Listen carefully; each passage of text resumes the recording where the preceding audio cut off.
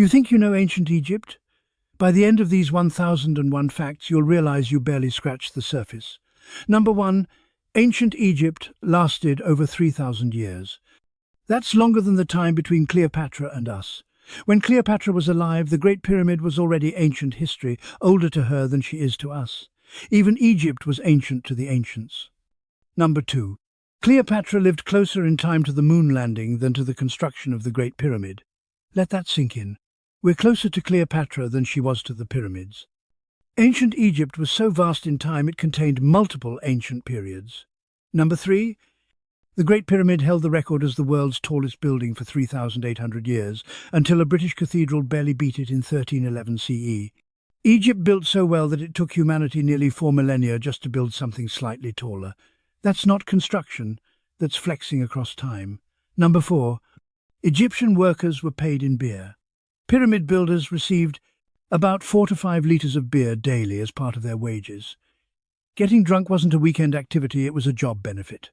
Number 5.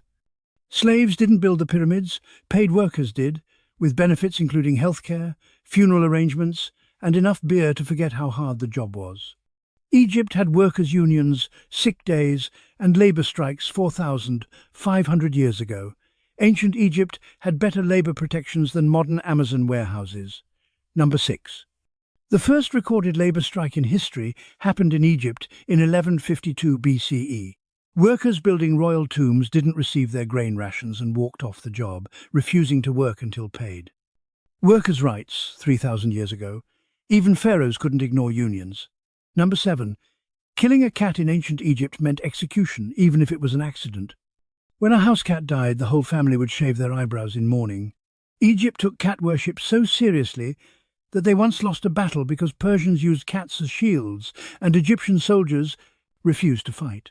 Number 8. Egyptians mummified millions of cats as offerings to the gods. In the 1800s, British companies imported Egyptian cat mummies by the ton and ground them into fertilizer for English farms. Victorian England literally spread ancient Egyptian cats on their gardens. Number 9. One tomb contained 8 million mummified dogs. Another had 4 million mummified ibis birds stacked like cordwood. Egyptian animal mummification was an industrial operation. They had mummy factories mass-producing dead sacred animals for pilgrims to buy and leave as offerings. Number 10. Egyptians had gods for everything. Crocodile gods, hippo gods, a god with a literal erect penis, Min, god of fertility, and a dwarf god who stuck his tongue out to scare demons, Bes. Their mythology was chaos, and they loved it. Speaking of chaos, let's talk about Egyptian medicine, where brilliant science met absolutely insane treatments. Number 11. Egyptians discovered antibiotics 3,000 years before. Penicillin. They applied mouldy bread to wounds. The mould produced antibiotic compounds that fought infection. It worked. They stumbled onto one of medicine's greatest discoveries and thought it was just magic bread. Number 12. Egypt had specialist doctors for every body part. Eye doctors, tooth doctors, stomach doctors, and doctors of the anus. Yes, really, proctologists. One inscription reads, Guardian of the Royal Bowel Movement. Imagine that job title. Number 13. Egyptian doctors prescribed mouse carcasses for toothaches. You'd crush a dead mouse, mix it with other ingredients, and apply it to the tooth. Did it work? No. Did it make your breath worse? Absolutely. Ancient dentistry was a horror show. Number 14. The oldest medical textbook in existence is Egyptian from 1600 BCE. It describes 48 surgical cases, including brain surgery and spinal injuries. The prognosis for some cases: an ailment not to be treated, medical code for this person is dead, stop trying. Brutal honesty in healthcare. Number 15. Egyptians drilled holes in people's skulls while they were alive, and some patients survived, proven by bone regrowth around the holes. Why? Possibly to relieve pressure, treat head injuries, or release evil spirits. Ancient brain surgery with bronze tools and no anesthesia. Nightmare fuel that worked. Number 16. Both men and women wore makeup. Kohl eyeliner wasn't just fashion, it reduced sun glare and had antibacterial properties that fought eye infections. Egyptian makeup had lead in it, which is toxic. but studies show the lead concentrations were low enough to stimulate immune response without poisoning. Accidental medical benefits from cosmetics. Beauty and immunity in one eyeliner. Number 17. Contraception was practiced. Women used pessaries, vaginal suppositories, made from crocodile dung, honey, and sodium carbonate. Birth control ingredients: swamp waste, bee vomit, and chemicals. Ancient Egypt's contraception was 50% effective and 100% terrifying. Number 18. Egyptian pregnancy tests. Pee on wheat and barley seeds. If wheat sprouted, it's a girl. If barley sprouted, it's a boy. If nothing sprouted, you're not pregnant. Modern science tested this. It actually works at detecting pregnancy about 70% of the time. Ancient Egypt accidentally invented pregnancy tests. Number 19. Childbirth was so dangerous that women prayed to Taweret, a pregnant hippo goddess, for protection. Many young women died in labor. Surviving childbirth was celebrated like surviving battle. Motherhood was literal, life or death. Number 20. Egyptians believed the heart did the thinking, not the brain. During mummification, they pulled the brain out through the nostrils with hooks and threw it away. The heart, carefully preserved, they literally threw away the thinking organ and kept the pumping organ. Speaking of mummification, let's talk about how Egyptians turned death into the world's most elaborate preservation process. Number 21. Mummification. Took 70 days, 40 days in salt to dry out the body, 30 days for wrapping and rituals, 70 days of intensive corpse preparation. Funerals required appointments scheduled 2 months in advance. Death had a waiting list. Number 22. After removing the brain through the nose, embalmers would rinse the skull cavity with wine and spices. Your head became a spice cabinet. Death with aromatic seasoning. If you're going to have your brain yanked out, at least you'll smell nice. Number 23. The heart was the only organ left in the mummy because it would be weighed in the afterlife against a feather. If your heart was heavier than a feather, meaning you were guilty, a demon named Amit, part crocodile, part lion, part hippo, would eat it and you'd cease to exist. No second chances. No appeals. Just cosmic crocodile lion hippo justice. Number 24. Your organs were stored in 4 jars, each guarded by a different god's head. Baboon, falcon, jackal, human. Your liver got the human-headed jar. Your intestines got the falcon. Why? Nobody knows. Egyptian theology was vibes-based organ distribution. Number 25. Embalmers wore Anubis masks while working, literally becoming the jackal-headed god. Imagine dying and the last thing you see is a jackal-headed figure pulling your brain out through your nose.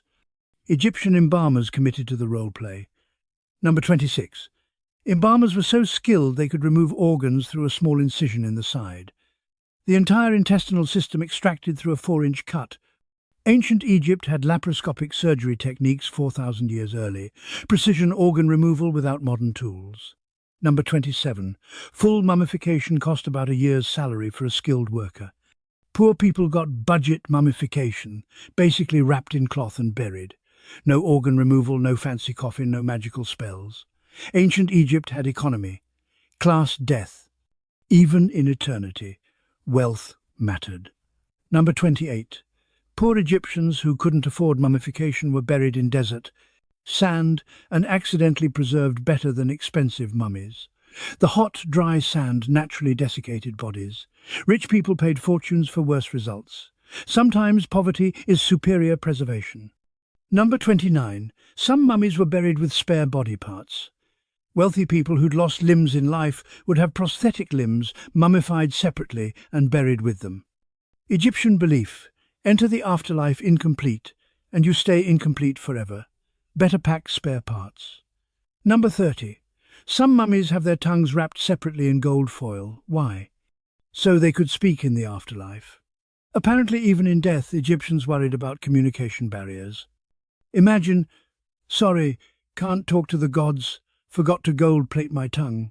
Speaking of the afterlife, let's talk about King Tut, the boy pharaoh who became famous for dying young and being buried with absurd amounts of stuff. Number 31.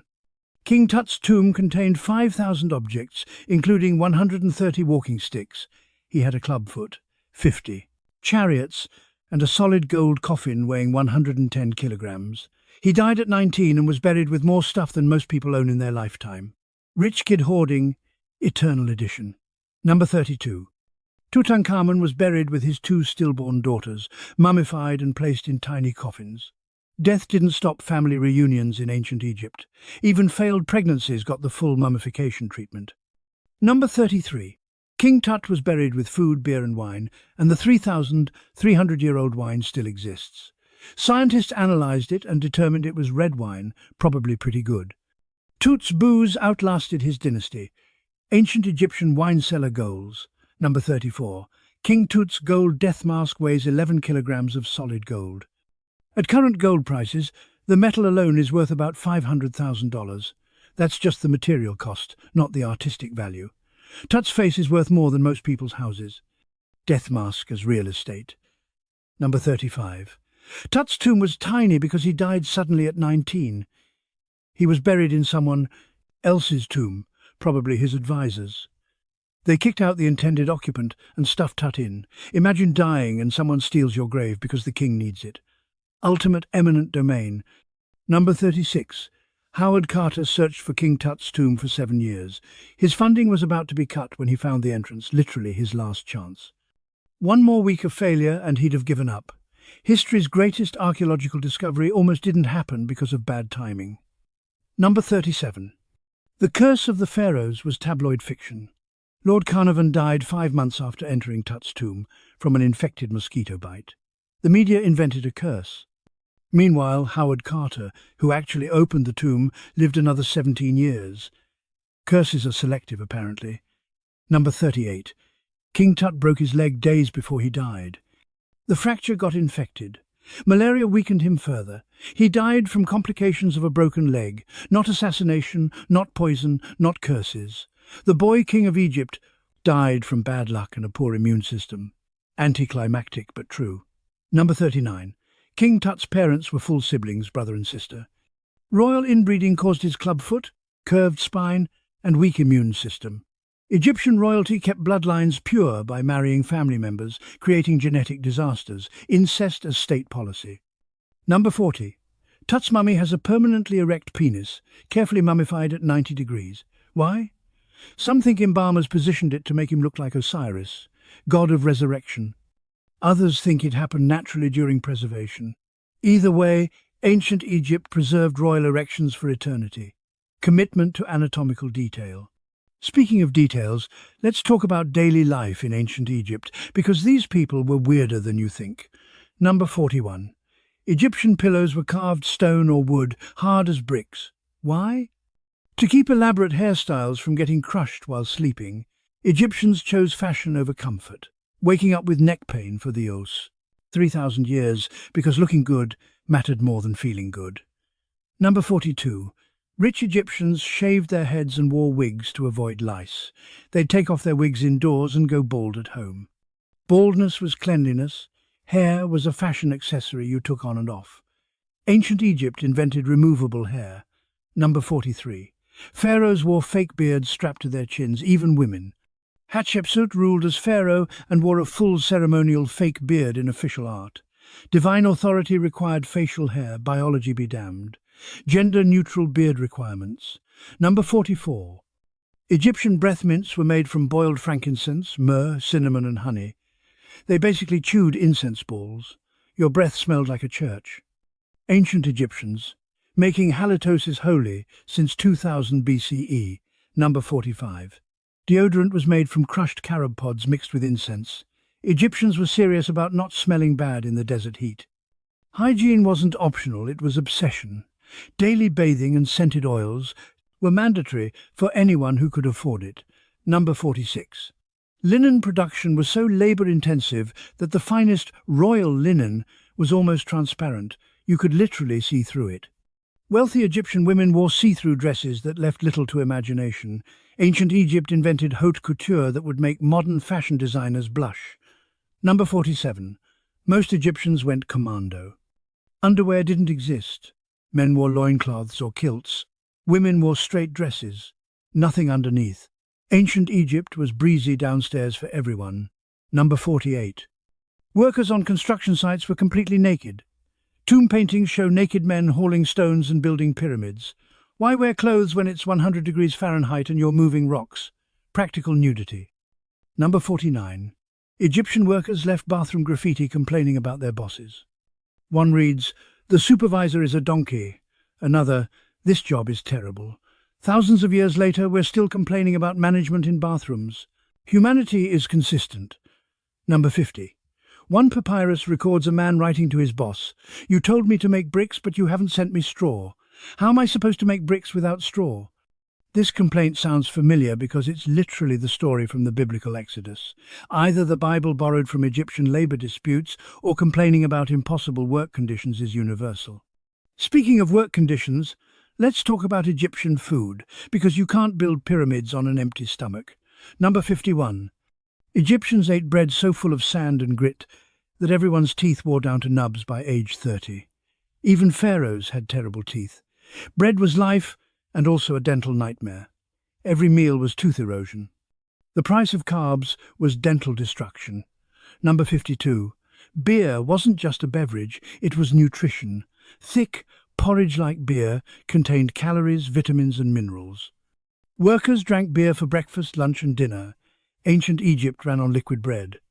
Functional alcoholism as survival strategy. Number 53. Onions were so valuable they were used as payment for pyramid workers. You could literally earn your salary in onions. One inscription lists a worker receiving beer, onions and linen. Ancient Egypt's version of getting paid in gift cards. Number 54. Garlic and onions were staple foods for workers. According to Herodotus, an inscription on the Great Pyramid recorded how much was spent on radishes, onions and garlic for the workers. Pyramid construction was powered by pungent vegetables. Ancient Egypt, where body odor was a construction hazard. Number 55. Honey was Egypt's only sweetener and was so valuable it was used as currency and tax payment. Beekeeping was a major industry. Liquid gold, literally. Some taxes were paid in jars of honey. Number 56. Rich Egyptians ate beef, but most people ate fish, poultry and vegetables. Meat was luxury, fish was common. The Nile provided protein for millions. River as grocery store. Number 57. Some. Priests weren't allowed to eat fish because fish had supposedly eaten Osiris's penis after his brother dismembered him. Religious dietary restrictions based on mythological dick-eating. Egyptian theology got weird. Number 58. Egyptians didn't drink milk fresh, they made it into cheese or yogurt. Fresh milk spoiled too quickly in the heat. Fermented dairy lasted longer. Ancient food preservation through controlled rot. Number 59. Wine was luxury for the wealthy. Wine jars were labelled with vintage year, vineyard and winemaker's name, essentially ancient wine labels. Some jars read, "Very good wine." Good wine or just wine? Egyptian wine ratings were refreshingly honest. Number 60. Beer was drunk warm because Egyptians thought cold drinks caused stomach problems. They literally believed ice water was dangerous. Romans later mocked Egyptians for this, proving that temperature preference arguments are older than civilization. Speaking of civilization, let's talk about how Egypt worked as a nation, because running a 3,000-year empire requires serious organization. Number 61. The Nile flooded predictably every year for thousands of years. Egyptian civilization existed because one river showed up on schedule annually, depositing fertile soil, until modern dams stopped it in 1970. Egypt existed for 5,000 years on a schedule set by a river. Climate reliability as civilization foundation. Number 62. When the Nile flood was too low, famine struck. When it was too high, it destroyed villages. Egypt needed the Goldilocks flood just right. One bad flood could destabilize the kingdom. The river gave life and took it away on a whim. Number 63. Farmers didn't own their land, the pharaoh did. Technically, the pharaoh owned everything. All land, all resources, all people. You farmed the king's land and gave him a cut. Ancient Egypt was feudalism before feudalism had a name.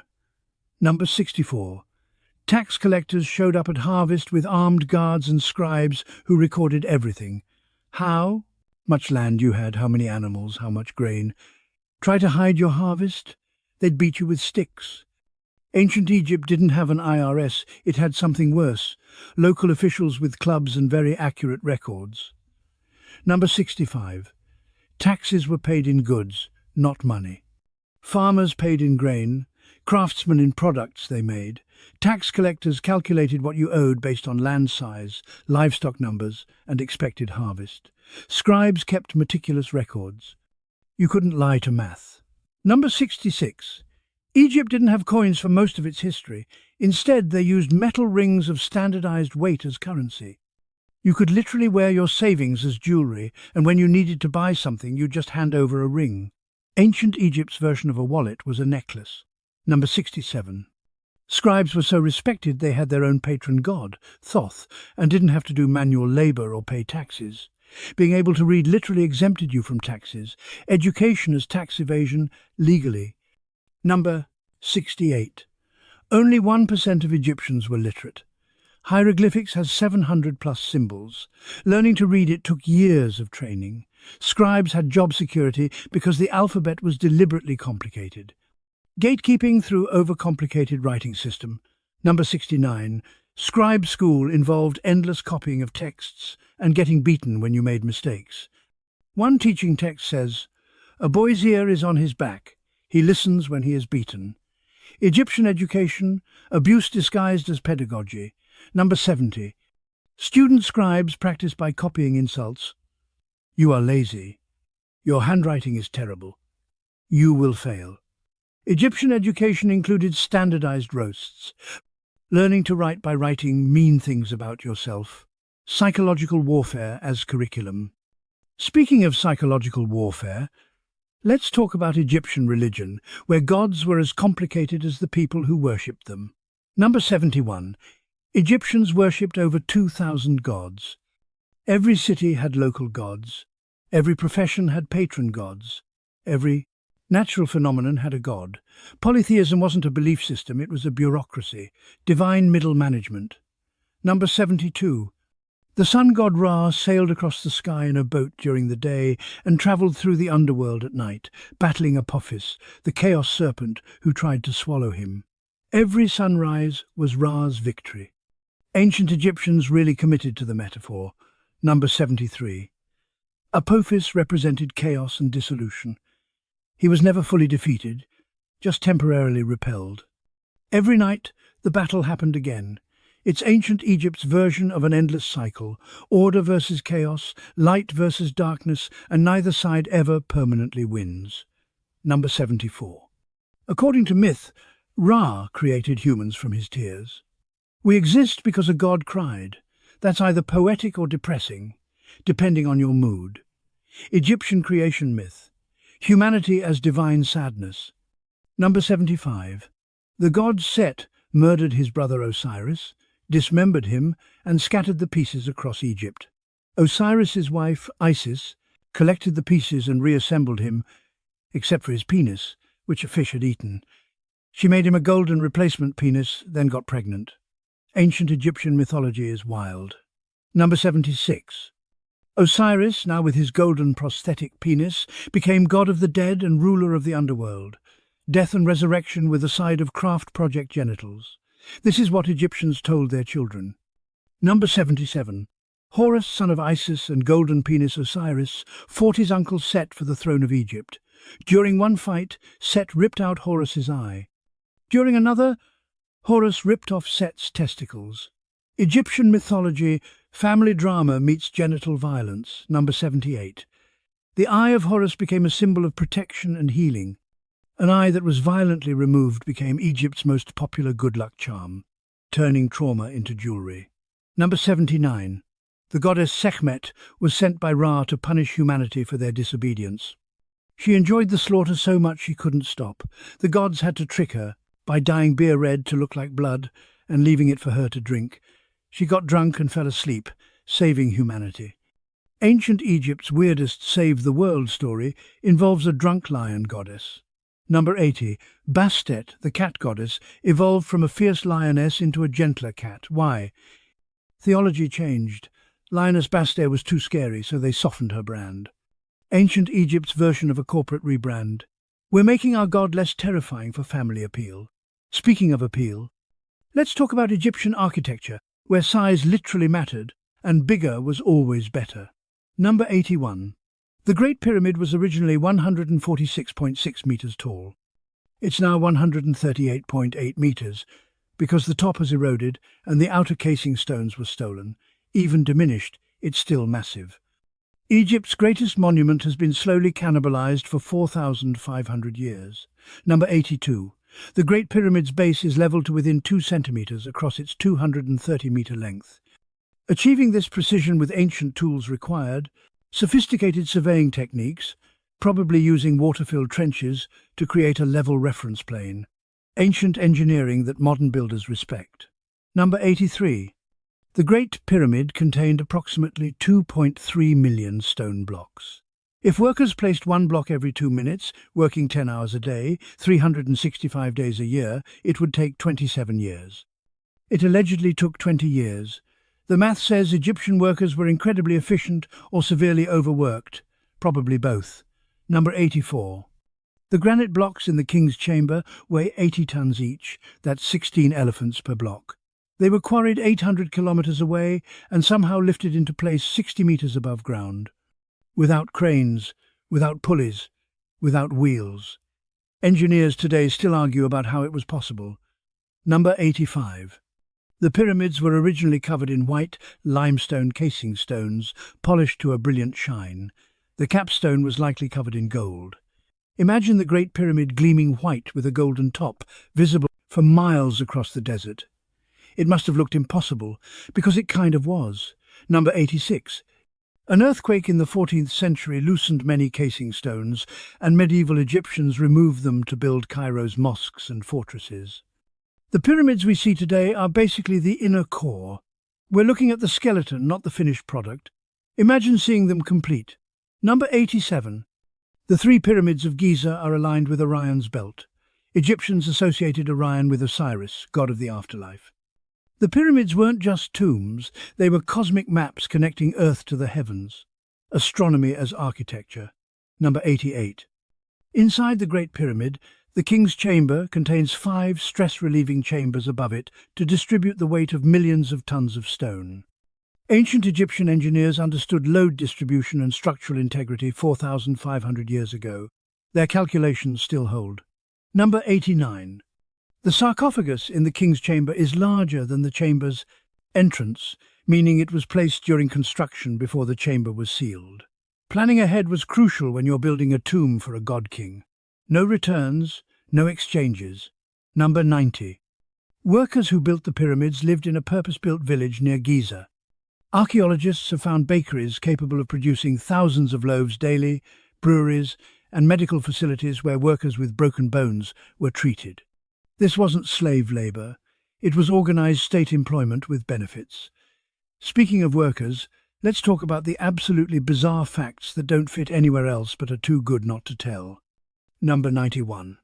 Workers' graffiti found inside pyramids includes team names like Friends of Khufu and Drunkards of Menkaure. They tagged their work with pride, sometimes including the date and team name. Ancient Egyptians signed their work, even if no one would see it for 4,000 years. Construction crew pride. Number 92. Egyptian houses were made of mud bricks that partially melted in rare rainstorms. Rain was so uncommon that nobody bothered waterproofing. When it rained, your house partially dissolved. Imagine your walls melting because of weather. Egypt, where rain is a housing crisis. Number 93. Egyptians measured everything using the human body. A cubit was the length of your forearm, a palm was your palm, and a finger was a finger width. Construction plans literally said things like 10 fingers high or 5 palms wide. The human body was the ruler, which worked great until you needed precision, and different people have different sized hands. Number 94. The Sikh measured pyramid slope in a way that would make modern engineers jealous. It expressed how far the pyramid wall leaned inward for every unit of height. Egyptian architects used this to ensure their massive monuments wouldn't collapse under their own weight. Math that keeps buildings standing for 4,500 years. Number 95. Egyptian toilets were stone or wooden seats, over ceramic pots filled with sand. Rich Egyptians had private toilets. Poor Egyptians shared communal toilets, basically ancient public restrooms. Toilet attendants removed waste for a living. Yes, crap job is not a modern phrase. It's a Bronze Age occupation description. Number 96. Professional launderers washed clothes by stomping on them in water basins, like making wine but less fun. The job was so unpleasant that washerman was used as an insult. One text says, "The washerman washes at the riverbank while the crocodile watches nearby." Even crocodiles judge this career choice. Number 97. One papyrus records a man complaining that his neighbour's goat keeps eating his vegetables. His solution? Sue the goat's owner in court. Yes, ancient Egypt had lawsuits over goat trespassing. Small Claims Court, Agricultural Edition. Number 98. One woman divorced her husband because he was annoying. That's the actual stated reason documented on papyrus. No abuse, no adultery, just annoying. Ancient Egypt supported no-fault divorces for personality conflicts. Your annoying was legally valid grounds for divorce. Number 99. Letters to the dead were written on pottery or papyrus and placed in tombs. The living asked deceased relatives for help, complained about problems. Speaking of communication with the dead, let's talk about hieroglyphics. The writing system so complicated it took 1,400 years to crack the code. Number 101. For 1,400 years nobody could read hieroglyphics. Egypt's voice was silent, temples covered in text that nobody understood. Then, in 1822, a French genius named Jean-François Champollion cracked the code using the Rosetta Stone. Suddenly, temple walls could talk again. Egypt's history returned from the dead. Number 102. The Rosetta Stone is basically ancient Google Translate carved in rock, same decree in 3 languages, hieroglyphics, Demotic and Greek.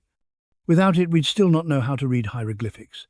One stone unlocked 3,000 years of history, and Britain refuses to give it back to Egypt. Colonial theft, museumified. Number 103. Hieroglyphics is the most extra writing system ever. Some symbols are words, some are sounds, some just clarify meaning. One sentence needs 3 types of symbols. Reading hieroglyphics is like solving a puzzle where the rules change mid-game. Ancient Egypt hated simplicity. Number 104. Hieroglyphics has over 700 symbols. Learning to read it took years of dedicated training. Compare that to our 26-letter alphabet. Egyptian literacy was an endurance sport. Only the dedicated made it through. Number 105. Egypt invented homework. Scribe schools assigned take-home writing practice. Students complained in their practice texts, "I'm tired. This is too hard. I hate this." 4,000-year-old student complaints prove that school has always sucked, universally. Number 106. Scribes wrote practice insults on pottery shards. "You are a donkey. Your mother is stupid. You write like a child." Ancient Egypt had standardized insult templates for handwriting practice. Roasting people was literally part of education. Learning to write by writing mean things. Number 107. One student's practice text reads, "My teacher beats me every day, but I still can't write well." Educational trauma documentation from 3,000 years ago. Some teaching methods never change and shouldn't have existed in the first place. Number 108. The Egyptians had 3 different scripts: hieroglyphics for monuments and sacred texts, hieratic cursive hieroglyphics for daily writing, and later demotic for legal and commercial documents. 3 completely different writing systems in use simultaneously. Because why make things simple? Number 109. Hieroglyphics can be read left to right, right to left, or top to bottom, depending on which way the animal and human figures face. You read toward the direction the symbols look. It's directional flexibility that makes translation even harder. Egyptian text has no default setting. Number 110. Some hieroglyphs are determinatives, silent symbols that clarify meaning. The word for sun has a sun symbol after it to confirm, yes, we mean the actual Sunday. Unnecessary but helpful. Egyptian writing came with built-in fact-checkers. Speaking of facts, let's talk about Egyptian inventions, because they created things we still use and never credit them for. Number 111. Ancient Egyptians invented the 365-day calendar by observing the solar year and Nile floods. They divided the year into 12 months of 30 days, plus 5 extra epigomenal days. This calendar was so accurate that Julius Caesar later adopted it as the Julian calendar, which evolved into the Gregorian calendar we use today. You're reading this date thanks to Egypt. Number 112. Egyptians invented the 24-hour day. They divided daylight into 12 hours and night into 12 hours. However, the length of hours varied by season. Summer daylight hours were longer than winter ones. Time was flexible, adjusted to nature's rhythms. Flexible work hours, ancient edition, number 113. The earliest known surgical tools are Egyptian. Scalpels, forceps, bone saws, and probes virtually identical to modern equivalents. Design follows function. If it works, it endures. Your surgeon uses instruments designed in ancient Egypt. Number 114. Egyptians invented toothpaste 5,000 years ago using crushed rock, mint, dried flowers, and salt. It was so abrasive it stripped tooth enamel, causing more problems than it solved. Ancient Egypt, inventing solutions that create new problems since 3000 BCE. Good intentions, terrible execution. Number 115. The world's oldest known prosthetic is an Egyptian artificial toe from around 950 BCE. It shows wear patterns, proving it was functional, not just cosmetic. Ancient prosthetics worked. Egyptians replaced body parts 3,000 years ago. Number 116. Egyptian eye surgery included cataract removal using bronze needles. Doctors would push the clouded lens aside to restore partial vision. Bronze needles in your eyeball. Ancient ophthalmology was not for the faint of heart. But it worked. Some patients regained sight. Number 117. Egyptians performed circumcision, and reliefs show the procedure. The exact reasons are debated: religious, hygienic, or both. It was a rite of passage marking transition to adulthood. Welcome to manhood. Here's some pain and a ceremony. Number 118. Egyptian dentists drilled cavities using bow drills, the same tools used for starting fires and drilling holes in stone. Imagine a carpenter's drill boring into your tooth. No anesthesia, just pain. Ancient dentistry was medieval torture by another name. Number 119.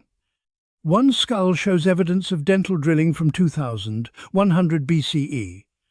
The hole is perfectly round, drilled into an abscessed tooth. The patient either survived or died screaming. Either way, someone tried to help with the tools available. Dental courage, ancient style, number 120. Egyptians invented black ink made from carbon soot, mixed with water and gum. Red ink was made from ochre. Scribes used black for main text and red for headings or important sections. Color coding documents is an Egyptian innovation. Your highlighter has ancient roots. Speaking of innovation, let's talk about Egyptian architecture and engineering, because building impossible structures was their national hobby. Number 121. The Sphinx is older than we thought, possibly carved around 2500 BCE, making it 4,500 years old. It's been buried in sand up to its neck multiple times throughout history. The Sphinx has survived being buried alive repeatedly. Resilient monument. Number 122. The Sphinx was originally painted. Traces of red and blue pigment remain on the face. Imagine the Sphinx in full color. Bright red face, blue stripes. The solemn beige monument we know was once a gaudy painted statue. Time removes all color eventually. Number 123. Between the Sphinx's paws is a stela placed by Pharaoh Thutmose IV, describing a dream where the Sphinx asked him to clear away the sand. Thutmose did, and in return became Pharaoh. Ancient Egypt's version of divine favor: clean me and I'll make you king. Weird deal, but it worked. Number 124. The Sphinx is aligned precisely east-west. At the spring and autumn equinoxes, the sun rises directly in front of it. Astronomical precision built into a massive stone lion-human hybrid. Everything in Egypt had cosmic meaning. Number 125. Napoleon's soldiers did not shoot the Sphinx's nose off. It was already missing in the 1700s before Napoleon arrived. One account blames a Sufi Muslim in 1378 CE who vandalized it for religious reasons. The French get blamed for vandalism they didn't commit. Historical fake news, number 126. Obelisks were carved from single pieces of granite, some weighing over 500 tons. Transporting them from Aswan quarries to temples required barges, ramps, and thousands of workers. Moving a 500-ton stone needle without it breaking is engineering mastery. One crack ruins months of work. Number 127. The tallest obelisk still standing in Egypt is 32 meters tall and weighs 343 tons. It's at the Karnak Temple. Standing it upright without modern cranes required ramps, ropes, and controlled tipping. One miscalculation and 343 tons of granite crushes everyone nearby. High-stakes engineering. Number 128. Rome stole 13 Egyptian obelisks and placed them around the city. Paris has one, London has one, New York has one. Egyptian obelisks are scattered across the world like ancient trophies. Empire theft disguised as cultural appreciation. Number 129. The Luxor obelisk in Paris was a gift from Egypt to France in 1829. In exchange, France gave Egypt a clock that broke immediately and never worked. Egypt traded a 3,000-year-old monument for a broken clock. Worst trade deal in history. Number 130. Temple columns weren't just structural, they were symbolic. Lotus columns represented rebirth, papyrus columns represented Lower Egypt, palm columns represented strength. Every architectural element told a story. Buildings as theology, textbooks. Speaking of stories, let's talk about Egyptian literature, because they wrote everything from love, poetry, to adventure tales, to outright propaganda. Number 131. The Tale of Sinuhe, from around 1875 BCE, is ancient Egypt's greatest literary work. It's about an Egyptian official who flees Egypt after the pharaoh's assassination, lives in exile, and eventually returns home. It explores themes of identity, exile, and belonging, ancient Egypt's Odyssey. Number 132. The story emphasizes that only burial in Egypt guarantees afterlife. Even if you succeed abroad, you must return home to die properly. The moral: you can leave Egypt, but Egypt never leaves you. Nationalism wrapped in narrative. Number 133. The Tale of the Shipwrecked Sailor is Egypt's oldest fantasy story. A sailor survives a shipwreck, lands on a magical island inhabited by a giant talking serpent, and returns with treasure. It's adventure fiction from 4,000 years ago. Humans have always loved sea monster stories. Number 134. The Contendings of Horus and Seth is a mythological story full of sex, violence, betrayal, and humor. Seth and Horus compete for the throne through contests, tricks, and increasingly bizarre schemes. At one point, Seth tries to prove dominance by, let's just say the story gets uncomfortably sexual. Ancient Egypt had rated mythology. Number 135. In one scene from the Contendings, Horus and Seth have a lettuce-related incident that's basically ancient Egypt's raunchiest mythological moment. It involves semen, lettuce, and public humiliation. Egyptian mythology went places children's books skip entirely. Google it if you dare. Number 136. Egyptian love poetry could be explicit. One poem has a woman say, "I wish I were her washerman, if only for a single month. Then I would be entranced, washing out the garments that have touched her body." Ancient Egyptian thirst poetry. Simping is timeless. Number 137. Another love poem. My heart thought of my love of you when half my hair was braided. I ran to find you and neglected my hairdo. Ancient romantic priorities, love over hair. Relatable across millennia. Number 138. The Instructions of Ptahhotep is one of the oldest works of literature, dating to around 2400 BCE. It's a wisdom text offering life advice. Be humble, listen before speaking, respect your elders, don't be greedy. Ancient Egypt self-help book still holds up. Timeless wisdom. Number 139. One proverb from Ptahhotep. If you are a man of standing, found a household, love your wife as is fitting, fill her belly, clothe her back. Make her heart glad as long as you live. Ancient Egyptian marriage advice. Feed her, clothe her, make her happy. Simple formula that apparently needed writing down. Number 140. The satire of the trades is scribal propaganda, mocking every profession except scribe. It describes farmers as miserable, soldiers as brutalized, craftsmen as overworked, and washermen as crocodile bait. The message: become a scribe or suffer. Educational marketing, ancient style. Speaking of marketing, let's talk about how pharaohs sold their image. Because propaganda is as old as power. Number 141. Pharaohs commissioned massive propaganda monuments celebrating military victories even when they lost. Ramesses II covered temples with scenes of the Battle of Kadesh, claiming total victory. Reality, it was probably a draw. But Ramesses controlled the narrative. Winners write history, pharaohs carve it in stone. Number 142. Battle scenes show pharaohs single-handedly slaughtering hundreds of enemies. Pharaohs depicted as giants, enemies as tiny and pathetic. Did pharaohs actually fight? Sometimes. Did they personally kill hundreds? No. Propaganda as art. Number 143. Pharaohs had 5 names: birth name, throne name, Horus name, two ladies' name, and Golden Horus name. Each name emphasized different divine aspects. Your identity needed 5 names to capture your godhood. Complexity as divinity. Number 144. The pharaoh's throne name was written in a cartouche, an oval loop with a horizontal line at one end. It symbolized the pharaoh's dominion over everything the sun encircles, that is to say, the world. Your name, in a magic circle, equals you rule everything. Simple. Number 145. Pharaohs were depicted with perfect bodies regardless of reality. Even if a pharaoh was old, fat or disabled, art showed them young, muscular and flawless. Idealized propaganda, not documentary photography. Photoshop is ancient. Number 146.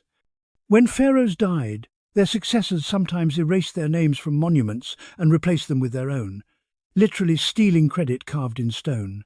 Plagiarism at monumental scale. If you can't build your own legacy, steal someone else's. Number 147. Hatshepsut, one of the few female pharaohs, had her images and names systematically erased after her death, probably by her stepson Thutmose III. 20 years after her death, he finally vandalized her monuments. Delayed revenge is still revenge, or possibly just erasing the precedent of female rule. Number 148. Akhenaten's religious revolution tried to replace all gods with one, the Aten, sun disk. He closed temples, fired priests, and redirected resources to Aten worship alone. Egypt's brief experiment with monotheism lasted about 17 years, then collapsed completely after his death. Monotheism failed in Egypt. Number 149. After Akhenaten died, his successors tried to erase him from history. His name was removed from king lists, his monuments destroyed, his capital city abandoned. Akhenaten became a historical ghost. Egypt performed a damnatio memoriae, condemned memory erasure. Number 150. Tutankhamun's birth name was Tutankhaten, living image of Aten. After Akhenaten's religious revolution failed, priests changed the boy king's name to Tutankhamun, living image of Amun, restoring the old gods. Even your name wasn't safe from religious politics. Speaking of politics, let's talk about how Egyptian government actually functioned, because running a god-king state requires serious bureaucracy. Number 151. The pharaoh was theoretically absolute ruler, but practically the vizier ran day-to-day government. The vizier was prime minister, chief judge, and head of bureaucracy. Pharaohs had divine authority, viziers had actual power. Classic leadership structure. Number 150. 2. One vizier's job description survives. He had to wake before dawn, meet with the pharaoh, supervise tax collection, oversee building projects, settle legal disputes, manage the treasury, and attend endless meetings. Being second in command meant doing all the work while the pharaoh got the glory. Number 153. Egypt was divided into 42 nomes, provinces, each governed by a nomarch, governor. Nomarchs collected taxes, administered justice, and maintained order. When central authority weakened, nomarchs became independent warlords. Decentralization is empire death. Number 154. Tax evasion was punished severely. One text describes tax evaders being beaten and thrown into canals. Ancient Egypt did not mess around with unpaid taxes. The IRS has nothing on ancient Egyptian tax collectors with sticks. Number 155. Scribes kept records of everything: harvests, livestock, building materials, worker attendance, food rations, legal disputes. Bureaucracy ran on documentation. If it wasn't written down, it didn't happen. Paper trail as state religion. Number 156. Some administrative texts are hilariously petty. One scribe complains, "I've written you 3 times about the missing copper tools, and you haven't responded." Bureaucratic passive aggression from 3,000 years ago. Email culture is ancient. Number 157. Work rosters from pyramid construction sites show workers missing days with excuses like brewing beer, fighting with wife, bitten by scorpion, or hangover. Yes, ancient Egyptian timesheets document the world's first recorded cases of calling in sick because you drank too much. Some things never change. Number 158. One worker wrote, "My wife is ill," as an excuse for 3 consecutive days. Then it changes to, "My mother is ill for 2 more days." Ancient Egypt had serial excuse makers. Workplace lying is timeless. Number 159. Workers could file complaints against supervisors. One complaint reads, "The foreman gives me impossible tasks and yells when I can't finish." Our problems from the Bronze Age. Number 160. Legal cases were decided by councils of local officials or professional judges. Evidence included testimony, oaths, and sometimes physical proof. Witnesses swore oaths before gods. Lying under oath risked divine punishment. Religion as legal enforcement. Speaking of enforcement, let's talk about Egyptian crime and punishment, because justice was brutal and public. Number 161. Punishments included beatings, mutilation, cutting off nose, ears, or hands, forced labor, exile, or execution. Severity matched crime severity. Steal bread? Beating. Murder someone? Execution. Simple math. Number 162. Cutting off a criminal's nose was common punishment for serious crimes. Imagine living in a society where you could identify criminals by their missing noses. Public marking ensured everyone knew you were a convict. No hiding your past. Number 163. Tomb robbery was punishable by impalement. Workers who built tombs knew where treasures were buried. When caught stealing, they were impaled on wooden stakes. Death by slow, vertical skewering. Egypt did not tolerate grave robbery, even though it happened constantly anyway. Number 164. Corrupt officials who embezzled or accepted bribes could be executed or exiled. One text describes an official caught stealing temple gold being given to the crocodiles, literally fed to crocodiles as execution. Creative capital punishment.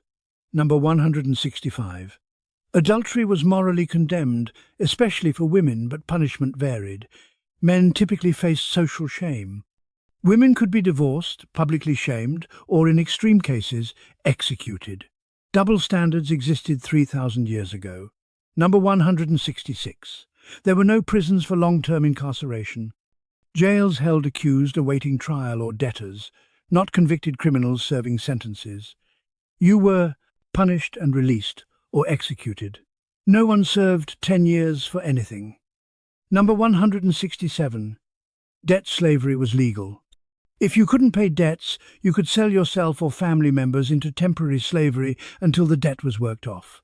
Ancient Egypt's version of bankruptcy: become property until you're paid off. Number 168. One papyrus records a woman selling herself into slavery to pay off debts, with a contract specifying she could buy her freedom back later. Temporary slavery as financial strategy. You were the collateral. Number 169. Murder was a capital offence. Execution methods included beheading, drowning, burning, or impalement. How you were killed depended on the severity and nature of the crime. Egypt had execution variety. Number 170. One conspiracy to assassinate Ramesses III involved harem women and officials. When caught, conspirators were forced to commit suicide or were executed. Even plotting against the pharaoh without acting was treason worthy of death. Thought crime was real. Speaking of thoughts, let's talk about Egyptian magic, because they believed in supernatural forces that could be controlled through spells and rituals. Number 171. Magic, Heka, was considered a natural force, not supernatural. Using magic was like using medicine or tools, practical application of natural principles. Magicians weren't witches, they were technicians. Magic as science. Number 172.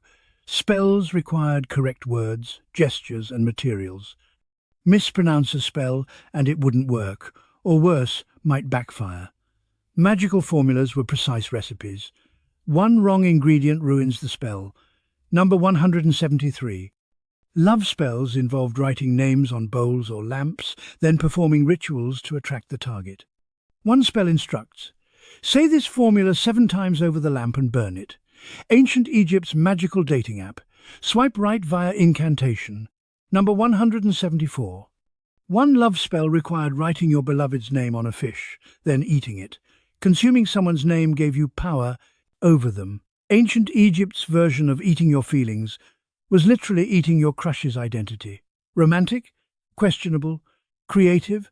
Absolutely. Number 175.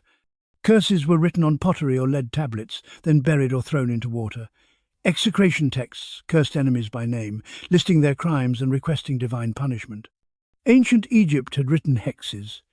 Cancel Culture, Supernatural Edition, number 176. Some curses specify creative punishments. May his liver burn, may his kidneys rot, may worms eat his flesh. Ancient Egyptians got specific about desired suffering, detailed vengeance requests. Number 177. Protective amulets were worn constantly. Children wore fish amulets to prevent drowning. Women wore amulets for safe childbirth. Soldiers wore amulets against weapons. Magic as insurance policy. Supernatural PPE. Number 178. The Wedjat Eye of Horus, was Egypt's most popular amulet. It protected against evil, healed injuries, and brought good luck. One symbol for all purposes.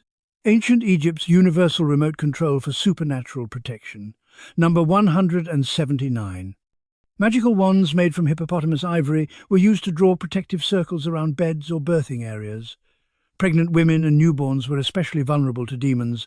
Magic protected them. Supernatural security systems. Number 180. Healing spells combine medicine and magic. A doctor might prescribe medicine while a magician recited protective spells over the patient. Dual treatment for holistic healthcare. Why choose between science and magic when you can have both?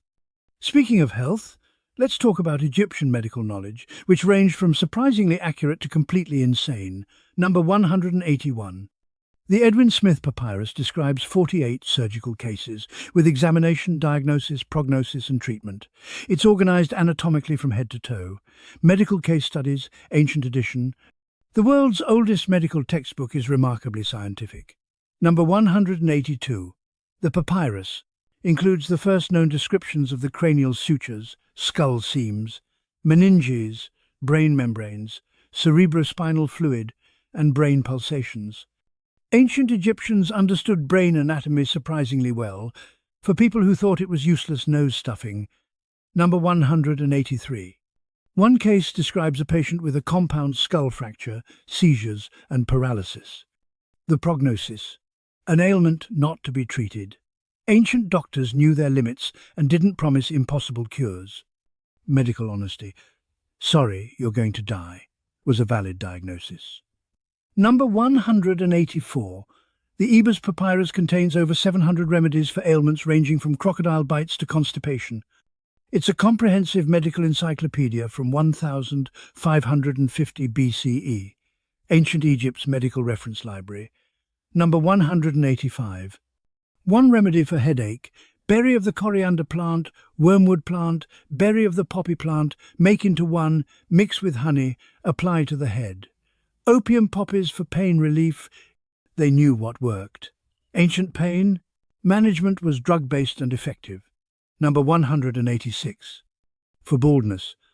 Fat of lion, fat of hippopotamus, fat of crocodile, fat of cat, fat of serpent, fat of ibex. Mix thoroughly and anoint the head. Did it work? Probably not. But A for effort and exotic ingredients. Ancient Egypt snake oil, literally. Number 187. For wrinkles. Gum of frankincense, wax, fresh moringa oil, and cypress grass. Grind finely, mix with fermented plant juice, apply daily. Ancient anti-aging cream. Egypt invented skincare industry 3,500 years ago. Number 188. For constipation, grind figs and let them steep in beer, drink. Beer, Soaked figs as laxative. Ancient Egypt's solution to most problems involved beer somehow. Number 189. Medical texts describe wandering uterus as a cause of various female ailments. They believed the uterus could move around the body, causing problems. Ancient gynecology was imaginative, anatomically wrong but culturally persistent. Number 190. Treatments for wandering uterus included placing aromatic substances at the vagina to lure the uterus back into place, treating organs like pets that wandered off. Medical theory as bizarre as it sounds. Speaking of bizarre, let's talk about Egyptian sexual practices and attitudes, because they were surprisingly open about sex. Number 191. Sex wasn't taboo in ancient Egypt. It was discussed openly, depicted in art, and considered a natural part of life. No puritanical shame. Sexuality was normal, not sinful. Number 192. Erotic papyri exist showing detailed sexual positions. The Turin erotic papyrus depicts couples in various acrobatic positions with exaggerated anatomy. Ancient Egypt's version of illustrated guides. Educational pornography from 1150 BCE. Number 193. The god Min was depicted with an erect penis and worshipped as god of fertility and sexuality. Festivals honored Min with processions where his statue, complete with massive erection, was paraded through streets. Public penis worship. Number 194. Fertility rituals involved sexual symbolism. Women touched Min's statue's penis for fertility blessings. Imagine a religious ceremony where touching a god's genitals is part of the ritual. Egypt was casually explicit about reproduction. Number 195. Prostitution was legal and socially accepted. Some prostitutes worked independently, others attached to temples as sacred prostitutes. Sex work as legitimate profession, sometimes with religious dimensions. Number 196. One papyrus describes contraceptive methods, including acacia gum mixed with dates and honey inserted vaginally. Acacia gum produces lactic acid, which has spermicidal properties. Ancient Egypt accidentally stumbled onto functional contraception. Happy accidents in reproductive health. Number 197. Homosexual relationships aren't well documented, but references exist. One mythological story describes Seth and Horus having a sexual encounter, with trickery involved. Silence doesn't mean absence, it means historians didn't prioritize documenting it. Number 198. Marriage wasn't a religious ceremony. Couples simply started living together, sometimes with a contract specifying property arrangements. No priests, no temples required. Marriage as civil contract, not sacred ritual. Number 199. Divorce was straightforward. A man could divorce by declaration. A woman could divorce and take her property. Children typically stayed with the mother. Ancient Egypt had relatively equitable divorce compared to most ancient societies. Gender equality partially achieved. Number 200. Remarriage after divorce or widowhood was common and socially acceptable. People weren't expected to remain single after a marriage ended. Move on, find someone new. Serial monogamy was normal. Speaking of normal, let's talk about Egyptian childhood, because kids in ancient Egypt had wildly different experiences depending on wealth. Number 201. Infant mortality was extremely high. Possibly 50% of children died before age 5. Surviving. Childhood was an achievement. Parents expected to lose children. Grief was common. Number 202. Protective amulets for children included fish pendants to prevent drowning, Bez images to scare demons, and Taweret figures, hippopotamus goddess protecting infants. Supernatural child protection was essential. Magic as pediatric care. Number 203. Children had their heads shaved except for a single side lock of hair. This side lock of youth marked them as children. When they reached adulthood, the side lock was cut off in a coming-of-age ceremony. Hairstyle as age marker. Number 204. Royal children received education in reading, writing, mathematics, and sometimes military training. Non-royal children learned their parents' trades through apprenticeship.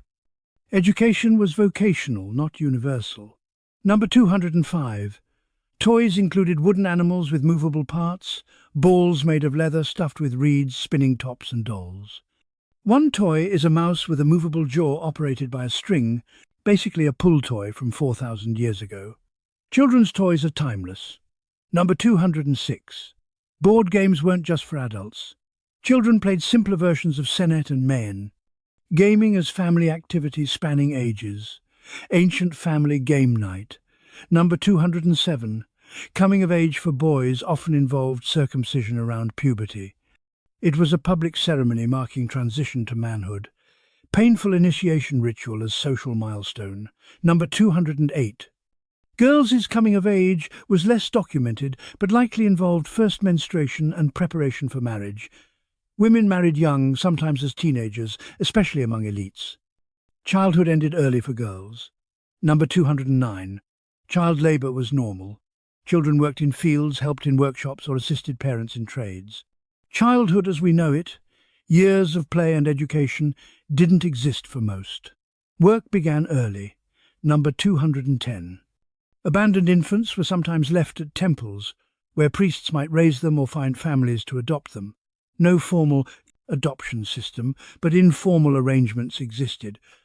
Unwanted children had limited options: family charity, temple mercy, or death. Speaking of death, let's talk about Egyptian funerary practices beyond mummification, because death was an industry. Number 211. Professional mourners were hired to cry, wail, and tear their clothes at funerals. The louder and more dramatic the mourning, the more prestigious your funeral seemed. Ancient Egypt invented performative grief as an industry. If you didn't have women screaming and ripping their clothes, did you even die? Number 212. Mourning rituals included throwing dust on your head, wearing torn clothing, and abstaining from bathing. Looking miserable showed respect for the dead. Public displays of grief were mandatory social performance. Number 213. Funerals included a feast where the living ate and drank in honor of the deceased. Food offerings were left at the tomb for the soul to consume spiritually. Then the living ate the physical. Food, practical theology. Honor the dead, don't waste food. Number 214. The opening of the mouth ceremony was performed on mummies to restore their senses in the afterlife. Priests touched the mummy's mouth with ritual tools, reciting spells to enable eating, breathing, speaking, and seeing in the next world, reactivating the dead. Number 215. Without the opening of the mouth ceremony, the deceased couldn't function in the afterlife. No matter how elaborate your mummification, you needed this ritual or you'd be trapped in a useless body forever. Mandatory spiritual upgrade. Number 216. Tomb walls were covered with spells, prayers, and autobiography. The deceased wanted their accomplishments remembered and needed magical texts for afterlife navigation. Your tomb was your resume for eternity. Number 217. False doors in tombs allowed the to enter and exit, receiving offerings and visiting the living. Architectural portals between worlds. The dead weren't gone, they were still accessible through the right doorway. Number 218. Offerings at tombs fed the Without offerings, the starved and ceased to exist. This made tomb endowments crucial. Families or priests provided offerings in perpetuity. Generational responsibility. Neglect your ancestors' tomb, erase them from existence. Number 219. Some wealthy people established mortuary cults, with priests paid to make offerings forever, essentially hiring employees for the afterlife. Death required estate planning, not just a will. Number 220. Tomb robbing was so common that many tombs were looted within decades of sealing. Greed always won. The promise of gold outweighed fear of curses, divine punishment, or execution. Risk-reward calculation favored robbery. Speaking of risk, let's talk about warfare and how Egypt defended and expanded its territory, because empire requires violence. Number 221.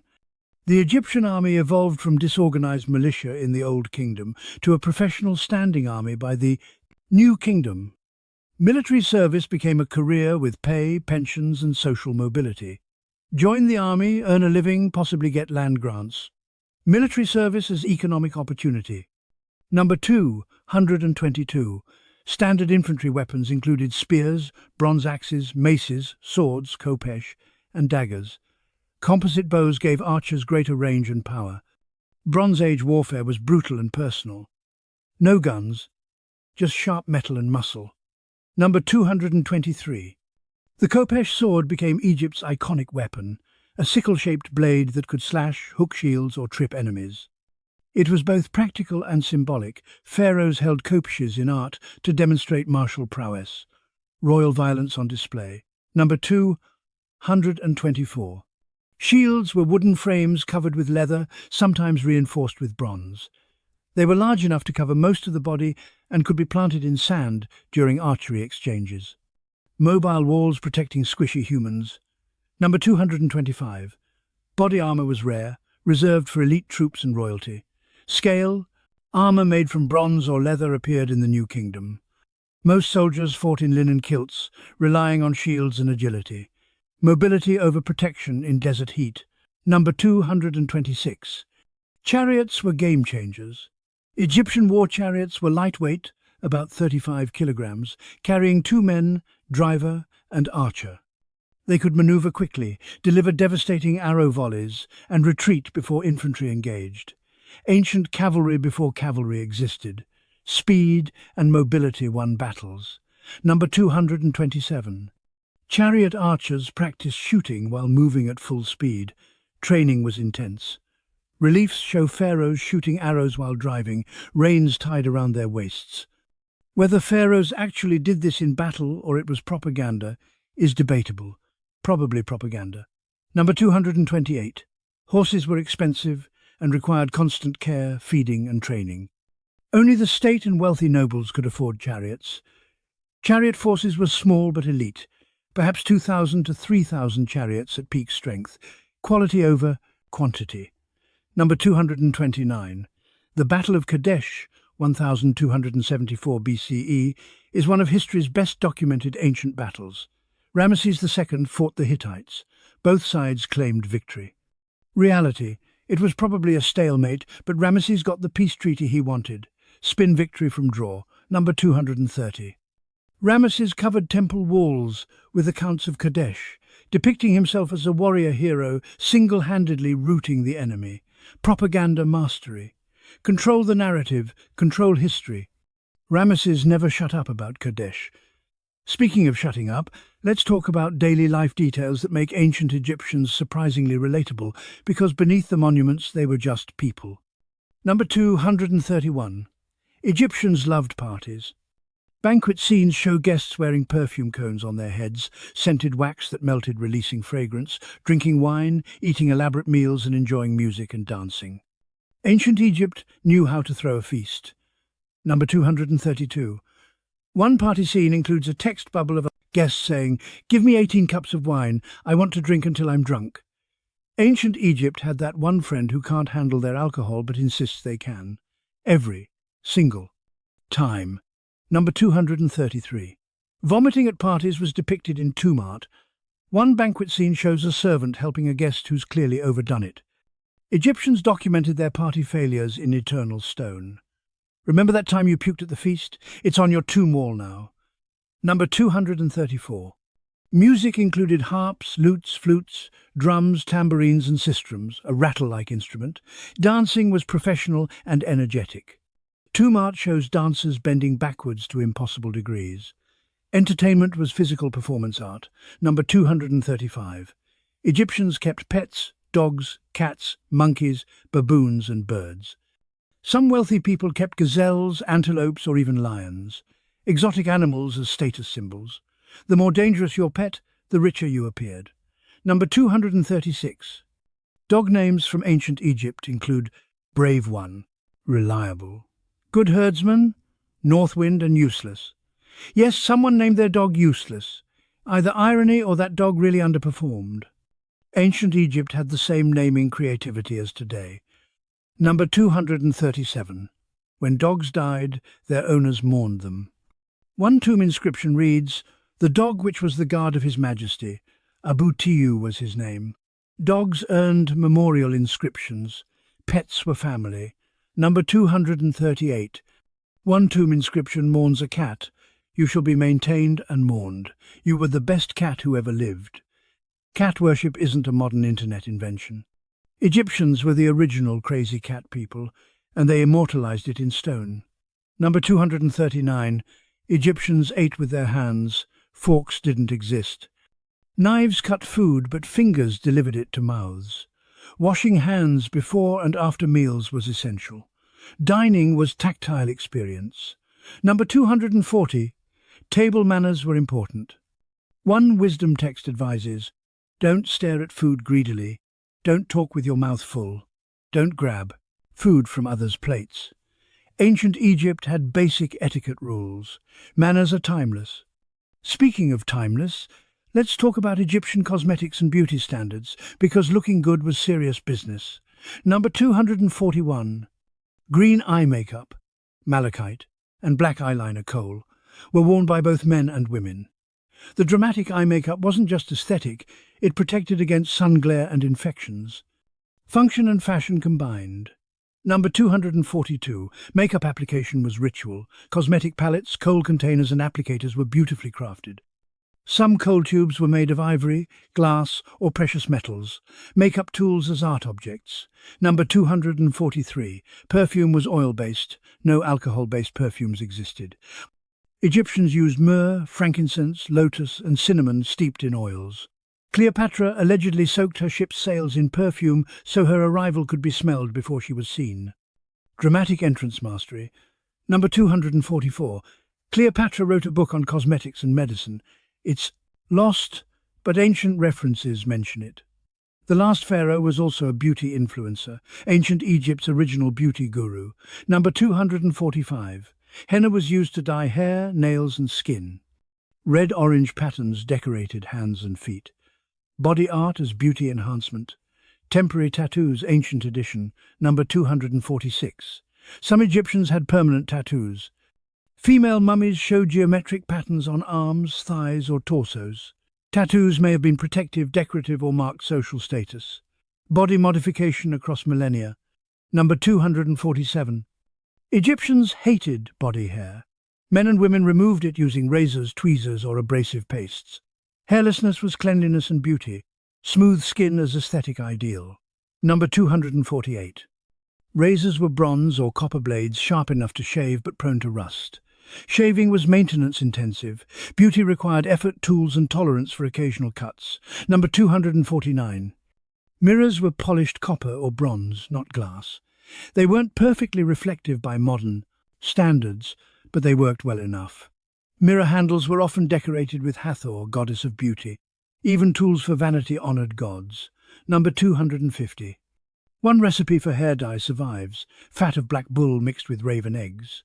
Whether effective is unknown, but ancient Egyptians fought grey hair with whatever resources they had. Vanity transcends time. Looking young forever isn't a modern obsession, it's a human one. Speaking of looking good, let's talk about Egyptian fashion, because what you wore determined who you were. Number 251. Linen was the only acceptable fabric. Wool was considered impure and forbidden in temples. Cotton didn't arrive until late in Egyptian history. Everyone wore linen, from pharaohs to peasants. The difference? Thread count and transparency. Number 252. The finest royal linen had thread counts of 200 plus threads per inch, comparable to modern high-quality sheets. This ultra-fine fabric was nearly transparent. Rich people literally wore see-through clothes to flex their wealth. Subtle wasn't the goal. Number 253. Pleating fabric was high fashion. Elaborate pleated garments required skill to maintain in humid climates. Pleating was so valued that professional pleaters existed. Your job, make fabric wavy. Ancient Egypt's ironing industry. Number 254. White was the most prestigious color for clothing because it was hardest to keep clean. Wearing pure white in a dusty, sandy environment signaled wealth. You could afford servants to constantly wash your clothes. Clean white equals rich person. Number 255. Colored clothing existed but was less common. Dyes were expensive. Red, from madder root, blue, from woad, and yellow, from safflower, were status symbols. Wearing color meant you had disposable income for non-essentials. Number 256. Jewelry wasn't just decoration, it was portable wealth. Gold, silver and semi-precious stones could be melted down or traded. Wearing jewelry meant carrying your bank account on your body. Fashion as finance. Number 257. The wealthy wore elaborate collar necklaces, waisek, made of gold, lapis lazuli, turquoise, and carnelian. These collars could weigh several pounds. Beauty was literally heavy. Neck strength as fashion requirement. Number 258. Earrings were worn by both men and women. Ear piercing was common, and some mummies show stretched earlobes from heavy earrings. Body modification for fashion is ancient. Number 259. Sandals were made from papyrus reeds, palm fibre, or leather. Most people went barefoot indoors and wore sandals only when walking outdoors. Shoes were for outside, not inside. Indoor barefoot culture. Number 260. Fancy sandals had upturned toes and elaborate decorations. Some pharaonic sandals had images of Egypt's enemies painted on the soles, so the pharaoh literally walked on his enemies with every step, symbolic domination with every footstep. Speaking of domination, let's talk about Egypt's relationships with neighboring civilizations, because empire means conflict, trade, and cultural exchange. Number 261. Nubia, modern Sudan, was Egypt's source of gold, incense, ebony, ivory, and luxury goods.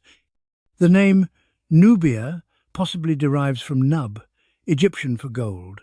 Egypt colonized Nubia partly for resources, partly for control. Economic imperialism, ancient style. Number 262. Egypt and Nubia had complicated relationships. Sometimes trading partners, sometimes enemies, sometimes one conquering the other. The border shifted constantly based on who had military advantage. Fluid borders, eternal conflict. Number 263. During the New Kingdom, Egypt built massive fortresses in Nubia. Some had walls over 10 meters thick. These weren't just military bases, they were statements. We're here, we're staying, don't try anything. Architecture as intimidation. Number 264. Nubians served in Egyptian armies as elite archers. Nubian bowmen were feared across the ancient world. Egypt recruited and integrated foreign warriors. Mercenaries before the word existed. Number 265. The Kingdom of Kush, Nubia, eventually conquered Egypt, ruling as the 25th dynasty, 747 to 656 BCE. The colonized became colonizers. Nubians became pharaohs, building pyramids in Sudan and trying to restore true Egyptian traditions. Role reversal complete. Number 266. Kushite pharaohs built more pyramids in Sudan than exist in Egypt, about 255 Sudanese pyramids versus 138 Egyptian ones. Sudan is actually the pyramid capital of the world, but nobody knows this. Geography fails us again. Number 267. Libya, west of Egypt, was both threat and trade partner. Libyans frequently raided Egypt's western border. Egypt recruited Libyan mercenaries, who eventually integrated into Egyptian society. Some became pharaohs, 22 and 24th dynasties. Immigration through military service. Number 268. The Sea Peoples invaded the eastern Mediterranean around 1200 BCE, destroying civilizations from Anatolia to Canaan. Egypt barely survived attacks by these mysterious maritime raiders. Ramesses III defeated them in naval and land battles, depicted in temple reliefs, ancient Egypt's D-Day. Number 269. We still don't know who the Sea Peoples were or where they came from. Theories include displaced Mycenaean Greeks, Anatolian refugees, or diverse groups united by circumstance. They attacked, were defeated, and some settled in Canaan, becoming Philistines. Historical mystery with no solution. Number 270. Egypt traded with Punt, probably Somalia divided by Eritrea, for myrrh, frankincense, gold, ebony, ivory, and exotic animals.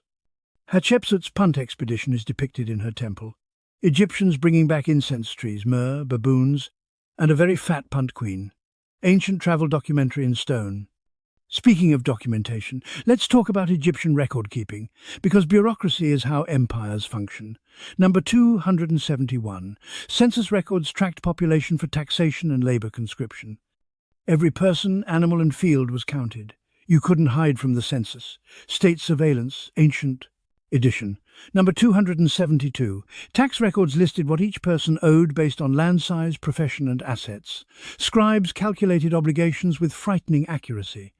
Ancient Egypt's spreadsheets were papyrus scrolls, but the obsession with data was identical. Number 273. Work attendance records survived from pyramid construction and tomb building projects. Supervisors noted who showed up, who didn't, and why they were absent.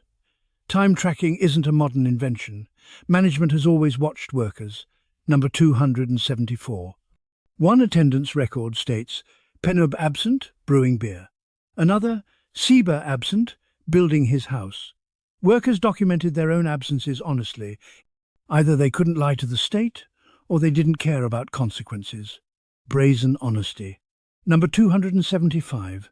Ration distribution records tracked food and beer allocations to workers. Every loaf and jar was counted. Logistics fed armies and workforces. Lose the records, lose the ability to feed people. Bureaucracy as survival. Number 276. Legal contracts covered everything. Sales, loans, marriages, divorces, adoptions, wills. Paperwork protected rights. Without written contracts, disputes had no documentation. Ancient Egypt ran on paper trails. Number 277. Marriage contracts specified property arrangements if the marriage ended. Women could own property independently and take it with them in divorce. Prenups are ancient Egyptian inventions, protecting assets before I do. Number 278. Loan contracts specified interest rates. Yes, ancient Egypt had interest, repayment terms and collateral. Default could mean debt slavery. Credit existed 4,000 years ago, with all the same problems. Predatory lending is timeless. Number 279. Wills distributed property after death. Egyptians could leave property to children, spouses, or even temples. Estate planning secured generational wealth transfer. Inheritance law protected family dynasties. Number 280. Adoption contracts formalized, taking in orphans or childless couples. Acquiring heirs. Legal adoption ensured inheritance rights.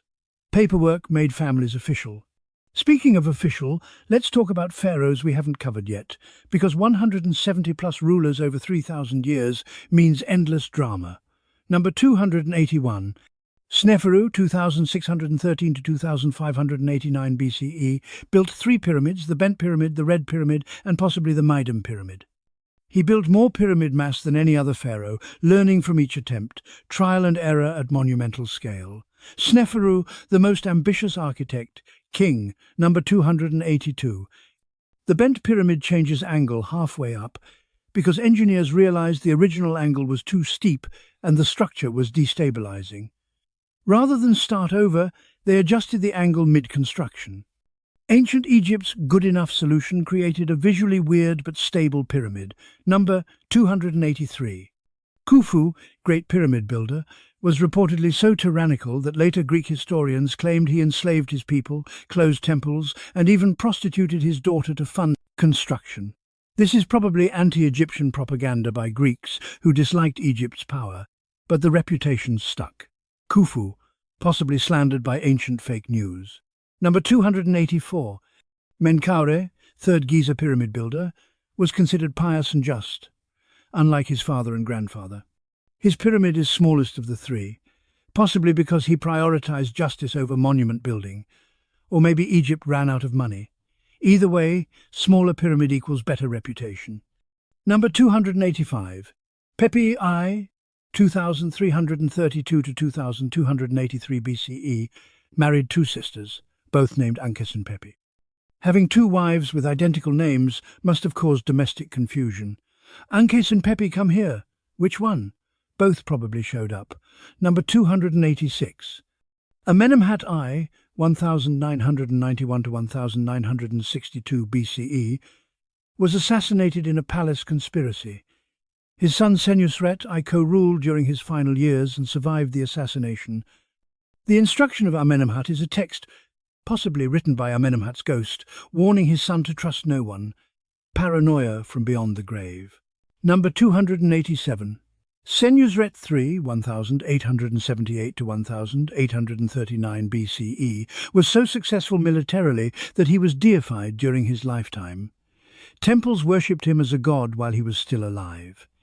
Achieving divinity without dying first, ultimate power move. Number 288. Hatshepsut, 1000, 479 to 1458 BCE, declared herself pharaoh, not queen regent. She wore the false beard, the royal regalia, and had herself depicted with a male body in official art, gender performance for political authority. She ruled Egypt for 22 years and commissioned some of Egypt's most beautiful monuments. Number 289. Thutmose III, 1479 to 1425 BCE, Hatshepsut's stepson and co-ruler, waited until she died to become sole ruler, then spent the next 20 years erasing her from monuments. Was it personal revenge, political necessity to erase female rulership precedent, or just consolidating power? Historians debate. Either way, petty or practical, he tried to delete her. Number 290. Amenhotep III, 1390 to 1352 BCE, was one of Egypt's wealthiest pharaohs, ruling during Egypt's peak prosperity. He built extensively, including the Luxor Temple and the Colossi of Memnon, two massive statues of himself. He also issued commemorative scarabs celebrating everything from lion hunts to diplomatic marriages, ancient press releases carved on beetles. Speaking of publicity, let's talk about propaganda techniques that made pharaohs seem larger than life. Number 291. Colossal statues of pharaohs were deliberately oversized to emphasize power. Ramesses II's statues are often 10+ meters tall. Standing next to them, you feel insignificant. That's the point. Architecture as psychological dominance. Number 292. The Colossi of Memnon, Amenhotep III's seated statues, are 18 meters tall and weigh 720 tons each. They've stood for 3,400 years, surviving earthquakes. After one earthquake, the North Colossus sang at dawn, probably wind through cracks. Ancient Greeks thought it was the voice of Memnon greeting his mother, Eos, goddess of dawn. Geological phenomenon interpreted as divine miracle. Number 293. Pharaohs claimed divine birth. Temple inscriptions describe gods impregnating queens, producing semi-divine pharaohs. Hatshepsut's temple shows the god Amun visiting her mother in disguise. Divine conception as legitimacy claim. Jesus wasn't the first to claim divine parentage. Number 294. Pharaohs associated themselves with gods through names and titles. Ramesses means Ra, sun god, has fashioned him. Names weren't just identifiers, they were theological statements. Your name declared divine connection. Number 295. The window of appearances was a palace feature where pharaohs appeared before crowds like celebrities on a balcony. Public appearances were staged. Ceremonies reinforcing divine status. Controlled access created mystique. Number 296. Pharaohs granted gold necklaces, gold of honor, to officials as rewards. Receiving gold from the pharaoh was public recognition, depicted in tomb art. Officials bragged about royal favor in their tombs. Ancient Egypt's Medal of Honor. Number 297. Royal decrees were carved on stelae and displayed publicly. Laws and announcements written in stone ensured permanence. You can't ignore a message carved on a 2-ton rock in the town square. Number 298. Pharaohs controlled monumental construction. Building temples and pyramids wasn't just vanity, it was propaganda, economic stimulus, and jobs program combined. Construction projects employed thousands, redistributing wealth and demonstrating state power. Number 299. Jubilee festivals, Heb said, celebrated Pharaoh's 30th year of rule. The pharaoh performed rituals, demonstrating physical fitness and stamina, proving he could still rule. Aging pharaohs competed in symbolic races and tests. Pass the fitness test, keep the throne. Number 300. Some pharaohs celebrated multiple Jubilee festivals. Ramesses II celebrated at least 14. Speaking of staying in charge, let's talk about palace intrigue, because courts were nests of conspiracy, betrayal, and murder. Number 301. The harem conspiracy during Ramesses III's reign involved royal wives, officials, and priests plotting to assassinate the pharaoh and install one conspirator's son as heir. The plot failed. Conspirators were arrested, tried, and executed or forced to commit suicide. Court documents survive detailing the trial. Number 302. Ramesses III may have died from the assassination attempt. His mummy shows a slashed throat. Modern CT scans revealed a deep cut across his neck, possibly fatal. The conspiracy may have succeeded partially. The pharaoh died, but the intended heir didn't take power. Number 303. Trial documents reveal that some judges assigned to the conspiracy trial were themselves conspirators and partied with harem women during the proceedings. When caught, they were punished. Corruption during a corruption trial. Meta-failure. Number 304. Punishments for conspirators included forced suicide, given a dagger and told to do it themselves, execution, and mutilation, cutting off noses and ears. The severest punishment was denying them proper burial, condemning their souls to non-existence. Spiritual death worse than physical death. Number 305. One conspirator's body was buried improperly, wrapped in sheepskin, ritually impure, and left unnamed. His mummy is called Unknown Man E and shows a screaming expression, possibly poisoned or strangled, dying in agony. Eternal punishment visible on his face. Number 306. Palace life wasn't glamorous for everyone. Lower-ranking harem women were essentially prisoners, housed, fed and controlled by the state. They were property, not partners. Royal harems were gilded cages.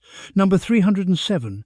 Some pharaohs had hundreds of wives and concubines, managing that many women required administrators, guards and separate palace quarters.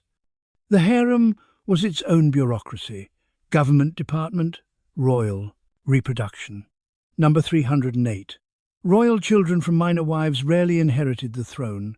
The great royal wife typically produced the heir.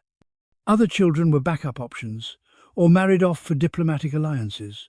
Royal family equals strategic assets. Number 309. Succession disputes were common when pharaohs died without clear heirs. Brothers, uncles and viziers fought for power. Civil wars erupted. Stable succession was never guaranteed. Every pharaoh's death risked chaos. Number 310. Some pharaohs appointed co-regents, usually sons, to ensure smooth succession. Ruling together for years meant the heir gained experience while the pharaoh retained control. Mentorship as political strategy. Speaking of strategy, let's talk about Egyptian diplomacy, because empire required negotiation, not just conquest. Number 311. The Amarna letters are diplomatic correspondence between Egypt and other kingdoms, Babylon, Assyria, Hittites, Canaanites, city-states. From around 1360 to 1332 BCE. They're written in Akkadian, the diplomatic language of the era, on clay tablets. International Relations, cuneiform edition. Number 312. These letters reveal a complex system of alliances, marriages, trade agreements and complaints. One king complains about receiving gold-plated statues instead of solid gold. Another begs for military aid against invaders. Diplomatic gossip from 3,300 years ago. Number 313. Egyptian pharaohs address some kings as brother, equals, and others as subordinates. Status mattered. Who called whom brother determined diplomatic hierarchy. Ancient Egypt's version of LinkedIn connections, who's in your network matters. Number 314. Royal marriages sealed alliances. Pharaohs married foreign princesses to cement peace treaties. These foreign wives lived in Egypt, often in the harem, politically important but personally isolated. Marriage as contract, not romance. Number 315. Egypt rarely sent princesses abroad. Pharaohs married foreign royalty but didn't give their daughters away. One king requested an Egyptian princess. The pharaoh refused, essentially saying, "We don't do that." Diplomatic double standard. Number 316. Gift exchanges between kingdoms included gold, horses, chariots, lapis lazuli, clothing, and even rare animals. Generosity signaled wealth and power. Cheap gifts insulted the recipient. Diplomatic flex through presents. Number 317. One Amarna letter complains, "Why do you send me so little gold? My brother sends me much gold." Kings compared gifts like children comparing birthday presents. Diplomatic jealousy. Number 318. The world's first peace treaty was between Egypt, Ramesses II, and the Hittites, Hattusili III, after the Battle of Kadesh. Both sides agreed to mutual defense, extradition of fugitives, and peace. Copies were made in both Egyptian hieroglyphics and Hittite cuneiform. International Law, Bronze Age edition, number 319. The treaty held for decades. Egypt and the Hittites stopped fighting and started cooperating against mutual enemies. Diplomacy worked. War isn't always inevitable, sometimes talking succeeds. Number 320. Ambassadors and envoys travelled between kingdoms carrying messages and gifts. Diplomatic missions required months of travel across deserts and mountains. International relations required patience and endurance. Speaking of endurance, let's talk about Egyptian construction workers, the people who built the monuments we remember Egypt for. Number 321.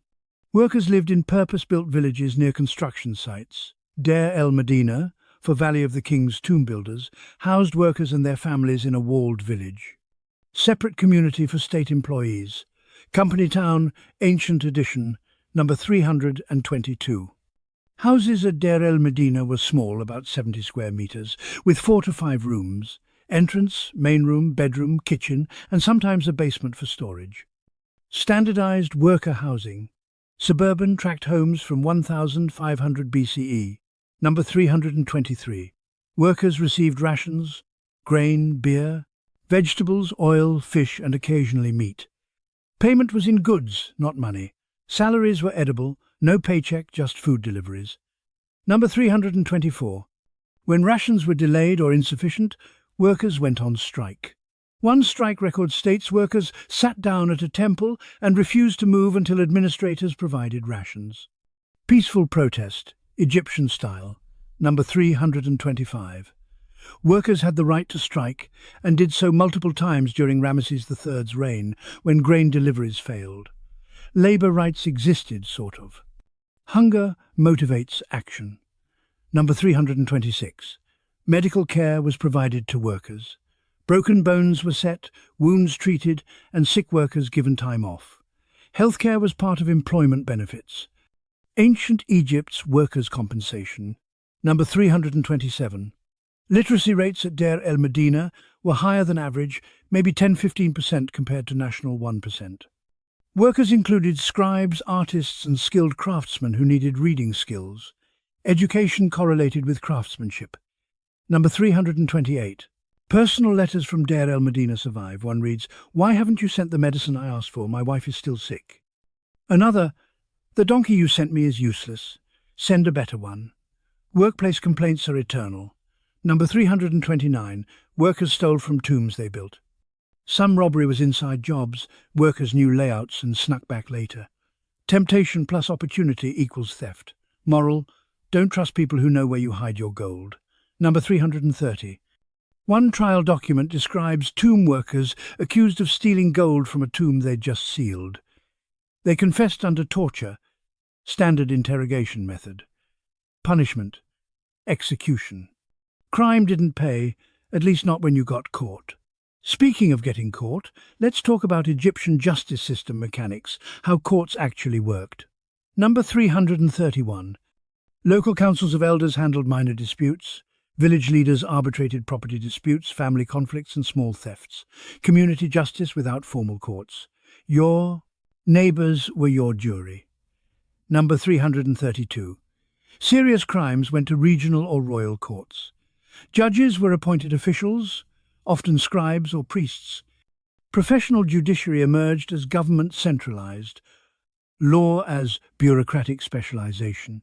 Number 333. Evidence included witness testimony, physical objects, and oaths. Witnesses swore before gods that they were telling the truth. Perjury risked divine punishment. Religion as legal enforcement mechanism. Number 334. Torture was used to extract confessions, especially from lower-class defendants and slaves. Beatings with sticks were standard. Egyptian justice wasn't gentle. Pain produced admissions, true or false. Number 335. No defense attorneys existed. You represented yourself. If you were illiterate, you might hire a scribe to help write your case. Legal representation meant hiring someone to do paperwork, not argue your innocence. Number 336. Judgments were written on papyrus and stored in archives. Legal precedent mattered. Past cases informed future decisions. Case law existed 4,000 years ago. Number 337. Appeals were possible, sometimes going as high as the pharaoh. The king was ultimate judge, theoretically accessible to all. Reality. Most people never got close enough to appeal to pharaoh. Number 338. One case records a woman appealing her father's property division to the pharaoh. She won. Pharaoh ruled in her favor, overturning the original decision. Women could appeal, and occasionally won. Number 339. Property disputes were common. Land boundaries, inheritance claims, and ownership conflicts filled court records. Scarce resources and valuable land created constant litigation. Humans arguing over property is timeless. Number 340. One dispute lasted years, passing through multiple courts, with each side presenting documents and witnesses. Egyptian litigation was slow. Justice delayed is justice denied, but ancient Egypt couldn't speed things up either. Speaking of speed, let's talk about Egyptian transportation and how people and goods moved across the kingdom. Number 341. The Nile was Egypt's highway. Everything heavy travelled by boat, grain, stone, trade goods, armies, even livestock. Upstream, south required sails. Downstream, north used the current. The Nile's north-flowing current and prevailing south-blowing wind made two-way travel easy, geography's greatest gift to Egypt. Number 342. Boats ranged from small papyrus skiffs to massive wooden barges. The largest barges transported multi-ton stone blocks and obelisks. Some barges were over 60 meters long, ancient Egypt's cargo ships. Number 343. Oars supplemented sails when wind failed. Large crews rowed in coordination. Rowing songs, now lost, kept rhythm. Musical labor coordination. Number 344. Sailors had their own gods. Hathor protected sailors. She was called Lady of the West because boats sailed west where the sun set to reach burial grounds. Even transportation had divine patrons. Number 345. Some boats were made from papyrus reeds bundled together. These lightweight boats worked well in shallow marshes. Papyrus boats were cheap, buoyant, and disposable. When worn out, just make another. Number 346. Wooden boats required imported cedar from Lebanon. Egypt lacked good timber. Boat building required international trade. Egyptian navy depended on foreign wood. Number 347. Harbour masters regulated docking, loading, and unloading. Taxes were collected on goods passing through ports. Trade required infrastructure and administration. Commerce created bureaucracy. Number 348. Donkeys transported goods over land. Camel caravans didn't exist until Persian divided by Greek periods. Donkeys were Egypt's pack animals for millennia. Slow, stubborn, essential. Number 349. Roads were unpaved desert tracks. Wheeled vehicles existed but were rare, mostly chariots for military and elite use. Most overland travel was on foot or donkey. Infrastructure wasn't Egypt's priority. Rivers were highways enough. Number 350. Trade routes crossed deserts to Red Sea ports, oases and Nubia. Caravans travelled in groups for safety against bandits and harsh environment. Solo desert travel was suicide. Strength in numbers. Speaking of numbers, let's talk about Egyptian mathematics in more depth, because they calculated everything from taxes to pyramid angles. Number 351. Egyptian multiplication was done through repeated doubling. To multiply 13 times 27, they'd double 27 repeatedly. 1 times 27 equals 27, 2 times 27 equals 54, 4 times 27 equals 108, 8 times 27 equals 216. Then they'd add the rows that sum to 131 plus 4 plus 8. 27 plus 108 plus 216 equals 351. Genius workaround for not having multiplication tables. Number 352. Division was multiplication in reverse. They'd figure out which multiples of one number added up to create another. It worked, but required mental gymnastics that would make modern students weep. Number 353. Fractions were almost always unit fractions, with 1 as the numerator. To express 3/4, they'd write it as 1/2 plus 1/4. To express 2/3, they'd just write 2/3 because that fraction was common enough to get its own symbol. Otherwise, every fraction had to be broken down into these unit fractions. Math was complicated. Number 354. The Moscow mathematical papyrus contains a problem calculating the volume of a truncated pyramid. The formula they used is correct, requiring them to multiply the height by combinations of the base measurements squared and multiplied together, then divide by 3. This level of geometry is impressive for 1850 BCE. Number 355. Egyptians calculated the area of a circle using a specific formula based on the diameter. Their method gave them a value for pi of approximately 3.16, remarkably close to the actual value of 3.14. They were off by less than 1%. Number 356. Egyptian geometry was practical, not theoretical. They didn't have formal proofs or theorems like Greeks. They had formulas that worked, discovered through trial and error. Function over theory. If it works, use it. Number 357. Surveying techniques used water-filled trenches and plumb bobs to establish level baselines. Precision measurement required clever, low-tech solutions. Physics applied intelligently produces accuracy. Number 358. The rope stretchers were surveyors who used knotted ropes to measure and lay out right angles and distances. A rope with knots at intervals of 3, 4 and 5 units formed a right triangle, Pythagorean theorem in practice before Pythagoras. Practical geometry created accurate foundations. Number 359. Egyptians knew the Pythagorean theorem 1,000 plus years before Pythagoras. They didn't formalize it mathematically, but they used it constantly. Knowledge versus formal theory. Egypt had knowledge. Number 360. Astronomical calculations tracked star movements, predicted Nile floods, and determined religious festival dates. Observation plus math created reliable calendars. Science serving, religion, and agriculture. Speaking of astronomy, let's talk about how Egyptians understood the cosmos, because they watched the skies obsessively. Number 361. Egyptians recognized 5 planets visible to naked eye: Mercury, Venus, Mars, Jupiter, Saturn. They called them stars that know no rest, because they moved against the background of fixed stars. Observational astronomy without telescopes. Number 362. The star Sirius, Sopdet, was crucial. Its heliacal rising, first appearance at dawn, coincided with the Nile flood. The Egyptian year started when Sirius rose. One star determined the calendar. Astronomy as agriculture. Number 363. The Sothic cycle is 1,461 years, the time it takes for the Egyptian 365-day calendar to realign with the solar year. Without a leap year, the calendar slowly drifted. Egyptians noticed this. They understood their calendar's imperfection but didn't fix it. Tradition over accuracy. Number 364. Star charts decorated tomb ceilings. Constellations guided the deceased through the night sky on their journey to the afterlife. Astronomy as theology. Maps to heaven were literally star maps. Number 365. The Decan stars were 36 groups of stars, each visible for 10 days of the year. Watching which decans rose at night helped tell time and track seasons, stars as clocks and calendars combined. Number 366. Egyptians believed the Milky Way was the Nile of the heavens. Symmetry. Earth had a Nile, the sky had a celestial river, as above, so below. Cosmic parallelism. Number 367.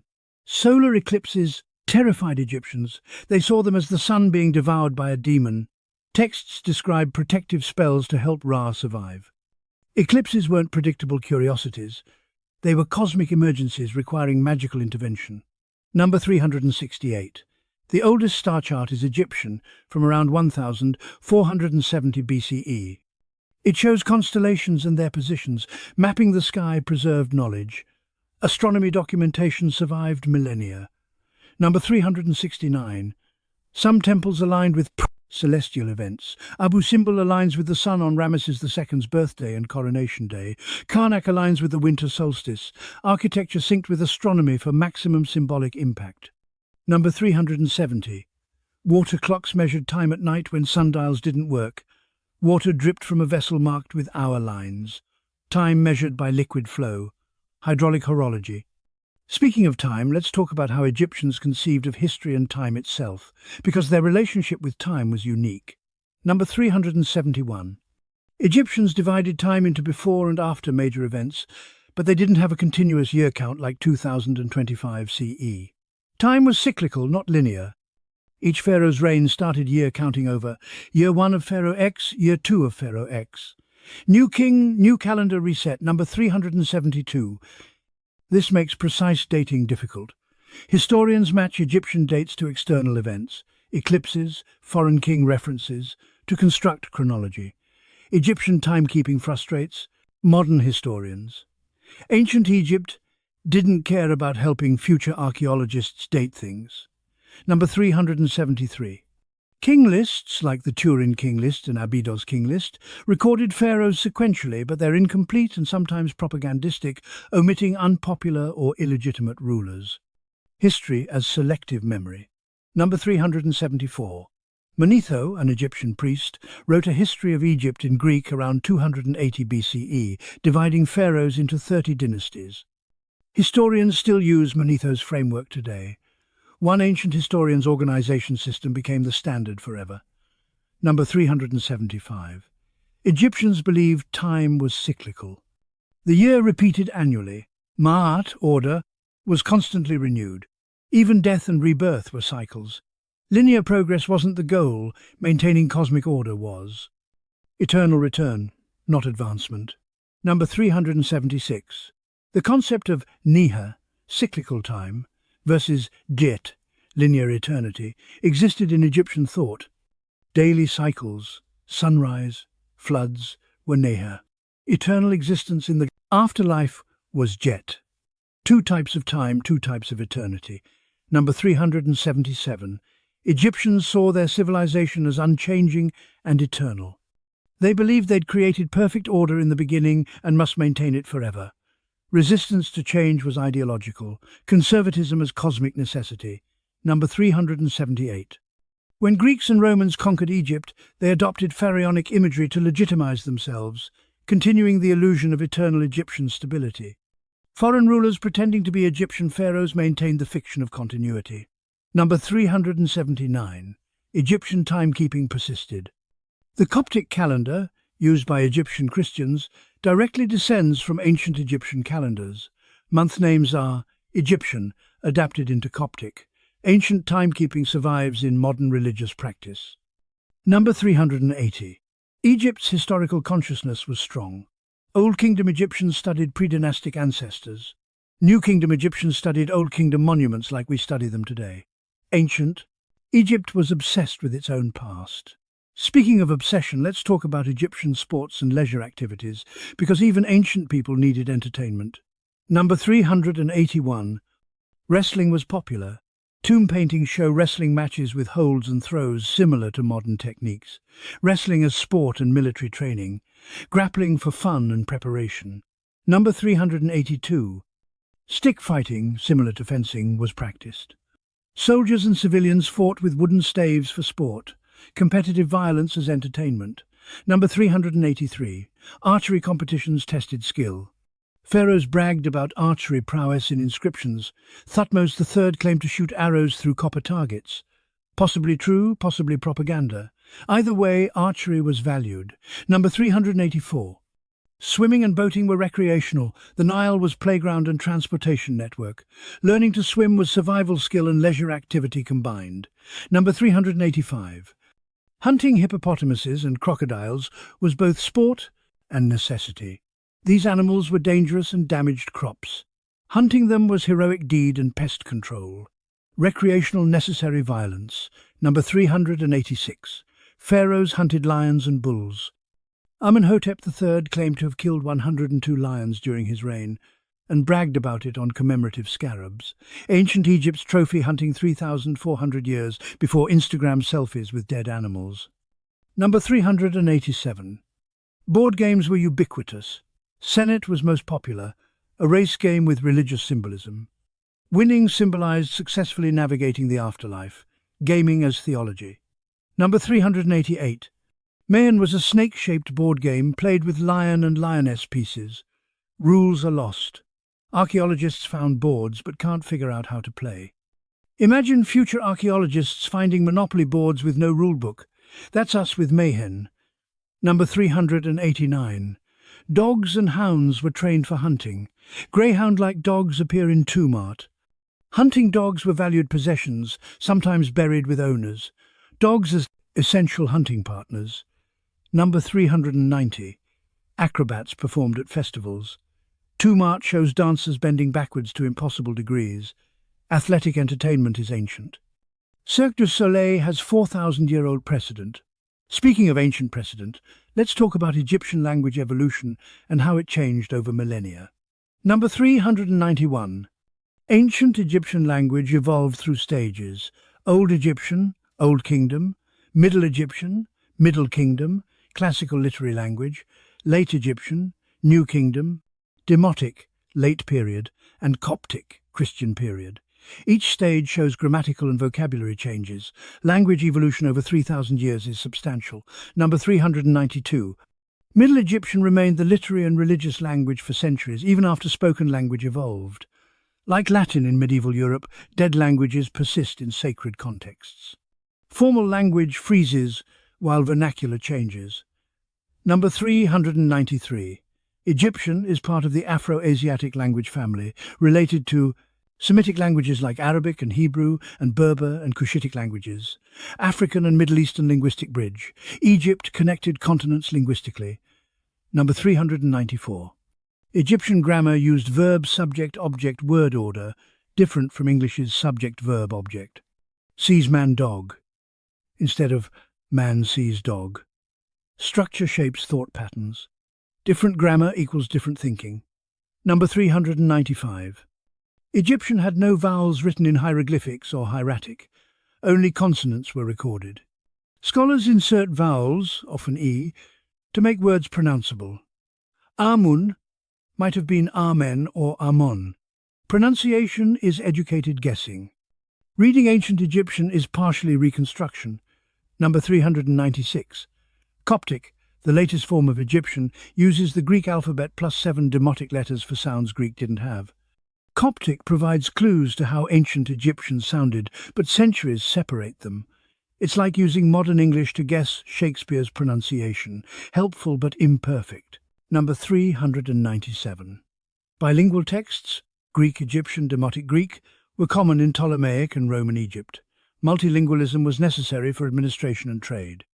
Code switching before linguistics had a term for it. Fluency in multiple languages was professional requirement. Number 398. Some Egyptian words entered Greek and eventually English. Ebony from Egyptian hauni, gum from Khmer, natron from NTR linguistic borrowing across millennia. Ancient Egyptian words hide in modern English. Number 399. Place names in Egypt often preserve ancient Egyptian names, filtered through Arabic. Luxor comes from Ipet Isut via Arabic al-Uqsur. Cairo, Kahira in Arabic, is near ancient Memphis. Geography remembers language even when speakers forget. Number 400. Modern Egyptian Arabic has some Coptic loanwords, preserving fragments of ancient Egyptian in contemporary language. Language is a palimpsest. Old layers show through new ones. Ancient Egypt whispers in modern Egyptian speech. Speaking of speech, let's talk about Egyptian names, because what you were called said everything about you, your family and your hopes. Number 401. Egyptian names had meanings. Amenhotep means Amun is satisfied. Ramesses means Ra has fashioned him. Nefertiti means the beautiful one has come. Your name was a prayer, a statement or a compliment frozen in identity, names as theology. Number 402. Pharaohs had 5 names, but commoners usually had 1 or 2. Multiple names showed status. The more names you had, the more important you were. Nomenclature as hierarchy. Number 403. Some names referenced animals: Paneb, the jackal; Hori, from Horus, the falcon. Others referenced physical traits. Kaimwaset, he appears in Thebes or personality. Seneb, healthy one. Naming conventions were descriptive and aspirational. Number 404. Women's names often emphasize beauty or goddesses. Nefertari, beautiful companion. Hatshepsut, foremost of noble women. Mutumwia. Mut is in the sacred bark. Female names connected to aesthetics or divinity. Number 405. Nicknames existed. One man named Seneb, healthy, was called the Dwarf because he was a dwarf. Straightforward, brutal honesty in nicknames, no sugarcoating. Number 406.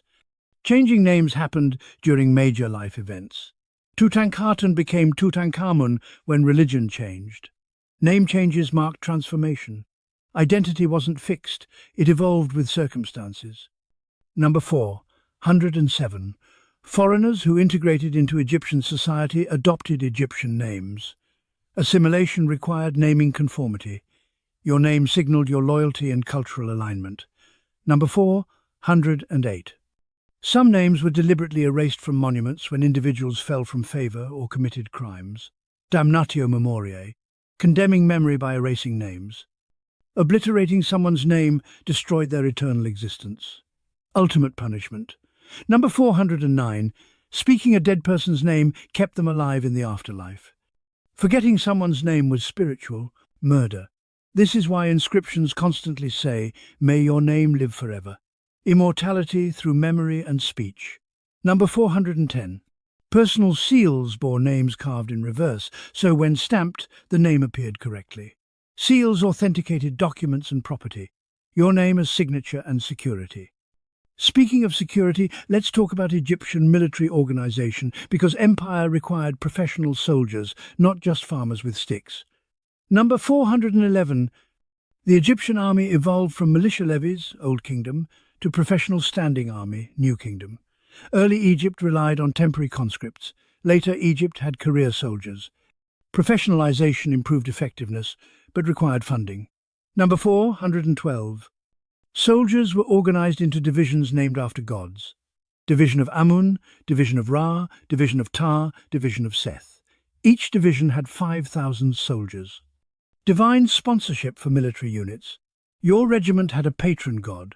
Number 413. Infantry included spearmen, axemen, and archers. Each role required specialized training. Ancient combined arms warfare, different troop types working together tactically. Number 414. Elite units existed. The Pharaoh's bodyguard, Medjay police force, shock troops, and veteran units. Not all soldiers were equal. Experience and training created hierarchy. Number 415. Military training involved running, wrestling, weapon drills, and formation practice. Physical fitness and discipline were essential. Boot camp, ancient edition. Number 416. Mock battles trained soldiers in tactics and coordination. Practice didn't make perfect, but it made you less likely to die. Rehearsal for violence. Number 417. Military scribes accompanied armies, recording battles, counting casualties, and managing logistics. Bureaucracy followed armies everywhere. Even war needed paperwork. Number 418. Supply chains fed armies on campaign. Grain, beer, weapons, and replacement equipment traveled with troops. Logistics determined success. Starving, armies don't win. Number 419. Siege warfare included battering rams, scaling ladders, and undermining walls. Taking fortified cities required engineering.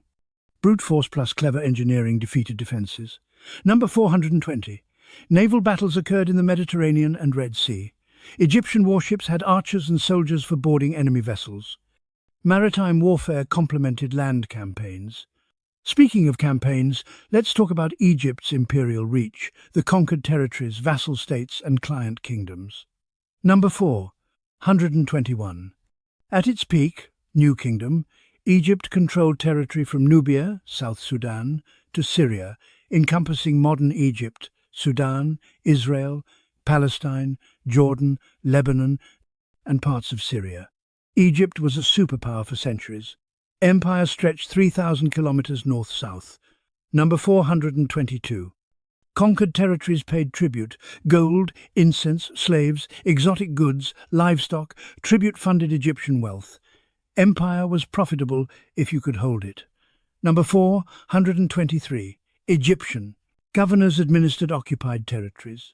Local rulers kept power if they swore loyalty and paid tribute. Indirect rule through client kings. Efficient imperialism. Number 424. Rebellions were common. Canaanite cities revolted frequently. Nubians resisted periodically. Holding empire required constant military presence. Conquest was easy, occupation was expensive and endless. Number 425. Egypt built fortresses in strategic locations: Nubia, Sinai, and northern borders. Garrisons enforced control and protected trade routes. Military infrastructure secured empire. Number 426. Some fortresses were massive. Buhen Fortress in Nubia had walls 5 meters thick and 10 meters tall, with moats and multiple defensive layers. Fortifications rivaled medieval castles. Egypt built to last and intimidate. Number 427. Trade routes through vassal territories brought wealth to Egypt. Controlling trade meant controlling resources. Economic imperialism reinforced military conquest. Number 428. Egypt extracted forced labor from conquered peoples. Prisoners of war became construction workers, miners, or agricultural laborers. Conquest provided workforce for state projects. Number 429. Some conquered peoples integrated into Egyptian society. Nubian mercenaries, Canaanite artisans, and foreign women in harems created multicultural Egypt. Empire absorbed diversity. Number 430. When empire collapsed, Third Intermediate Period, former subjects became independent or even conquered Egypt. Power shifts reversed roles. Colonized became colonizers. History is cyclical. Speaking of cycles, let's talk about Egyptian agriculture in more depth, because feeding millions in a desert required sophisticated farming. Number 431. Egyptian agriculture depended entirely on the Nile flood. No flood equals famine. Excessive flood equals destruction. The perfect flood was a narrow window. Egypt's survival was always precarious, dependent on one river's behavior. Number 432. The inundation, flood season, lasted roughly June-September. Fields flooded, depositing silt. Farmers waited for water to recede before planting. Forced agricultural calendar. Number 433. After floods receded, farmers ploughed using oxen-pulled wooden ploughs with bronze tips. Ploughing broke up soil and prepared it for planting. Simple technology, hard labour. Number 434. Seeds were scattered by hand, then trampled into soil by livestock, sheep, goats, pigs. Animals served as living seeders, multi-purpose livestock. Number 435. Irrigation canals distributed water beyond the floodplain, extending arable land. Maintaining canals was communal obligation. Neglect meant crop failure. Infrastructure maintenance was survival. Number 436. Shadufs, simple lever and bucket devices, lifted water from canals to higher fields. One person operated the counterweighted lever, lifting water repeatedly. Labor-intensive irrigation. Ancient gym equipment that actually served a purpose. Number 437. Harvest occurred March-June. Workers cut grain with sickles, bundled it, and transported it to threshing floors. Harvest was all hands work. Everyone participated. Number 438. Threshing involved oxen trampling grain to separate kernels from stalks. Then winnowing, tossing grain in the air, let wind blow away chaff. Wind-powered grain processing. Number 439. Grain was measured, recorded by scribes, and taxed immediately after harvest. Tax collectors arrived before farmers could hide anything. Immediate taxation prevented evasion. Number 440. Grain storage in silos preserved food for months or years. State granaries held strategic reserves for famine years. Food security through storage infrastructure. Speaking of infrastructure, let's talk about Egyptian engineering achievements beyond pyramids, because they built more than tourist attractions. Number 441. Irrigation systems included canals, basins and dikes, covering thousands of square kilometers. Managing water distribution across the entire Nile Valley required centralized planning and maintenance. Hydraulic engineering as state function. Number 442. The Fayum oasis was artificially enhanced through canals connecting it to the Nile. Middle Kingdom pharaohs expanded the oasis, creating additional farmland. Land reclamation through engineering. Number 443. Ancient Egyptian architects understood load-bearing principles. Columns, walls and roofs distributed weight safely. No blueprints survive, but buildings still stand. Practical engineering knowledge transmitted through apprenticeship. Number 444. Temple foundations went deep, sometimes hitting bedrock. Solid foundations prevented settling. Buildings meant to last forever needed permanent bases. Dig deep, build stable. Number 445. Stone quarrying required precision. Workers cut channels around stone blocks, then inserted wooden wedges soaked in water. The wood expanded, cracking the stone along planned lines. Water power as quarrying tool. Number 446. Transporting quarried stone used wooden sledges pulled by teams of men. Water or oil poured on sand reduced friction. One experiment showed 50 men could pull a 2.5-ton block on a wetted sand path. Lubrication as engineering solution. Number 447. Ramps allowed workers to raise stones to pyramid heights. Ramps were temporary structures dismantled after construction. No ramps survive because they weren't meant to. Scaffolding is temporary, buildings are permanent. Number 448. Copper tools, chisels, saws, carved limestone and sandstone. Granite required harder tools, possibly dolerite pounders. Tool technology limited what materials could be worked. Bronze Age engineering within Bronze Age tool constraints. Number 449. Building projects employed thousands simultaneously. Coordination required supervisors, scribes, and administrators. Large-scale construction was management challenge as much as engineering problem, organizing humans harder than moving stones. Number 450. Quarry marks and masons' marks on stones show organization. Blocks were numbered, work crews identified, and positions planned before assembly. Prefabrication and planning at monumental scale. Speaking of scale, let's talk about temple economics, because temples weren't just religious buildings, they were economic engines. Number 450. 1. Major temples owned vast estates. The Temple of Amun at Karnak owned 2,400 square kilometers of farmland, 433 gardens, 83 ships, 46 construction yards, and 81,000 workers. One temple controlled more resources than some nations. Religious institution as economic superpower. Number 452. Temple workshops produced goods for temple use and trade. Linen, bread, beer, pottery, furniture, jewelry, manufacturing arm of religious economy. Temples as factories. Number 453.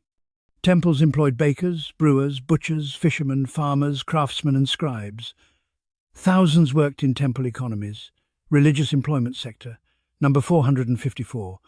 Grain from temple estates fed workers and was traded. Temples redistributed wealth through employment and offerings. Economic welfare function of religious institutions. Number 455.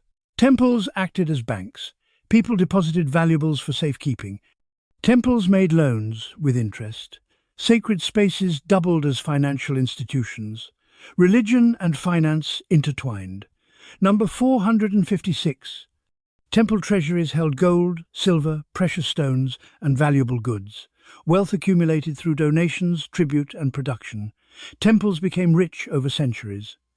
Accumulated capital in sacred hands. Number 457. Pharaohs endowed temples with land and resources to gain divine favor and priestly support. Royal donations were propaganda, proving piety and wealth simultaneously. Public generosity as political strategy. Number 458. Priests managed temple economies. High priests were administrators as much as religious leaders. Balancing accounts and performing rituals both required attention. Holy accountants.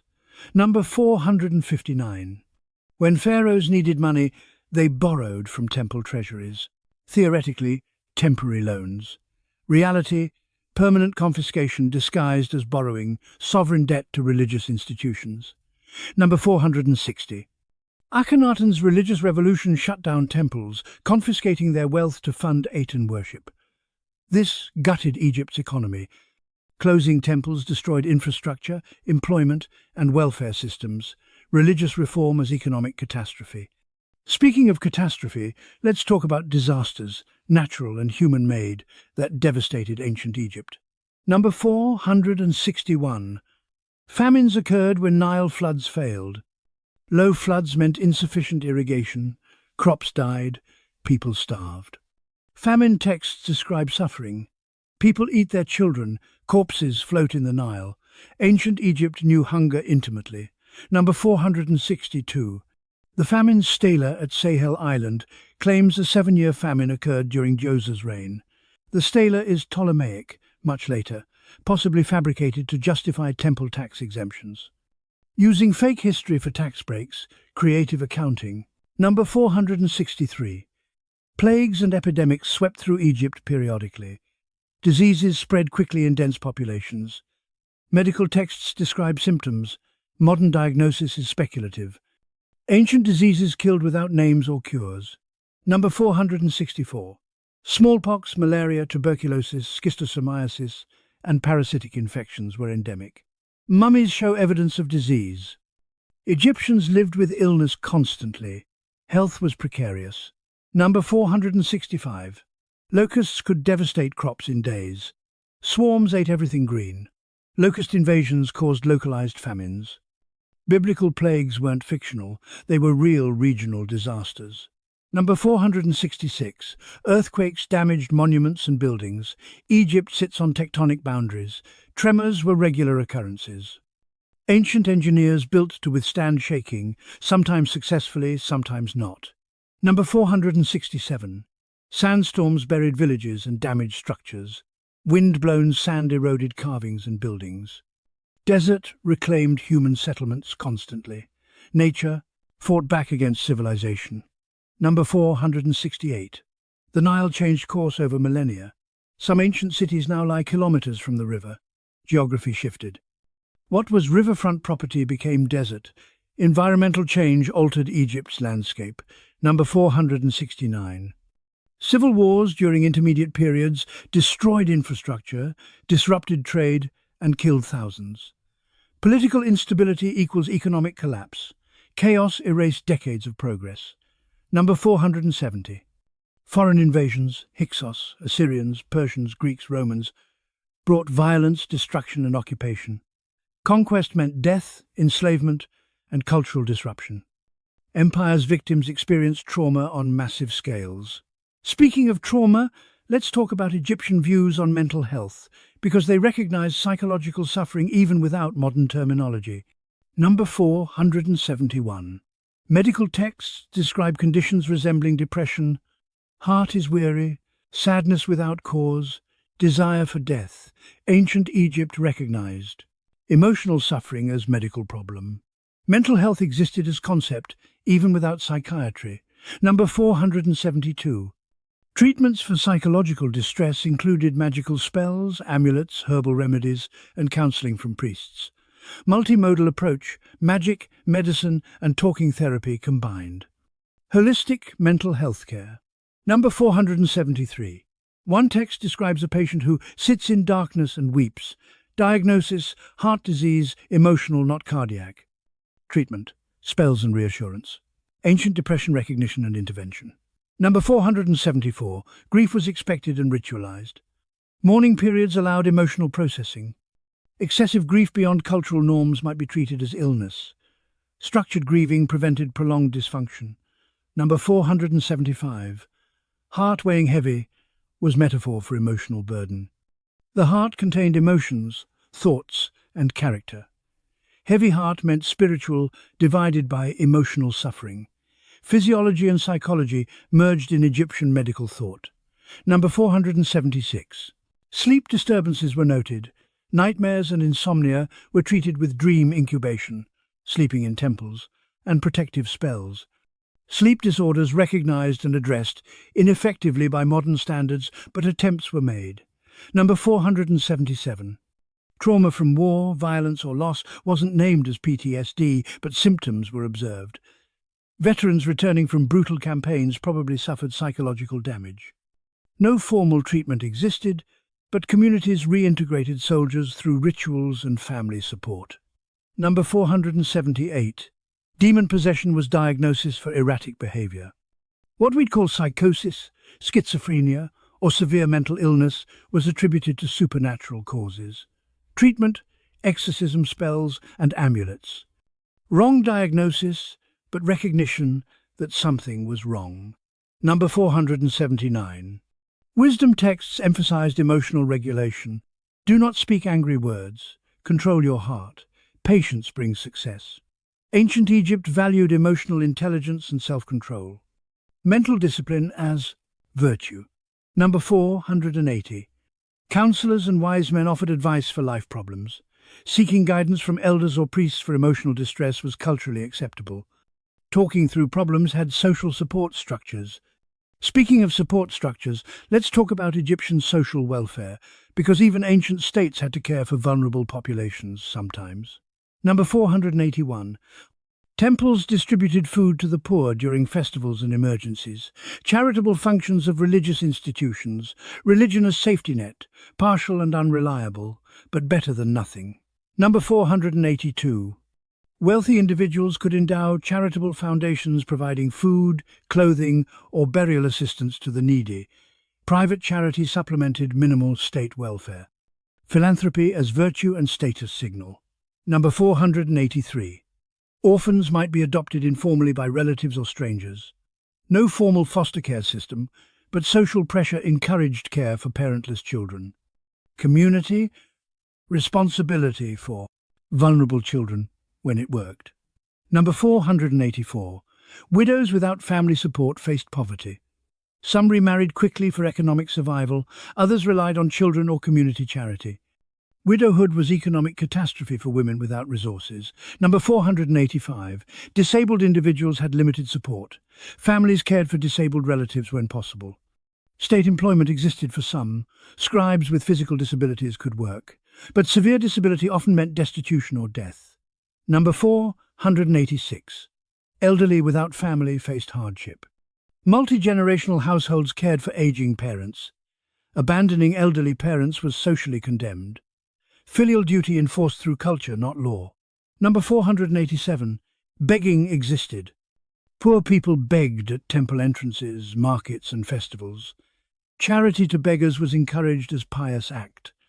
Alms giving as religious duty. Number 488.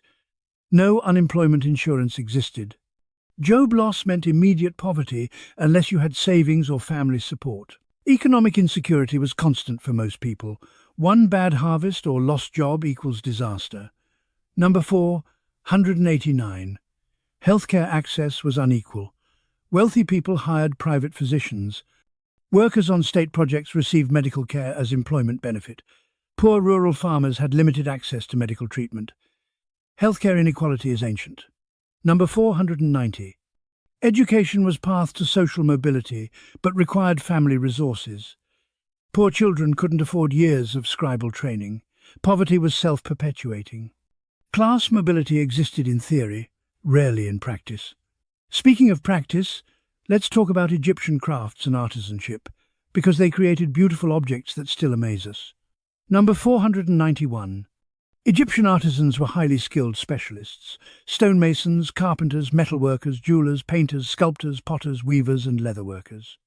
Specialization created excellence. Master craftsmen trained apprentices in family workshops. Generational skill transmission. Number 492. Workshops were organized by craft. Potters' quarters, metalworker districts and weaver neighborhoods clustered together. Geographic specialization for efficiency and knowledge sharing. Ancient industrial districts. Number 493. Apprenticeships started young. Boys, rarely girls, learned trades from fathers or masters. Years of training produced skilled craftsmen. Education through doing, not theory. Number 494. Guild-like organizations existed. Craftsmen of the same trade formed associations for mutual support and quality control. Professional networks are ancient, unions before unions. Number 495. Quality varied by price point. Luxury goods for elites versus functional goods for masses. Craftsmen adjusted quality based on customer wealth. Market segmentation. Ancient Egypt had premium and economy versions of everything. Number 496. Jewelry making reached extraordinary sophistication. Gold granulation, tiny gold beads fused to surfaces, cloisonné, colored glass or stone set in gold frames, and intricate metalwork. Techniques so advanced modern jewelers struggle to replicate them. lost arts. Number 497. Faience glazed, ceramic, created brilliant blue-green objects, beads, amulets, figurines, bowls. Egyptian blue and turquoise faience was distinctive aesthetic, mass-produced luxury, affordable beauty for middle class. Number 498. Glassmaking emerged in New Kingdom. Coloured glass vessels and beads were luxury items. Early glass was opaque, often imitating semi-precious stones. Glass as fake gemstones, intentional imitation. Number 499.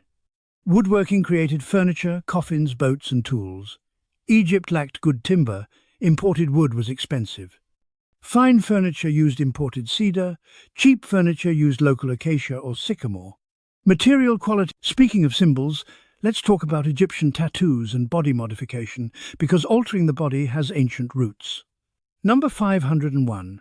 Female mummies show tattoos, dots, dashes, and geometric patterns on arms, thighs, torsos, and lower abdomen.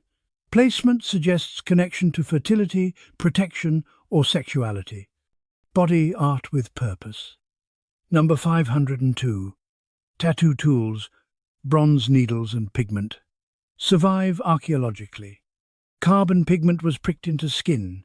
Painful, permanent, intentional. Commitment to body modification. Number 503.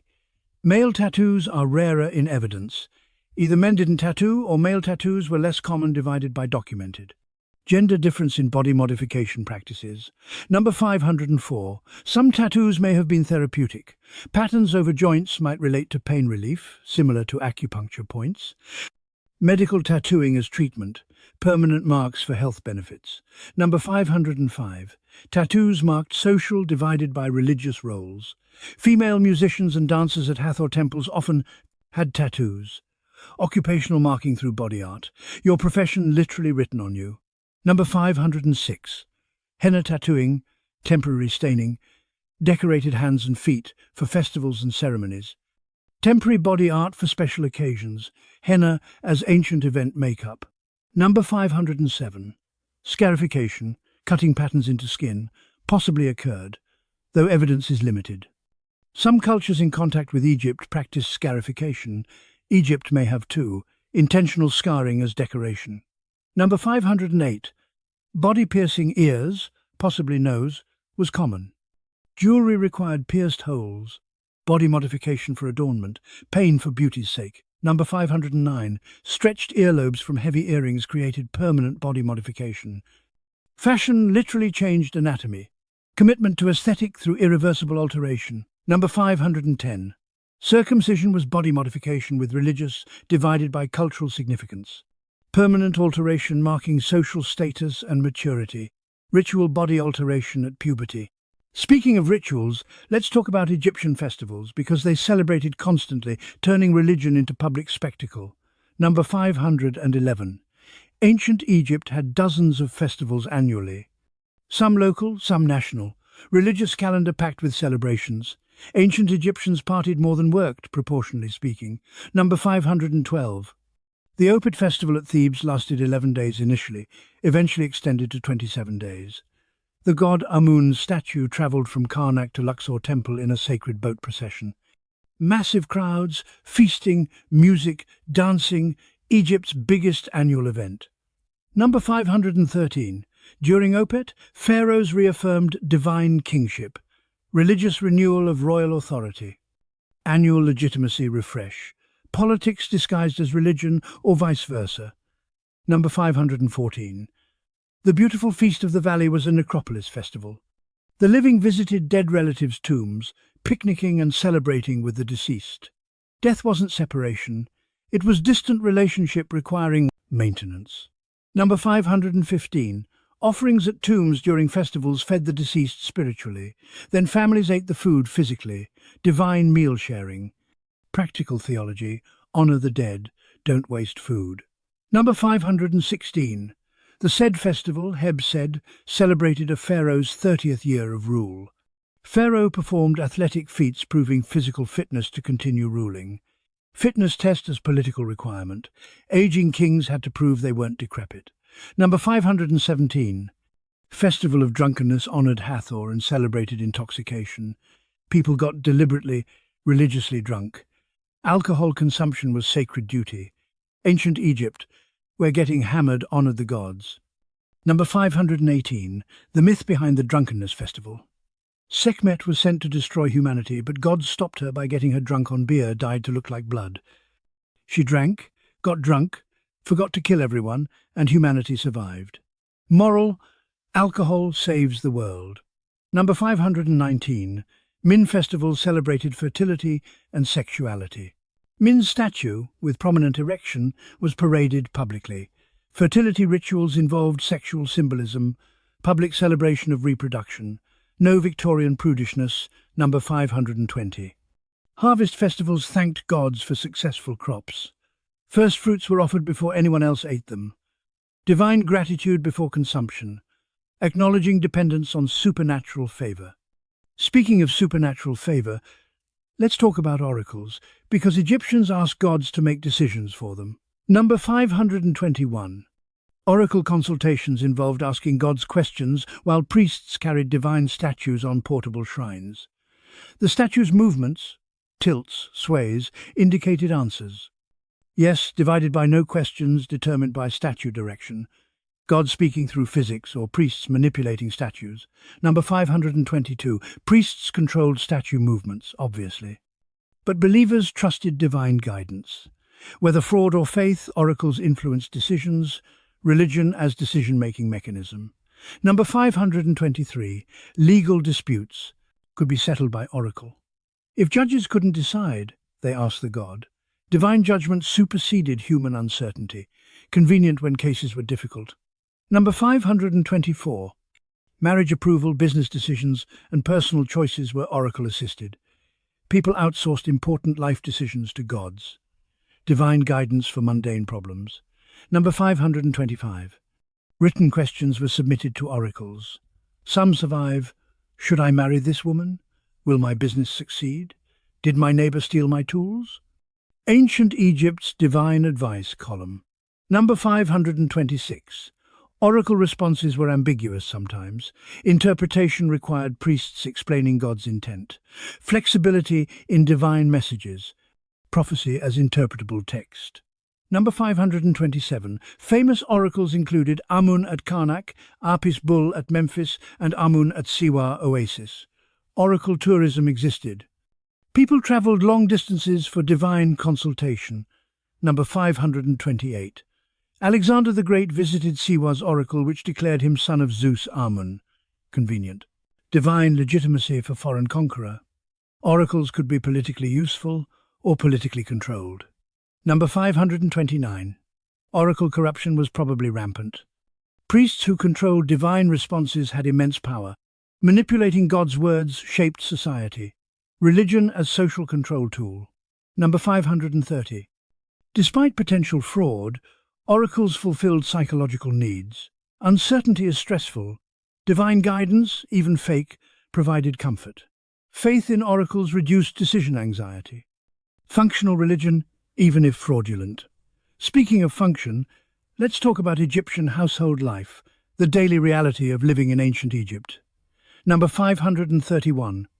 Typical houses had flat roofs used as extra living space. Families slept on roofs during hot nights. Roofs were terraces, storage areas, and social spaces. Vertical living before high-rises. Number 532. Houses were small. Average home, 4 to 5 rooms for entire family. Multi-generational households shared tight spaces. Privacy was rare. Family closeness was mandatory, not optional. Number 533. Kitchens were separate from main living areas to reduce fire risk and smoke. Cooking outdoors or in courtyards was common. Open-air food preparation. Number 534. Ovens were clay domes heated with wood or dung fuel. Bread baked in hot ovens, meals cooked in pots over fires. Simple technology, effective results. Number 535. Food storage used ceramic jars, baskets and hanging nets. Everything was sealed against insects and rodents. Pest control through physical barriers. Number 536. Mice and rats were constant problems. Cats were valued pest control. Functional reason for cat domestication, working animals earning their keep. Number 537. Insects, flies, mosquitoes, fleas, lice plagued Egyptians. Netting, smoke and cleanliness helped but didn't eliminate pests. Living with bugs was normal. Pre-pesticide life was itchy. Number 538. Water had to be fetched from the Nile or canals. No indoor plumbing. Water carrying, usually women's work, was daily labour. Heavy containers transported repeatedly. Exhausting routine. Number 539. Bathing happened in basins or at the river. Soap was natron and oils. Cleanliness required effort. Bathing wasn't leisure, it was maintenance. Number 540. Laundry meant beating clothes on rocks at the river, using natron as detergent. Professional launderers did this for wealthy people. Washing clothes was brutal labour. Pre-washing machine life was hard on fabric and hands. Speaking of hands, let's talk about Egyptian hand hygiene and sanitation, because they cared deeply about cleanliness. Number 541. Washing hands before and after meals was mandatory. Water was poured over hands from jugs. Servants performed this ritual for guests, hand-washing as social etiquette and religious purity. Number 542. Egyptians washed hands after using toilets. Toilet etiquette existed. Hygiene practices were culturally enforced. Cleanliness wasn't just personal preference, it was social requirement. Number 543. Priests washed multiple times daily before performing rituals. Ritual purity required physical cleanliness. Religious service demanded hygiene obsession. Number 544. Public baths didn't exist like Roman baths. Bathing was private or in natural water sources. Egypt's bathing culture was functional, not social, divided by recreational. Number 545. Perfumed oils after bathing masked body odour. Deodorant alternatives. Smell management in hot climate required constant effort. Number 546. Clean clothing signalled status and respect. Dirty, torn clothing marked poverty or mourning. Appearance conveyed social information immediately. Number 547. Shaving body hair was cleanliness practice. Hair equals dirt and lice. Smooth skin equals clean person. Hairlessness is hygiene, not just fashion. Number 548. Nail trimming was regular practice. Long nails accumulated dirt. Short nails were cleaner. Grooming as health maintenance. Number 549. Dental hygiene involved chewing twigs to clean teeth. No toothbrushes, but abrasive. Chewing cleaned surfaces somewhat. Ineffective by modern standards, but better than nothing. Number 550. Despite hygiene efforts, disease spread easily. No germ theory meant cleaning removed visible dirt, but not invisible pathogens. Effort without scientific understanding limited effectiveness. They tried, but didn't know why or how disease spread. Speaking of spreading, let's talk about Egyptian sexual attitudes and practices in more depth, because they were surprisingly open about what most ancient cultures kept hidden. Number 551. Adultery was legally prohibited, but socially complex. Men faced fewer consequences than women. A man sleeping with an unmarried woman was less serious than a married woman having an affair. Double standards existed, but both genders could be punished. Number 552. One legal text describes a case where a married woman had an affair with a married man. Both were prosecuted. She was beaten and divorced. He was beaten and his wife could divorce him if she wanted. Legal equality in punishment, at least on paper. Number 553. Incest among royalty was common. Pharaohs married sisters, half-sisters, and sometimes daughters to keep bloodlines pure and consolidate power. Genetic consequences were real. King Tut's parents were full siblings, causing his health problems. Number 554. Common people didn't practice sibling marriage. Royal incest was unique to the divine pharaonic family. Regular Egyptians married outside immediate family. Incest was royal privilege divided by curse, not cultural norm. Number 555. Egyptian creation myths involved gods masturbating to create the universe. Atum masturbated to produce Shu and Tefnut, the first divine couple. Autoerotic creation mythology. Ancient Egypt, where cosmic origin stories include divine self-pleasure. Number 556. The annual Nile flood was symbolically associated with Osiris's semen fertilizing Egypt. The river's rising waters were divine ejaculation. Everything in Egypt had sexual metaphor, fertility, symbolism everywhere. Number 557. Pornographic papyri depict exaggerated sexual acts with satirical elements, obese men, acrobatic positions, humorous scenarios. Ancient Egyptian erotic art was sometimes comedy, sex as subject of both reverence and ridicule. Number 558. Temple prostitution may have existed, though evidence is debated. Some women served as gods' wives in temples, possibly including sexual duties. Sacred sexuality as religious service, or historical misinterpretation. Scholars argue endlessly. Number 559. Homosexual relationships aren't extensively documented, but references exist. One tomb shows two men, Nyankhnum and Khnumhotep, in intimate poses typically reserved for married couples. They may have been brothers, lovers, or both. Ancient Egypt's ambiguous representation leaves interpretation open. Number 560. One myth describes Seth attempting to rape Horus to establish dominance. Horus tricks Seth into touching Horus's semen, hidden on lettuce, which causes Seth to be impregnated symbolically. This humiliates Seth in divine court. Egyptian mythology, where sexual assault and trickery determine divine kingship. Extremely weird stuff. Speaking of weird, let's talk about Egyptian dream interpretation, because they believe dreams were messages from gods or glimpses of the future. Number 561. Dream interpretation manuals survive on papyrus. They list dreams and their meanings. If a man sees himself in a dream drinking warm beer, suffering will come to him. Specific and ominous. Ancient Egypt's Dream Dictionary. Number 562. Good dreams were divine blessings. Bad dreams were warnings or demonic attacks. Dreams had spiritual significance requiring interpretation and sometimes magical intervention. Sleep wasn't passive rest. It was supernatural experience. Number 563. Dream incubation involved sleeping in temple precincts to receive divine dreams. People seeking healing, guidance, or prophecy slept near god statues, hoping for revelatory dreams. Intentional divine dreaming. Number 564. Priests specialized in dream interpretation. They decoded symbols and advised dreamers on actions to take. Professional dream analysts. Ancient Egypt's therapists worked through dream symbolism. Number 565. Protective spells guarded against nightmares. Amulets worn while sleeping repelled demons causing bad dreams. Supernatural sleep protection, nightmare prevention through magic. Number 566. Some dreams were considered prophetic. Pharaohs' dreams were especially significant, potentially revealing divine will or future events. Royal dreams influenced state decisions, policy through subconscious symbolism. Number 567. One dream interpretation. If a man sees himself in a dream with his penis erect, good. His enemies will be defeated. Ancient Egypt, where your dream boner predicts military victory. Everything connected to everything. Number 568. Nightmares about death, snakes, or darkness required magical countermeasures. Reciting spells upon waking could neutralize bad dream effects. Proactive dream damage control. Number 569. Dreams of gods were especially powerful.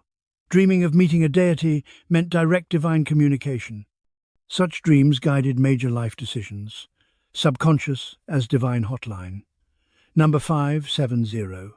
Shared dreams or recurring dreams had heightened significance. Repetition amplified meaning.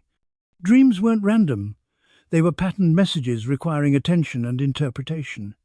Speaking of interpretation, let's talk about Egyptian astrology and how celestial bodies influenced earthly life. Number 571. Egyptian astrology predated Greek astrology. Decans, 36 star groups, divided the sky, each ruling 10 days of the year. Your birth date determined your decan, influencing personality and fate. Ancient horoscopes. Number 572. Zodiac signs didn't exist in Egyptian astrology initially. Greek astrology later merged with Egyptian astronomy, creating Hellenistic astrology, combining both traditions. Cultural fusion in star reading. Number 573. Planets were divine beings. Mars was Horus of the horizon, red war god. Jupiter was Horus who limits the two lands. Celestial bodies were gods moving through the sky. Astronomy and theology merged. Number 574. Birth horoscopes determined lucky and unlucky days. Some days were auspicious for travel, business, or marriage. Other days required staying home and avoiding risks. Astrological calendar governed behavior. Number 575.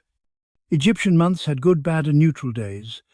Calendars marked dangerous days when demons were active or gods fought. Temporal quality varied. Time itself had moral character. Number 576. People born on specific days inherited traits from events on those dates. Born on a day when gods fought, you'd be aggressive. Born when gods feasted, you'd be prosperous. Birth date determined destiny. Number 577. Priests consulted stars before major decisions. Starting construction, going to war, conducting important rituals. Celestial, alignment mattered. Timing synchronized with cosmos. Number 578. Comets and meteors were omens. Unusual celestial events signaled divine displeasure or upcoming disasters. Sky anomalies caused anxiety.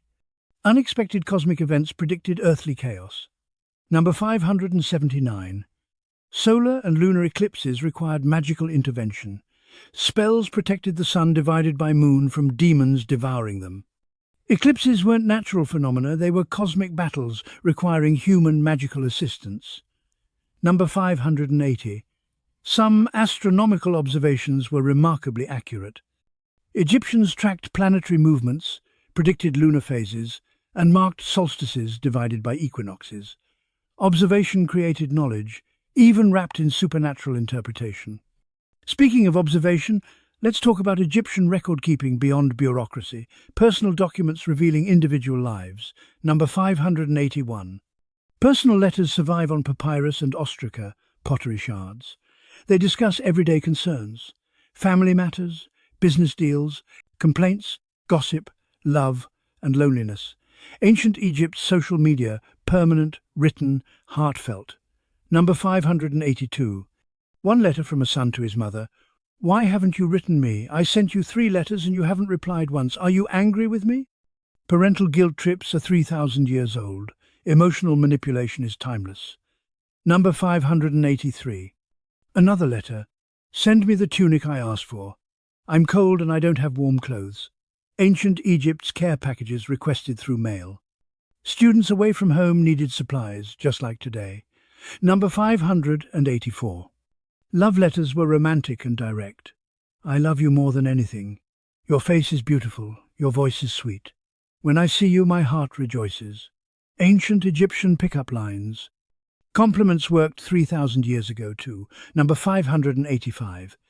Business correspondence documented transactions. I'm sending you 50 sacks of grain as agreed. Send me the copper as payment. Ancient receipts and invoices. Commerce required written confirmation. Number 586. Legal complaints were written and filed. My neighbour's goat ate my barley. He owes me compensation. Small claims court petitions. Minor disputes needed documentation for resolution. Number 587. Wills specified inheritance distribution. To my son, I leave my house and fields. To my daughter, I leave my furniture and jewellery. Estate planning preserved generational wealth and prevented disputes. Number 588. Divorce documents listed property division.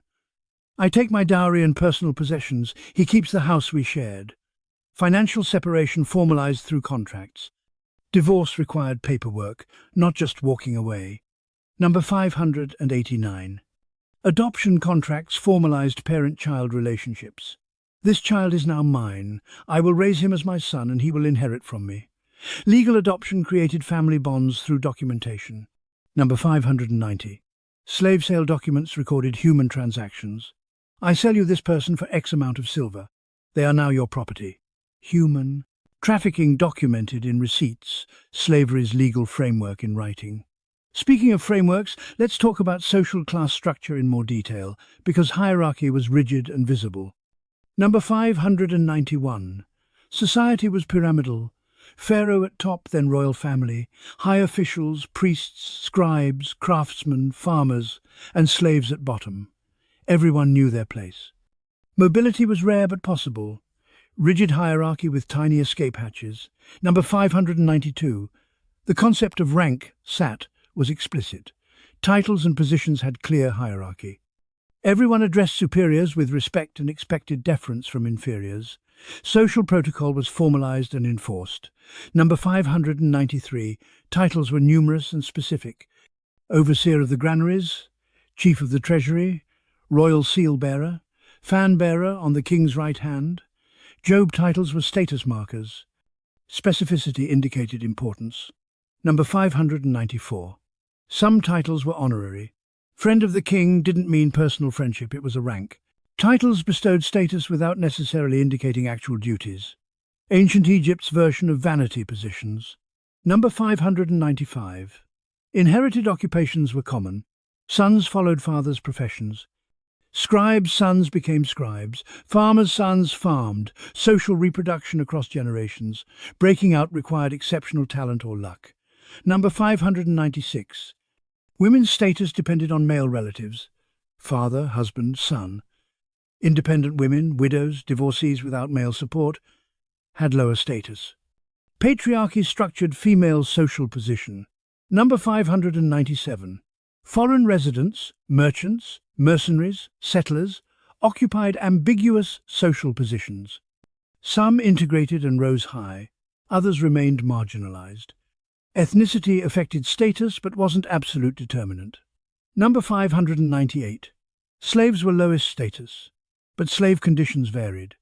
Domestic slaves in wealthy households lived better than free poor farmers. Slavery wasn't uniform misery, context mattered. Number 599. Freed slaves could integrate into a society. Freedom granted social mobility. Former slaves could become craftsmen, merchants or laborers. Slavery wasn't necessarily a permanent condition. Number 600. Status symbols were regulated. Only certain ranks could wear specific jewelry, sit on certain chairs, or use particular furniture. Sumptuary laws enforced visible hierarchy. Your appearance advertised your rank. Speaking of appearance, let's talk about Egyptian aging and how society treated elderly people. Number 601. Respect for elders was cultural expectation. Wisdom texts emphasize honoring old people. Do not ignore an old man when he speaks. He has seen much and knows things you don't. Age earned respect, theoretically. Number 602. Elderly parents lived with adult children. Multi-generational households were norm. Abandoning elderly parents was shameful and socially condemned. Family care for aging relatives was obligation. Number 603. Elders served as advisors and judges. Experience was valued in decision-making. Community elders settled disputes and offered guidance. Age equals wisdom equals authority. Number 604.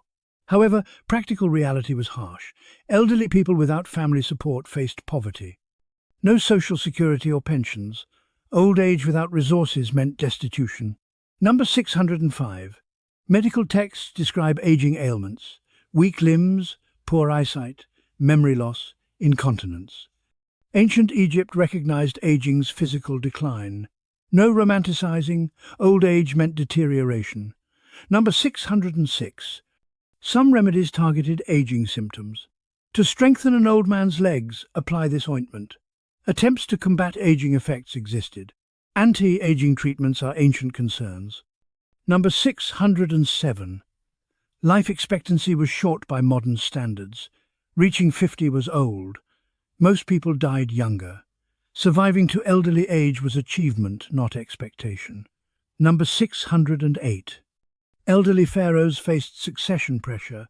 Aging kings were expected to remain vigorous. Physical decline threatened legitimacy. Old kings sometimes appointed co-regents to prevent succession crises. Number 609. Wills ensured elderly people could control asset distribution.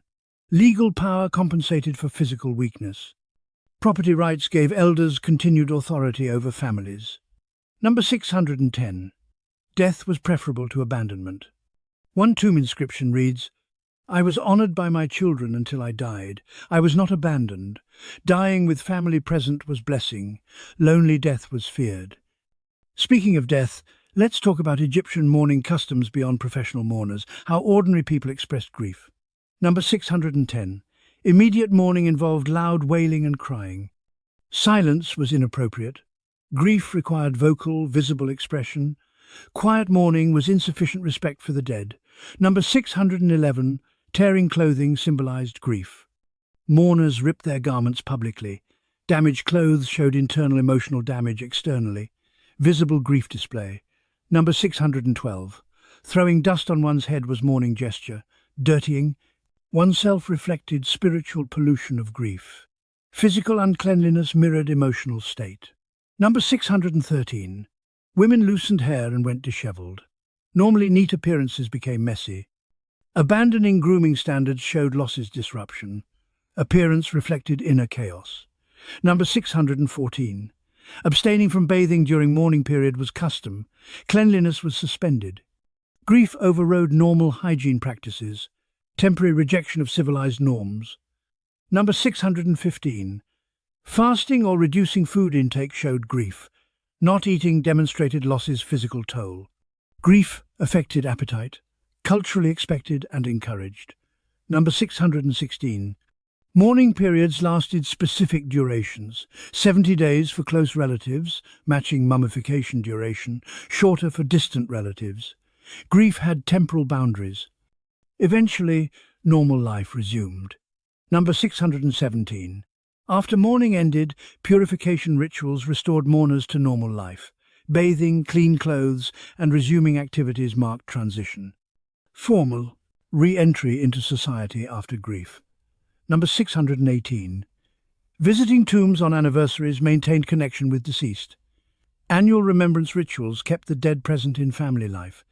Grief transformed into ongoing relationship. Number 619. Some people never fully recovered from losses. One widower's letter to his dead wife, "I think of you every day. My heart is heavy without you." Ancient Egypt knew grief could be permanent. Number 620. Children mourned differently than adults. Young children weren't expected to perform elaborate grief rituals. Age-appropriate mourning acknowledged developmental capacity. Kids got a pass on full grief performance.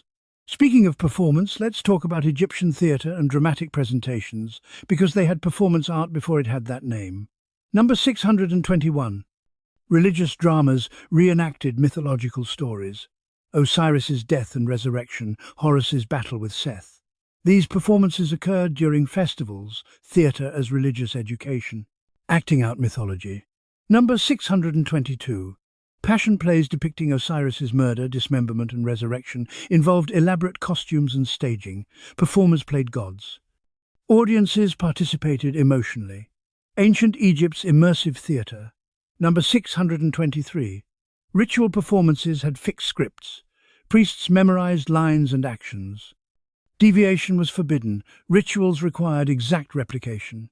Theatre without improvisation. Sacred scripts unchanging. Number 624. Music accompanied performances. Singers, instrumentalists and dancers enhanced dramatic presentations. Multimedia storytelling. Ancient Egypt's opera-like religious performances. Number 625. Coronation ceremonies were theatrical events. Pharaoh's ascension involved costume changes, ritual movements and symbolic actions performed before audiences. State power through performance. Number 626. Jubilee festivals, said festivals, featured pharaohs performing athletic displays, running courses, shooting arrows, political theatre proving fitness to rule, leadership legitimacy through public performance. Number 627. Mock battles were performed during military festivals. Soldiers reenacted famous victories. Propaganda theatre celebrating military prowess. History as entertainment. Number 628. Comedic performances probably existed, though evidence is scarce. Some art depicts humorous situations, drunk people, satirical scenes. Comedy existed but wasn't preserved like religious drama. Number 629. Storytelling performances, professional storytellers reciting myths, legends and histories, entertained crowds. Oral performance traditions alongside written texts. Ancient Egypt's spoken word artists. Number 630. Children played make-believe games, acting out myths and daily life. Play acting socialized children into cultural narratives. Learning through performance play. Speaking of learning, let's talk about Egyptian childhood education beyond scribal schools, how most children learned. Number 631. Most children learned through observation and participation. Farmers' children worked in fields from young ages, learning by doing. Education was practical apprenticeship, not classroom learning. Number 632. Girls learned domestic skills from mothers, cooking, weaving, household management.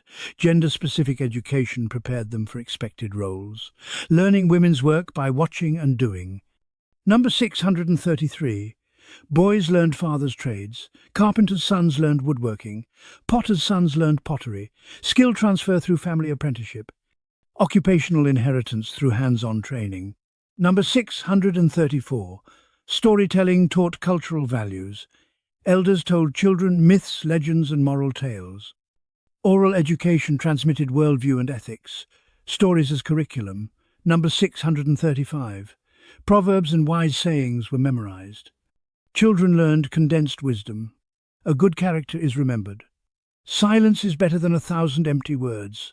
Wisdom through memorable phrases. Number 636.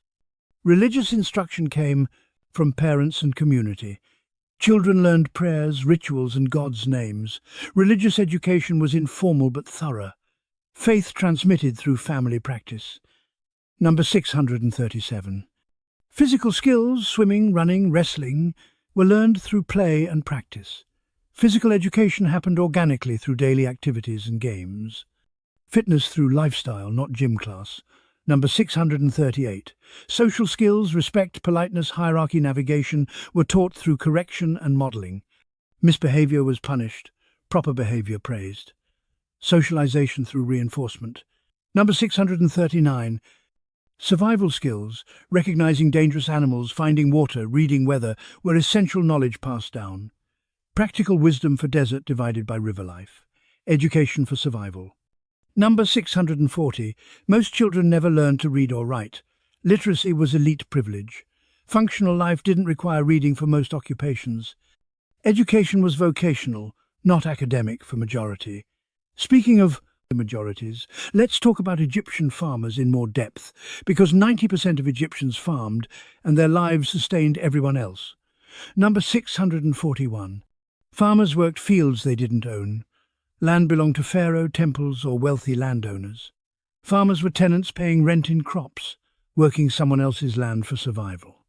Number 642. Farm work was seasonal. Planting, maintaining, and harvesting occupied different months. Flood season was downtime when farmers worked on state construction projects. Cyclical labor patterns. Number 643. Farm families were large. More children equals more laborers. High infant mortality meant having many children ensured some survived to work. Family size was economic strategy. Number 644. Women worked in fields alongside men during busy seasons. Planting, harvesting, and processing crops required all available hands.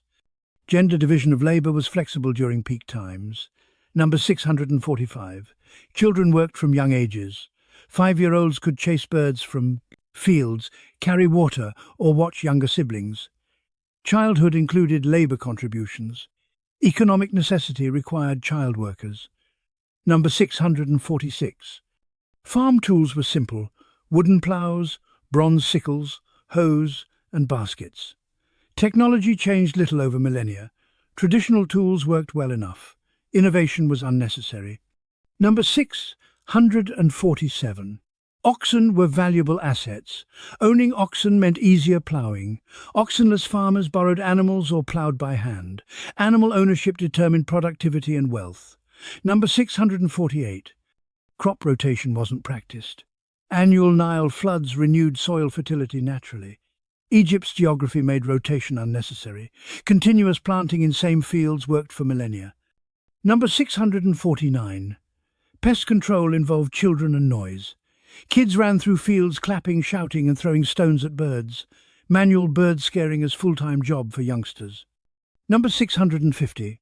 Storage determined survival. Good harvests stored in granaries sustained families through bad years. Poor storage management meant starvation. Farmers' skill in preservation was life or death competence. Speaking of life and death, let's talk about Egyptian infant mortality and childhood survival, because making it to adulthood was achievement. Number 651. Approximately 50% of children died before age 5. Disease, malnutrition, accidents and infections killed children constantly. Surviving childhood was luck and robust constitution. Number 652. Parents expected to lose children. Multiple pregnancies compensated for expected deaths. Having 10 children might result in 5 survivors. Grief was constant companion. Number 653. Child burials were simple. Infants who died received minimal burial, wrapped in cloth, placed in pots or baskets, buried near homes. Limited resources for infant funerals reflected harsh economics. Number 654. Some children received amulets and protective spells to ensure survival. Magic compensated for medical limitations. Supernatural protection when practical, medicine failed. Number 655. Breastfeeding lasted 3+ years. Prolonged nursing provided nutrition and contraception, spacing births. Extended breastfeeding was survival strategy. Natural birth control and nutrition source. Number 656. Wet nurses were employed by wealthy families. If mothers died or couldn't nurse, wet nurses kept infants alive. Outsourced breastfeeding saved lives. Elite children had hired milk sources.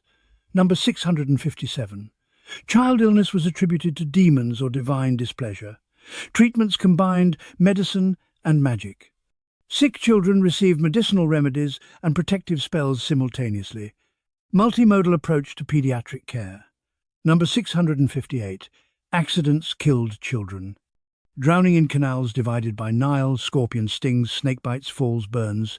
Dangerous environment plus minimal supervision equals high accident rates. Childhood hazards everywhere.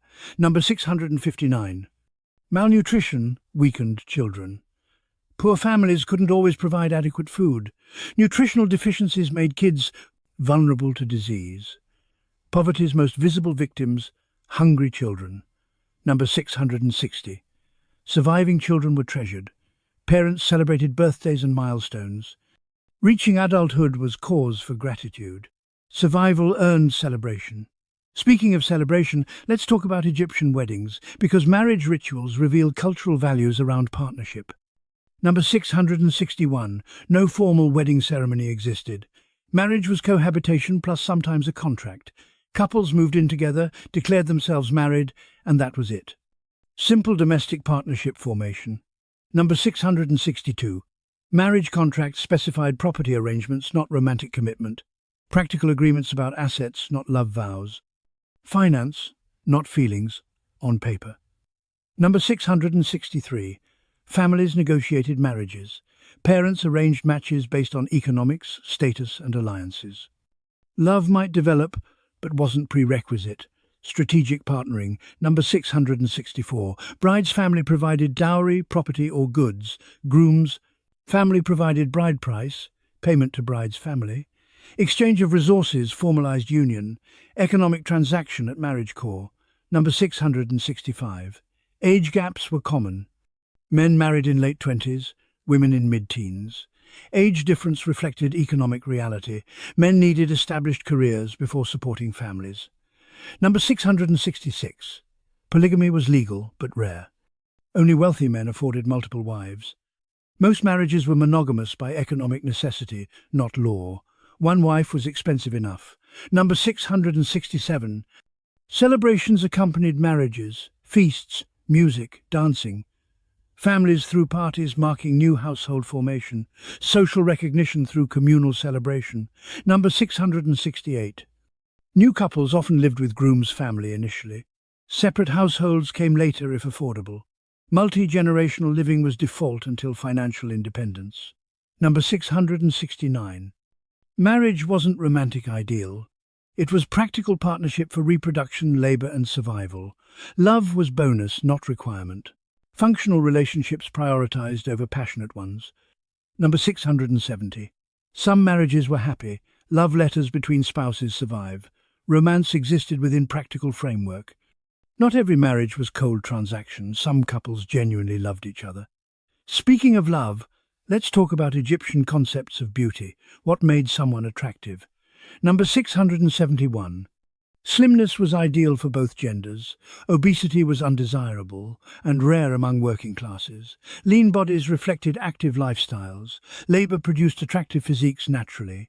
Number 672. However, elite obesity existed and was depicted in art. Fatness among upper classes showed wealth; they could afford to be sedentary and eat abundantly. Class determined beauty standards application.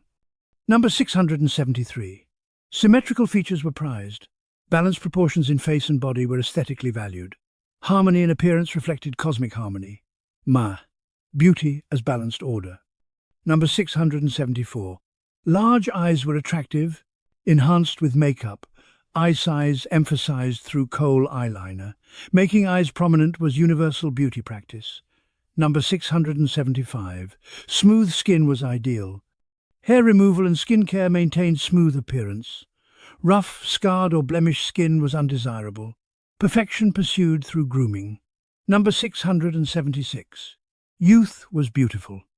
Aging was inevitable but not celebrated aesthetically. Beauty associated with youthful vigor, fighting aging through cosmetics and grooming. Number 677. Long, thick hair, real or wigged, was attractive on women. Hair represented fertility and femininity. Abundant hair equals beauty and health.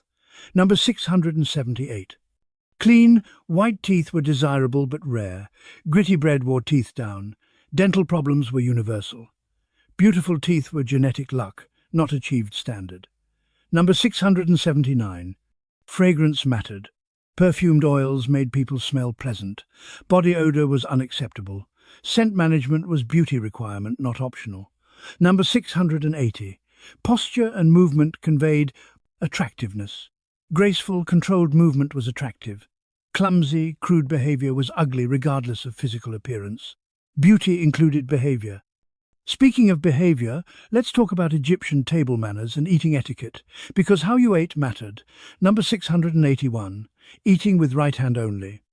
Left hand was unclean, used for bathroom hygiene. Using left hand for food was disgusting breach of etiquette. Hand hierarchy at meals. Number 682. Washing hands before eating was mandatory. Servants poured water over guests' hands. Ritual cleanliness before food. Hygiene as politeness. Number 683. Sharing food demonstrated friendship. Offering food to others was generous act. Refusing shared food was insulting. Food sharing cemented social bonds.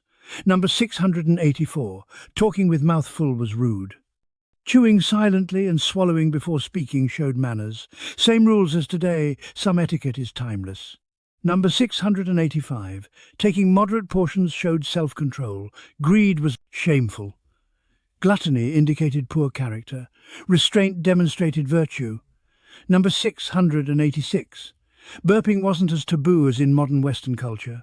Bodily functions were acknowledged naturally. Less prudishness about digestive noises.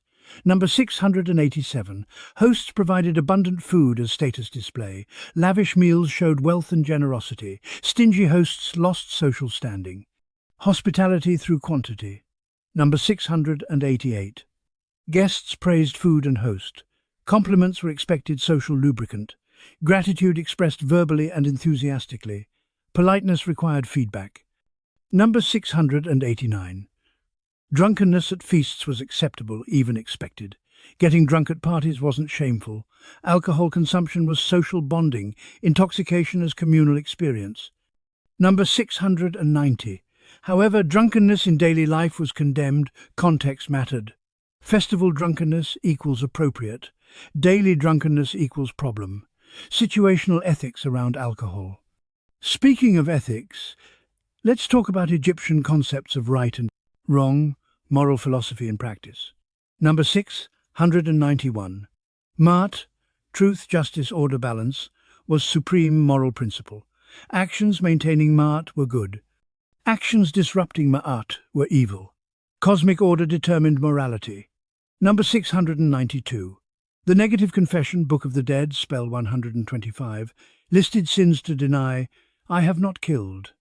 I have not stolen. I have not lied. I have not caused pain. I have not committed adultery. Comprehensive moral code. Number 693. Honesty was virtue. Lying disrupted Ma'at.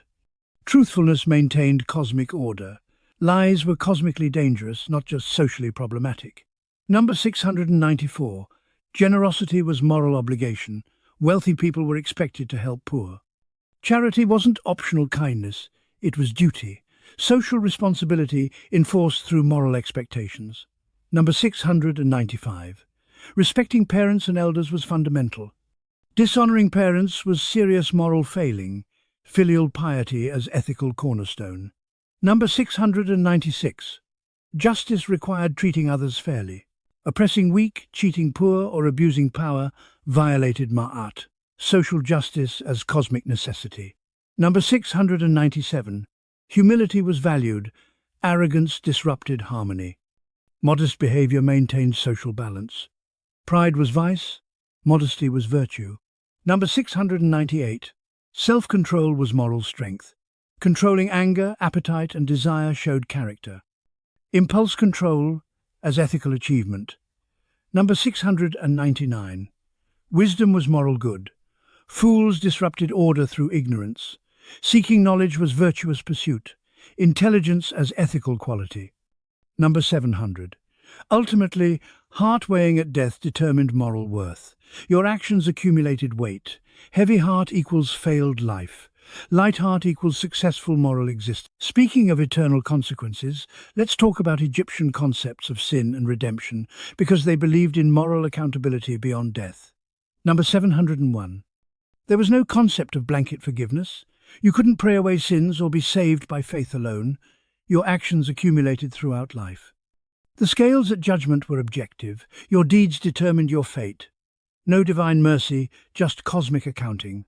Number 702. Good deeds couldn't erase bad ones, they were weighed separately. You needed a lifetime of virtue, not a few good acts to compensate for evil. Moral bookkeeping was unforgiving. Every bad deed stayed on your record forever.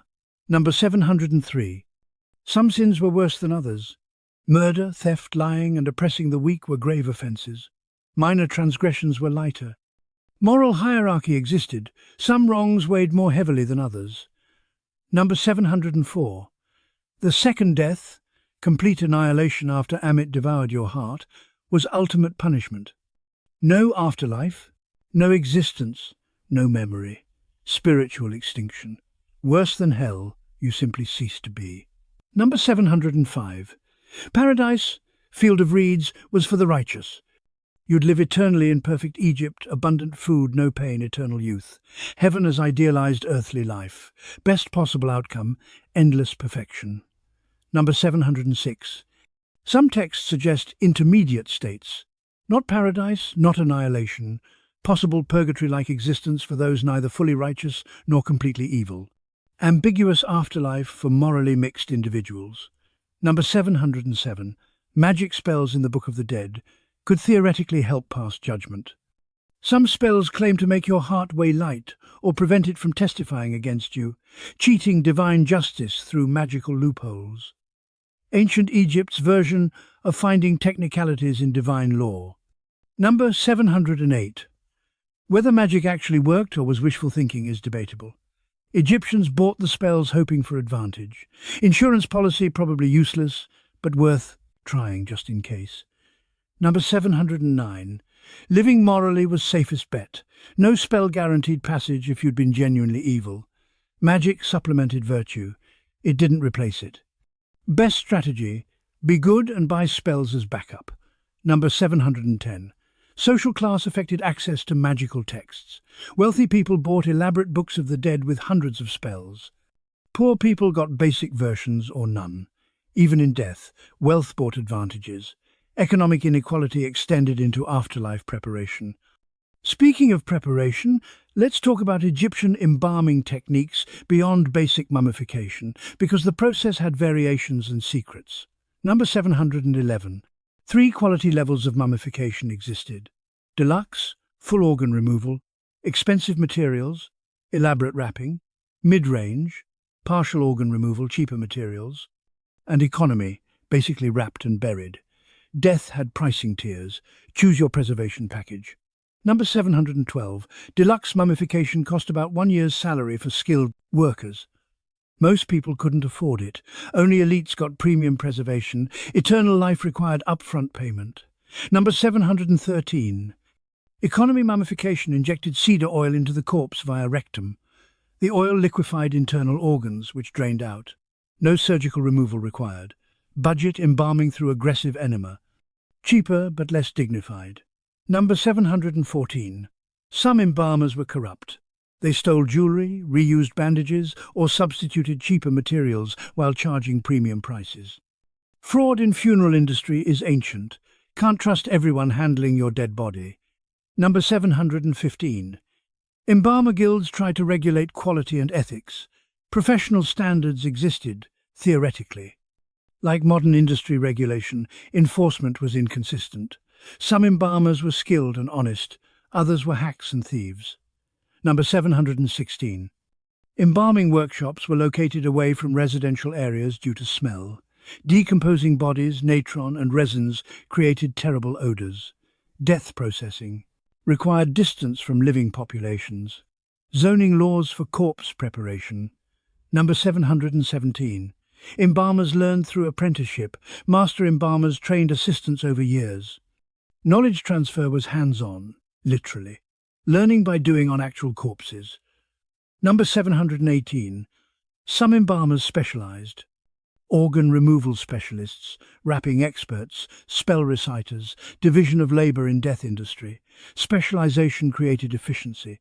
Assembly line mummification for busy seasons. Number 719. Busy seasons existed. Deaths increased during disease outbreaks or famines. Embalming backlogs occurred. Corpses waited for processing. Death industry overwhelmed during crises. Number 720. Bodies were sometimes pre-sold. Wealthy people arranged their mummification while alive, paying in advance.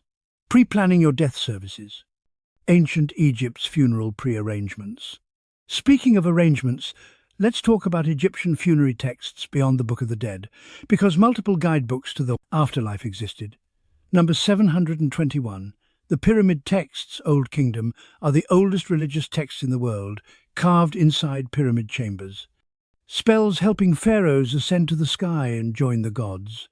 Exclusive royal afterlife guides. Number 722. The Coffin Texts, Middle Kingdom, democratized afterlife access. Spells previously reserved for pharaohs became available to nobles and officials. Afterlife equality movement, sort of. Still expensive, but non-royal people could now access divine knowledge. Number 723. The Book of the Dead, New Kingdom onward, further democratized afterlife texts. Anyone who could afford a papyrus copy got afterlife guidance. Mass production of salvation texts. Spiritual knowledge became commodity. Number 724. The Book of Gates described the underworld's 12 gates, each guarded by gods requiring passwords. Knowing the correct names and phrases let you pass. Afterlife as password-protected journey. Forget the code, get stuck forever. Number 725.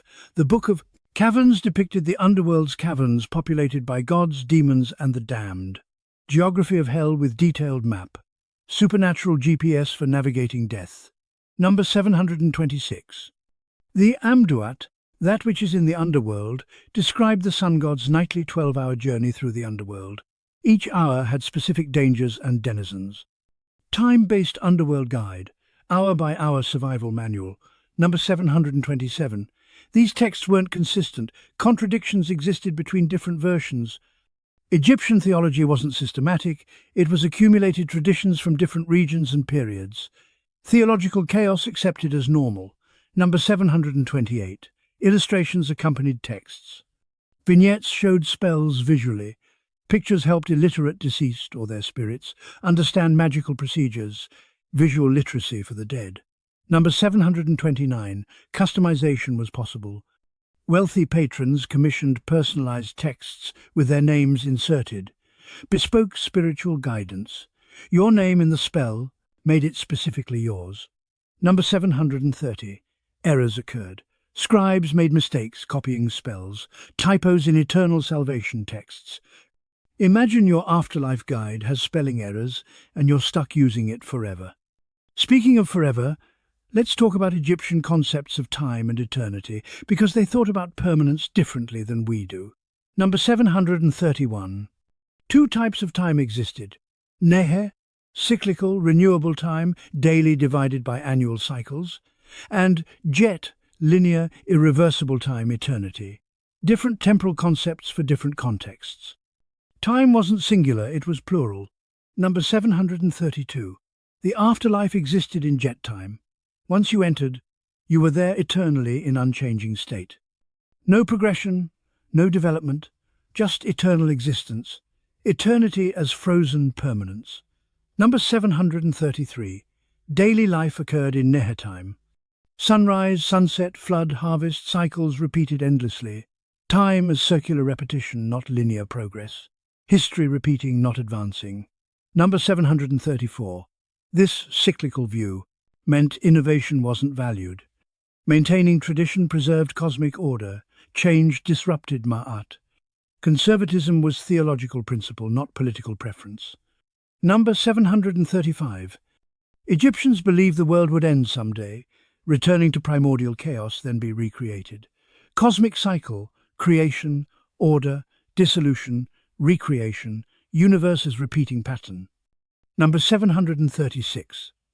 The sun's daily journey embodied cyclical time. Ra travelled through sky, day, and underworld, night, constantly dying and being reborn. Daily sunrise was cosmic resurrection reenacted forever. Number 737. Kingship was eternal office. Individual pharaohs died, but pharaonic institution continued forever. Personal mortality within eternal role. The king is dead.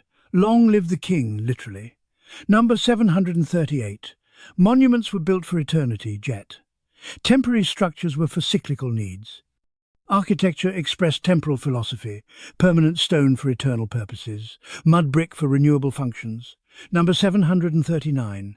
Memory, Ren, name, could achieve Jet eternity. If your name was remembered and spoken, you lived eternally. Immortality through persistent memory. Speak the name, sustain existence. Number 740. This explains Egyptians' obsession with inscriptions.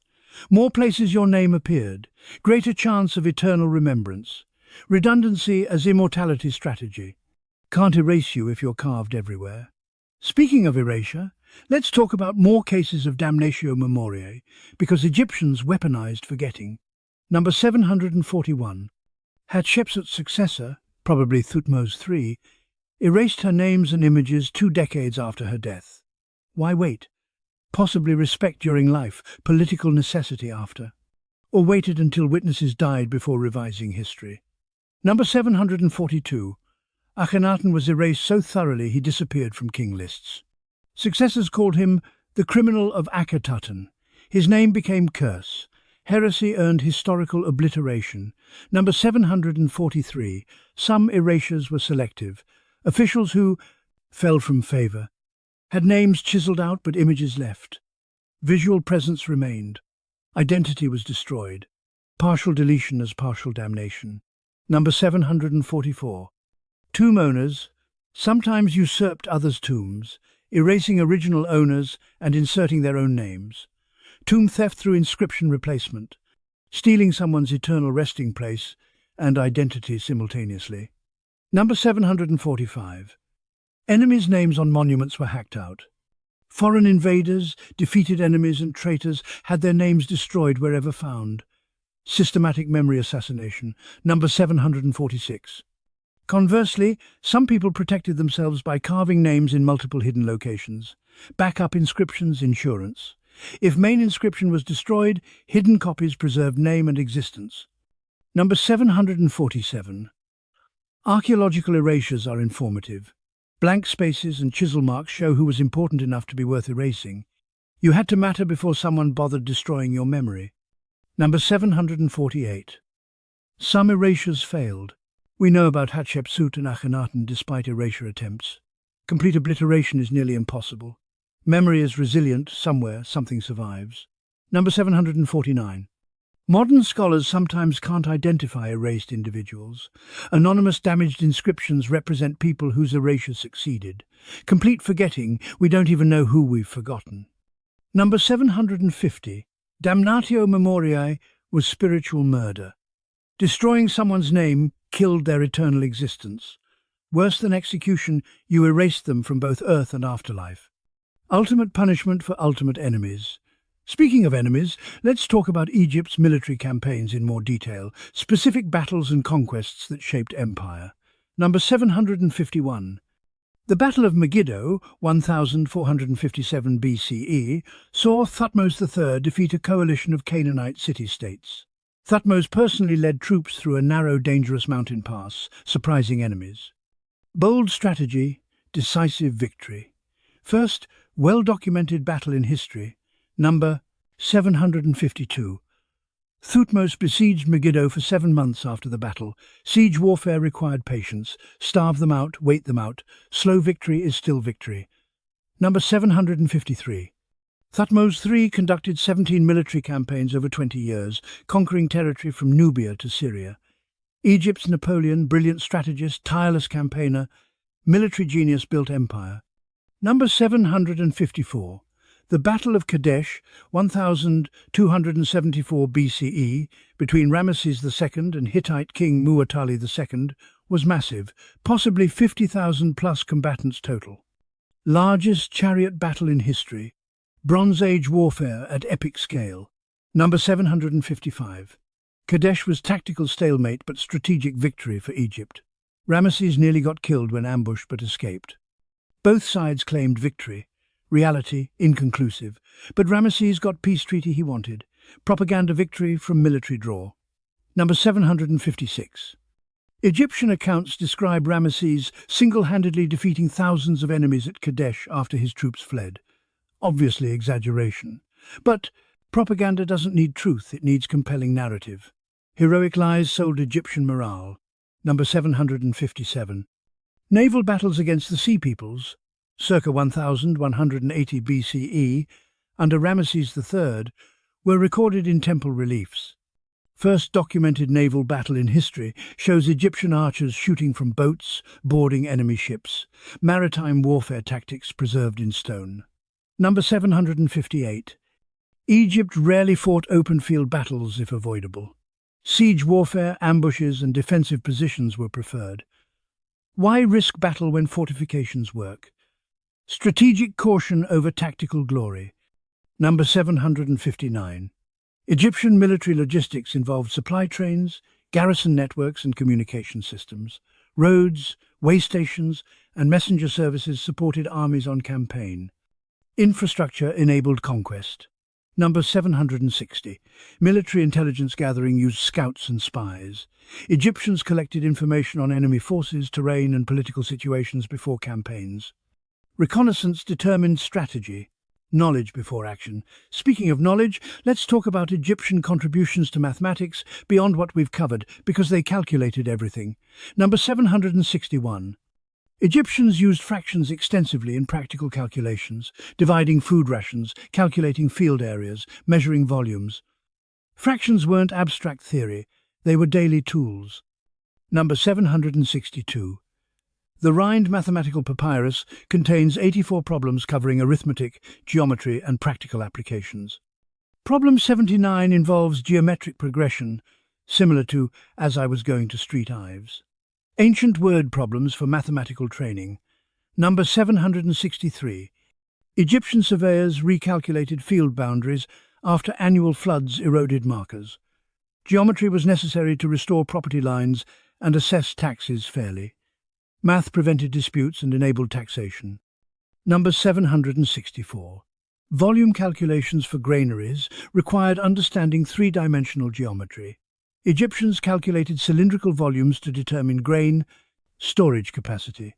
Practical math for food security. Number 765. Slope calculations, sect, for pyramid. Construction required precise ratios. Architects calculated angles ensuring structural stability. Engineering math prevented catastrophic failures. Number 766. Egyptian mathematicians understood practical applications of the Pythagorean theorem, right-angle construction using 3-4-5 triangle, a millennium before Pythagoras. Knowledge without formalization, they knew it worked. even without proving why. Number 767. Mathematical knowledge was professional secret. Scribes guarded calculation methods as specialized knowledge. Information control maintained professional status. Math as gate-kept expertise. Number 768. Approximations were acceptable. Perfect precision wasn't always necessary. Good enough worked for most purposes.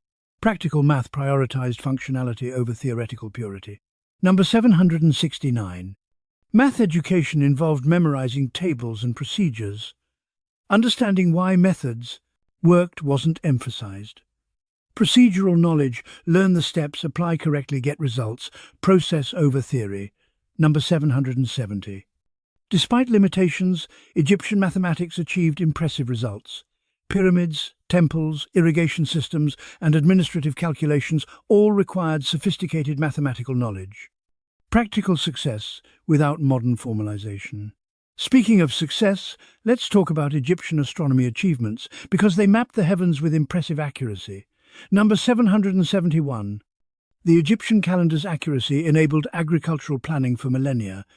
Predicting Nile floods based on Sirius's rising shows observational astronomy's practical value. Stars determined farming schedules. Number 772. Egyptian astronomers identified circumpolar stars that never set, called the imperishables. These stars represented eternal gods. Astronomy informed theology. Celestial observations shaped religious beliefs. Number 773. Star clocks, diagonal star tables, decorated. Coffin lids. These charts showed which stars rose at which hours through the night. Using them, observers could tell time at night. Portable astronomical timekeeping. Number 774. The Merket, astronomical tool using a plumb line and sighting instrument, allowed astronomers to align buildings with celestial north. Pyramids' precise northern alignment required astronomical instruments and knowledge. Number 775. Solar observations tracked seasons. Shadow clocks and sundials measured daytime hours based on sun position. Simple technology applied intelligently created functional timekeeping. Number 776. Lunar phases were observed and recorded. Month lengths based on lunar cycles, 29 to 30 days. Calendars synchronized with both solar year and lunar months, imperfectly but functionally. Number 777. Egyptian astronomers lacked telescopes but had patient observation across generations. Multi-generational data collection created knowledge base. Persistent observation compensated for limited technology. Number 778. Celestial events, eclipses, planetary conjunctions, comets, were recorded as omens. Astronomy and astrology weren't separated. Observing skies served both practical timekeeping calendar and supernatural prophecy omens purposes. Number 779. Knowledge transmission occurred through apprenticeship. Experienced astronomers trained successors.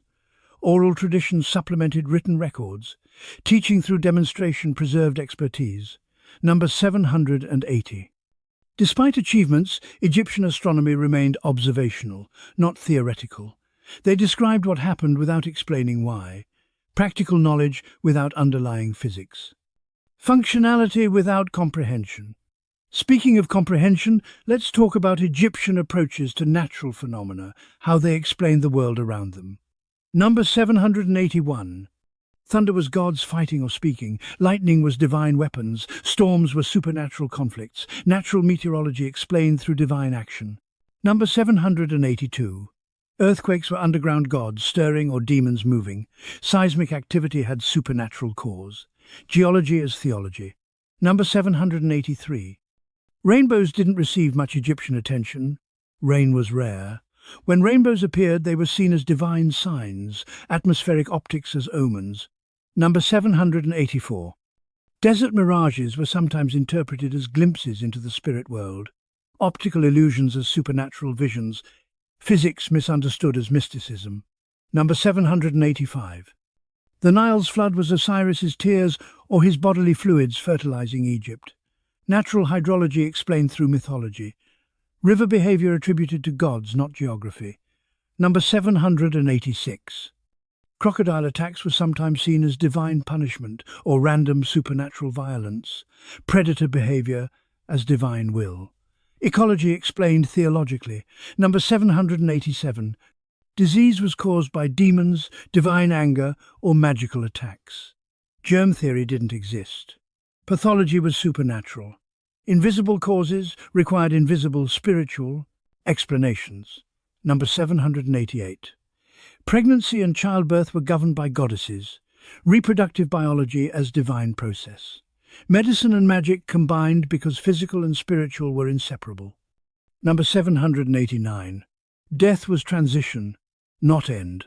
Biological cessation began spiritual journey. Thanatology was theology. Death had supernatural explanation and destination. Number 790. Egyptian natural philosophy was practical and supernatural simultaneously. They observed accurately, recorded diligently, but interpreted through religious framework. Empirical observation filtered through theological lens. Speaking of observation, let's talk about Egyptian record-keeping during military campaigns, because they documented conquests obsessively. Number 791. Battle reliefs show detailed troop movements, enemy casualties, and captured booty. Propaganda, yes, but also historical records. Art as military documentation. Number 792. Scribes counted everything captured: prisoners, livestock, weapons, treasure. Lists inscribed on temple walls enumerate spoils. Accountancy applied to warfare, war booty inventories. Number 793. Prisoner counts might be exaggerated for propaganda. Killed 10,000 enemies sounds better than killed few hundred. Numbers inflated reputation, statistical propaganda. Number 794. Some prisoner counts included body part tallies. Hands or phalluses cut from dead enemies were counted to verify kills. Gruesome accounting ensuring soldiers didn't inflate numbers. Proof of victory through mutilation math. Number 795. Captured enemies were paraded in victory celebrations, then enslaved, executed, or integrated into Egyptian military. Human spoils had multiple uses. Prisoners as trophies and resources. Number 796. Tribute from conquered territories was recorded annually. Tax records show what vassal states paid. Empire economics documented systematically. Colonialism's paper trail. Number 797. Military campaign dates were recorded using regnal years. Year 5 of Pharaoh X, campaign to Nubia. Dating system tied to pharaonic chronology. Military history and royal timeline. Number 798. Campaign routes were sometimes described. We marched to X, crossed river at Y, besieged fortress Z. Geographic data preserved. Ancient military logistics documented. Number 799. Battle speeches recorded, or invented, show rhetorical patterns. Pharaohs inspiring troops before battle became literary formula. Actual words or propaganda fiction? Probably mostly fiction, but revealing of values. Number 800. Divine approval claimed for military actions. The god commanded me to smite the enemies, warfare as religious duty. Violence sanctified through divine authorization. Speaking of authorization, let's talk about Egyptian law codes and legal philosophy, because they had sophisticated legal systems without written law codes like Hammurabi's. Number 801. No comprehensive Egyptian law code survives, unlike Babylonian code of Hammurabi. Egyptian law was customary and case-based. Precedent mattered more than written statutes. Common law system before England invented the term. Number 802. Ma'at was supreme legal principle. Laws maintained cosmic order. Legal philosophy grounded in theology, justice as divine requirement. Number 803. Judges were often priests or officials. Religious and legal authority overlapped. Judicial priesthood, holy judges interpreting divine law. Number 804. Viziers were supreme judges after Pharaoh. Legal appeals reached highest administrative levels. Justice theoretically accessible, practically limited by class. Number 805. Court proceedings were recorded by scribes. Legal documentation preserved case details. Written records enabled appeals and precedent. Number 806. Witnesses testified under oath. False testimony was perjury, punished severely. Oath-taking invoked divine observation. Gods as courtroom witnesses. Number 807. Physical evidence was examined. Stolen goods, damaged property, or murder weapons presented in court. Material proof supplemented testimony. Forensics without science. Number 808. Character witnesses testified about defendants' reputations. Social standing and past behavior influenced judgments. Community testimony shaped verdicts. Number 809. Legal representation wasn't formal profession. Literate people helped illiterate defendants write petitions or statements. Informal advocacy, not professional lawyers. Number 810. Bribery corrupted justice. Wealthy defendants could influence outcomes. One wisdom text warns judges, do not take bribes. Mart hates corruption. Legal ideals versus reality, corruption was acknowledged problem. Speaking of problems, let's talk about specific crimes and their punishments. Real cases that show justice in action. Number 811, one case records a man stealing temple gold. He was caught, confessed under torture, and executed by impalement. Religious theft equals capital punishment. Don't steal from gods.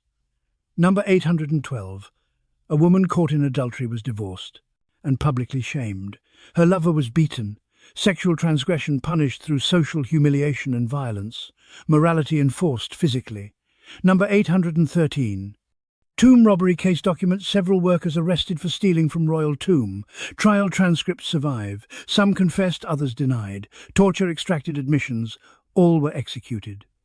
Death penalty for grave robbery. Number 814. One man murdered his neighbour over property dispute. Witnesses testified. Evidence confirmed guilt. Punishment, execution. Murder equals death. Simple equation. Number 815. A servant was caught stealing food from master's storehouse. Punishment, beating and forced restitution. Theft from employer equals corporal punishment plus repayment. Pain and payment. Number 816. A merchant was accused of fraud, using false weights. Investigation confirmed. Punishment, beating, fine, public humiliation.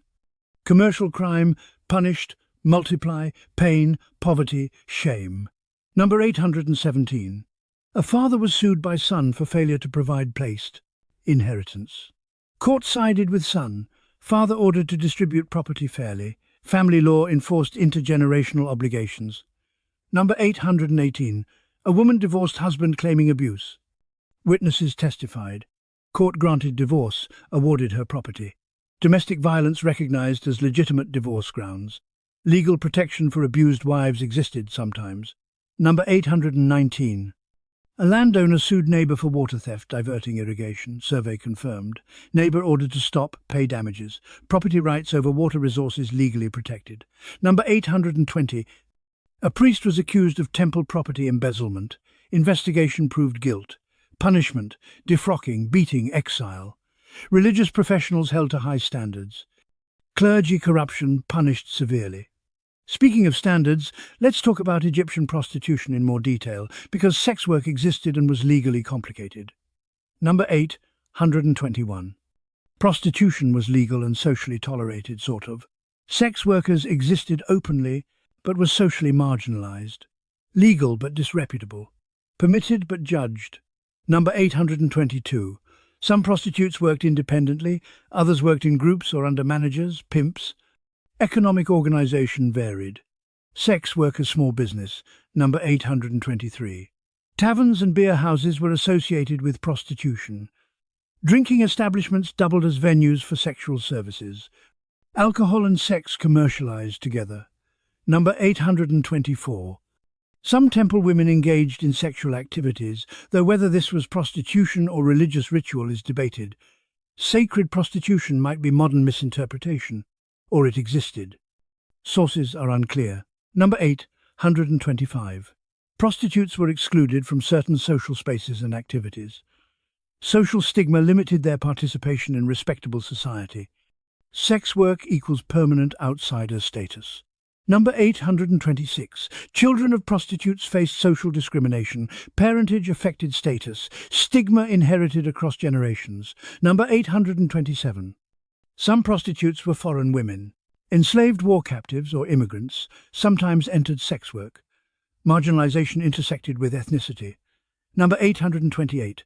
Male prostitutes existed, though evidence is scarce. Sexual services provided to both genders. Sex work wasn't exclusively female profession. Number 829.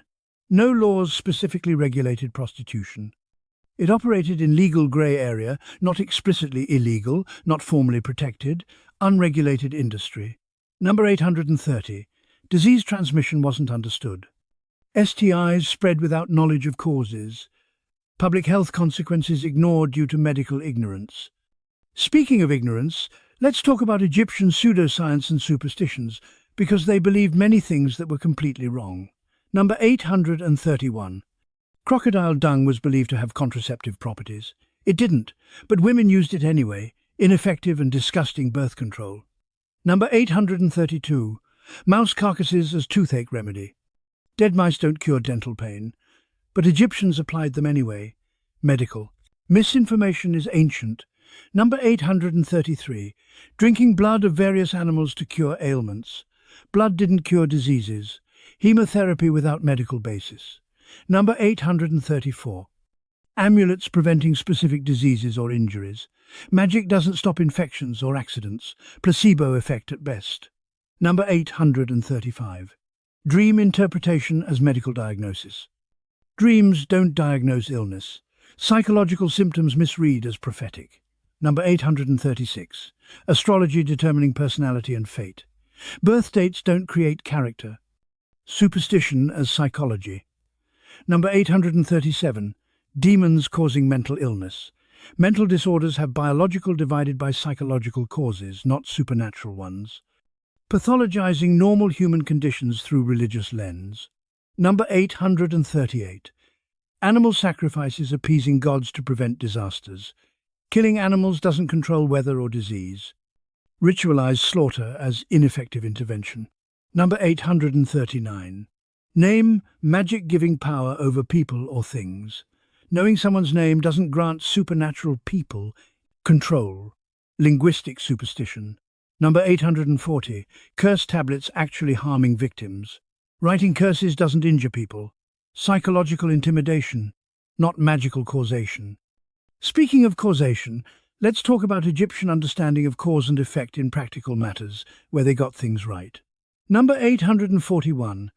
Irrigation timing based on observation produced reliable harvests. Empirical agriculture worked. Experience taught effective practices.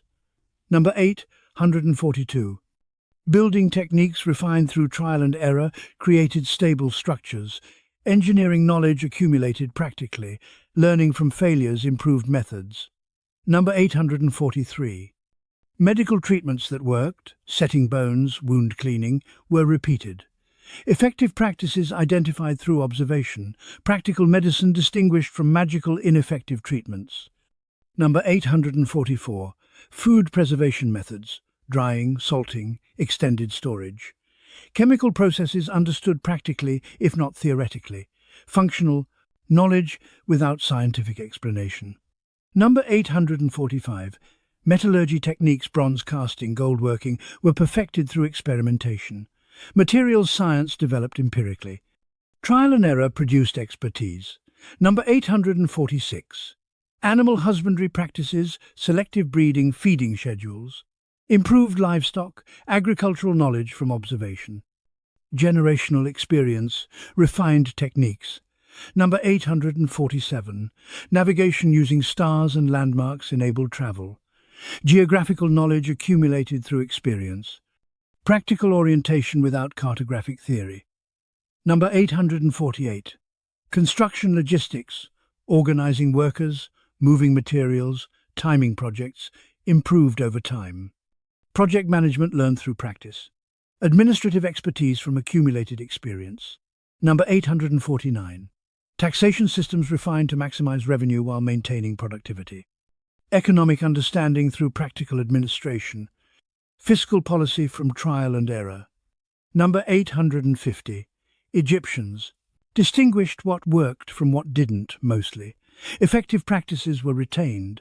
Failures, usually, abandoned. Learning through experience, even if theoretical understanding was wrong. Practical wisdom accumulated over millennia, creating civilization that endured 3,000 years. Success through empiricism, even with wrong explanations. Speaking of success, let's talk about specific pharaohs we haven't covered yet, because every ruler had unique quirks and achievements. Number 851. Djoser, 2670 to 2650 BCE, built the first pyramid, the Step Pyramid at Saqqara. Before him, pharaohs were buried in flat-topped mastabas. His architect Imhotep revolutionized royal burials by stacking mastabas vertically. The first let's go bigger moment in Egyptian architecture. Number 852. Pepi II allegedly ruled for 94 years, 2278 to 2184 BCE, the longest reign in history if true. Modern scholars think scribes miscalculated and he probably ruled 64 years. Still impressive. Either way, he outlasted everyone. Dying of old age was his greatest achievement. Number 853. During Pepi II's extremely long reign, central authority weakened because regional governors became too powerful. His longevity contributed to Egypt's collapse into the First Intermediate Period. Living too long destabilized the kingdom. Excessive success became failure. Number 854. Mentuhotep II, 2055 to 2004 BCE, reunified Egypt after the First Intermediate Period, restoring central authority. He's less famous than he deserves. Reunification after chaos is harder than maintaining order. Underrated pharaoh. Number 855. Amenemhat III, 1860 to 1814 BCE, completed the Lake Moeris project, expanding the Fayum oasis through massive hydraulic engineering. He added thousands of acres of farmland, agricultural expansion through infrastructure, engineering as economic policy. Number 856. Ahmose I, 1550 to 1525 BCE, expelled the Hyksos, foreign rulers who'd controlled northern Egypt, and founded the new kingdom. Military hero and dynasty. Founder. Expelling occupiers earned eternal glory. Number 857. Thutmose I, 1504 to 1492 BCE, was first pharaoh buried in the Valley of the Kings, shifting from pyramid to hidden tomb. Security over spectacle, anonymity as theft prevention. Number 858. Amenhotep IV changed his name to Akhenaten and moved the capital to a new city, Akhenaten, in the desert. Building entire new capital mid-reign is unprecedented hubris. Religious revolution plus urban planning megalomania. Number 859. Akhenaten's religious reforms lasted barely 17 years. After his death, everything was reversed. Monotheism failed in Egypt. Polytheism restored immediately. Short-lived revolution. Number 860. Horemheb, 1323 to 1295 BCE, a commoner general, became pharaoh after Tutankhamun's line ended. Non-royal military commander seizing throne through competence and opportunity. Meritocracy through coup. Speaking of coups, let's talk about political instability during intermediate periods, when Egypt fractured and chaos reigned. Number 861. First Intermediate Period, 2181 to 2055 BCE. Central authority collapsed. Regional governors, nomarchs, became independent rulers. Egypt split into competing territories. Anarchy, famine, civil war. Dark age after pyramid-building glory. Number 862. Literature from this period is pessimistic. The land spins around like a potter's wheel. Robbers are everywhere, no one ploughs. The Nile floods, but no one cultivates. Crisis literature documenting societal collapse. Number 863. Second Intermediate Period, 1650 to 1550 BCE. The Hyksos, Western Asian foreigners, conquered northern Egypt, ruling from Avaris. Egyptian pharaohs controlled only the south.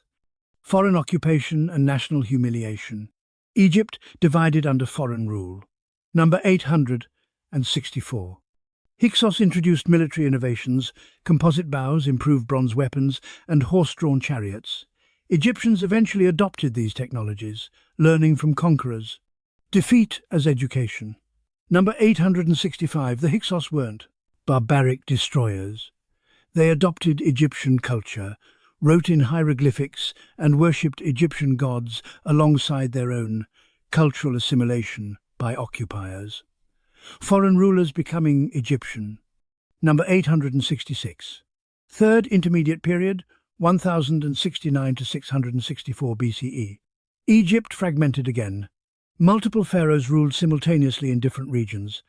Libyan dynasties, Nubian conquest, Assyrian invasion, chaos upon chaos.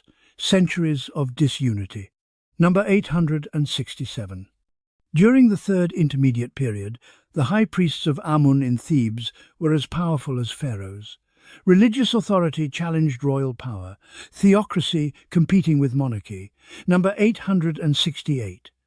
The 25th dynasty were Nubian pharaohs ruling from Sudan. Former colony conquered colonizer. Nubians portrayed themselves as restoring true Egyptian traditions. Conquered people claiming authentic rulership. Number 869. Assyria invaded Egypt in 671 BCE, briefly conquering it. Ashurbanipal sacked Thebes in 664 BCE. Foreign superpower destroyed Egypt's sacred capital, Imperial humiliation. Number 870. Egypt never fully recovered ancient glory after these invasions. Persian conquest, 525 BCE. Greek conquest, 332 BCE. Roman annexation, 30 BCE. Egypt became perpetual colony. 3,000 years of independence ended, forever subordinated to foreign empires. Speaking of empires, let's talk about Persian Egypt, the first time Egypt became a province of a foreign empire. Number 871. Cambyses II of Persia conquered Egypt in 525 BCE. Persians ruled as the 27th dynasty. Foreign kings adopting pharaonic titles. Colonialism with Egyptian branding. Number 872. Persian rule was reportedly harsh. Greek historian Herodotus claims Cambyses killed the Apis bull and desecrated temples. Possibly anti-Persian propaganda. Winners and losers tell different stories. Number 873. Egyptians rebelled multiple times against Persian rule. Nationalist uprisings failed repeatedly. Resistance without success. Occupied Egypt fought back unsuccessfully. Number 874. Darius I, Persian emperor, depicted himself as traditional Egyptian pharaoh in Egyptian art. Occupiers adopted local iconography for legitimacy. Visual propaganda for foreign rule. Number 875. Darius completed canal connecting Nile to Red Sea, enabling trade between Mediterranean and Indian Ocean via Egypt. Infrastructure benefits from imperial investment. Colonialism's rare silver lining. Number 876. Briefly, Egypt regained independence 404 to 343 BCE, the 28th-30th dynasties. Last native Egyptian pharaohs ruled 60 years before Persia reconquered Egypt. Final gasp of independence. Number 877. The Second Persian period, 343 to 332 BCE, lasted only 11 years before Alexander the Great conquered Persia and Egypt, trading one foreign master for another, Egypt as prize between empires. Number 878. Many Egyptians welcomed Alexander as liberator from Persians. Enthusiasm for foreign conqueror because previous foreign conqueror was worse. Relative oppression calculus. Number 879. Alexander visited Siwa Oasis, where Oracle declared him son of Amun-Ra. Divine legitimacy from Egyptian religion. Foreign king validated by local gods. Smart propaganda move. Number 880. Alexander founded Alexandria, 331 BCE, which became Mediterranean's greatest city. Egypt's new capital wasn't Egyptian, it was Greek. Cultural center shifted to foreign colonial city. Speaking of Greek Egypt, let's talk about the Ptolemaic dynasty, when Greeks ruled Egypt for 300 years. Number 881. After Alexander died, 323 BCE, his general Ptolemy seized Egypt, founding the Ptolemaic dynasty, 305 to 30 BCE. Greek pharaohs ruling Egyptian subjects. Hellenistic colonialism. Number 882. Ptolemies adopted Egyptian royal customs, including sibling marriage. Greek rulers became culturally Egyptian, sort of. Hybrid identity. Greek to Greeks, Egyptian to Egyptians. Number 883. Alexandria became intellectual capital of the ancient world. The Great Library, the Mauseon, research institution, scholars from across Mediterranean. Greek Egypt as academic superpower. Number 884. The Library of Alexandria held 400,000 to 700,000 scrolls. All ships entering Alexandria were searched. Any books found were confiscated, copied, and the copies returned. Originals kept in library, intellectual piracy as state policy. Number 885. The library's destruction is legendary but unclear. Multiple fires and declines over centuries, not one dramatic burning. Gradual loss, not apocalyptic destruction. Slow death of knowledge repository. Number 886. The Rosetta Stone was created during Ptolemaic Egypt, 196 BCE, a decree in 3 scripts, hieroglyphic, demotic, Greek, showing linguistic diversity of Ptolemaic Egypt. Multilingual administration of conquered territory. Number 887. Ptolemaic Egypt was wealthy but increasingly unstable. Dynasty weakened through civil wars, palace intrigue and Roman interference. Decline through internal conflict and external pressure. Number 888. Romans intervened repeatedly in Egyptian succession disputes. Egypt became Roman client state before formal annexation. Economic colonialism before political conquest. Number 889. Egypt was Rome's breadbasket. Grain exported to Rome fed the empire. Egyptian agriculture sustained Roman expansion. Food as tribute to colonial master. Number 890. The last Ptolemaic rulers were weak, corrupt, and dependent on Rome. Independence was fiction. Rome controlled Egypt economically and militarily. Puppet pharaohs serving foreign interests. Speaking of interests, let's talk about Cleopatra VII, the last pharaoh and most famous Egyptian ruler in Western imagination. Number 891. Cleopatra VII, 69 to 30 BCE, was Greek, not ethnically Egyptian. Her family had ruled Egypt for 300 years without intermarrying with Egyptians. Colonial dynasty maintaining ethnic separation. Number 892. Cleopatra was the first Ptolemaic ruler to learn Egyptian language. Previous Greek pharaohs never bothered. She understood subjects' language, rare among occupiers.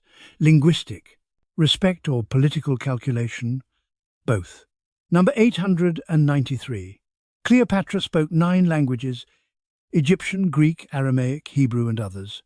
Polyglot ruler. Intellectual and political talent. Language as diplomatic tool. Number 894. Cleopatra was highly educated. Mathematics, philosophy, astronomy, medicine.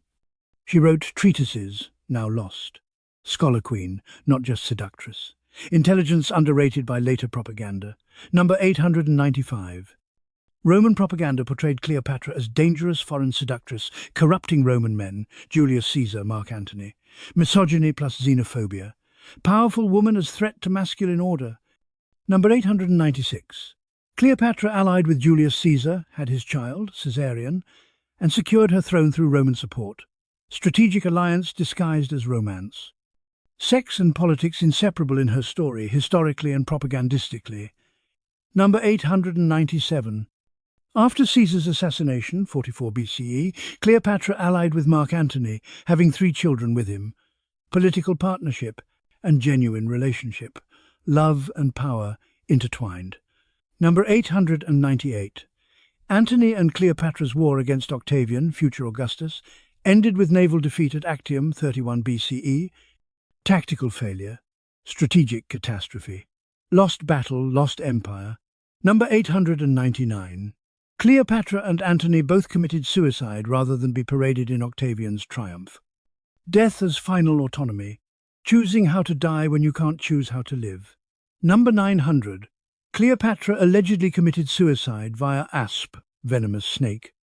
Possibly true, possibly Roman propaganda. Death method debated eternally. Dramatic suicide as fitting end. Speaking of ends, Let's talk about Roman Egypt. When Egypt became a province, and ancient Egyptian civilization finally died. Number 901. After Cleopatra's death, 30 BCE, Octavian annexed Egypt as personal property of the Roman emperor, not a regular Roman province.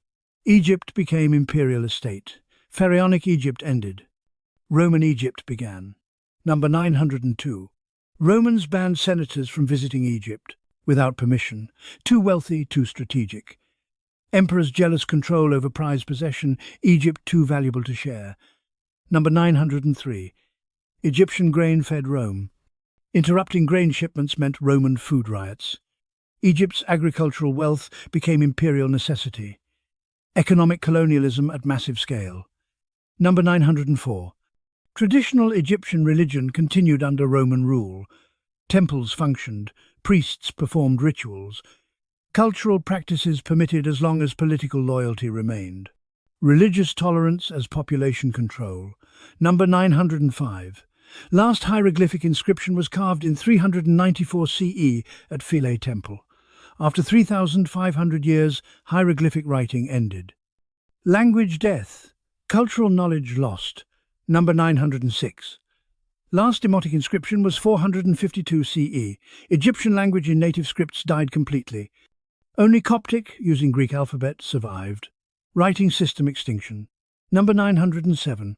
Christianity spread through Egypt from 1st century CE. Egyptian converts, Copts, created new Egyptian Christian identity. Religious transformation. Pagan Egypt became Christian Egypt. Number 908. Egyptian Christians destroyed pagan temples, defaced ancient carvings, and converted temples to churches. Iconoclasm erased ancient religion. New religion obliterated old. Cultural revolution through religious conversion. Number 909. The last Egyptian temple closed in 6th century CE. Priests dispersed, rituals ceased, knowledge lost. 3,000-year religious tradition ended. Gods abandoned. Number 910. Arab-Muslim conquest. 640 to 642 CE. Ended Roman Egypt. Egypt became Islamic. Another religious transformation. Christianity displaced by Islam, just as Christianity had displaced polytheism. Perpetual religious revolution. Speaking of revolution, let's talk about how ancient Egypt was rediscovered, because for over a millennium, Egypt was forgotten. Number 911. By medieval times, European travelers saw pyramids and temples but couldn't read hieroglyphics. Egypt's own history was lost. Monuments without meaning, spectacular ruins, zero comprehension. Number 912. Medieval theories about pyramids were insane. Joseph's grain storage, Bible, astronomical observatories, flood shelters. No one guessed royal tombs despite obvious evidence. Forgetting creates wild speculation. Number 913.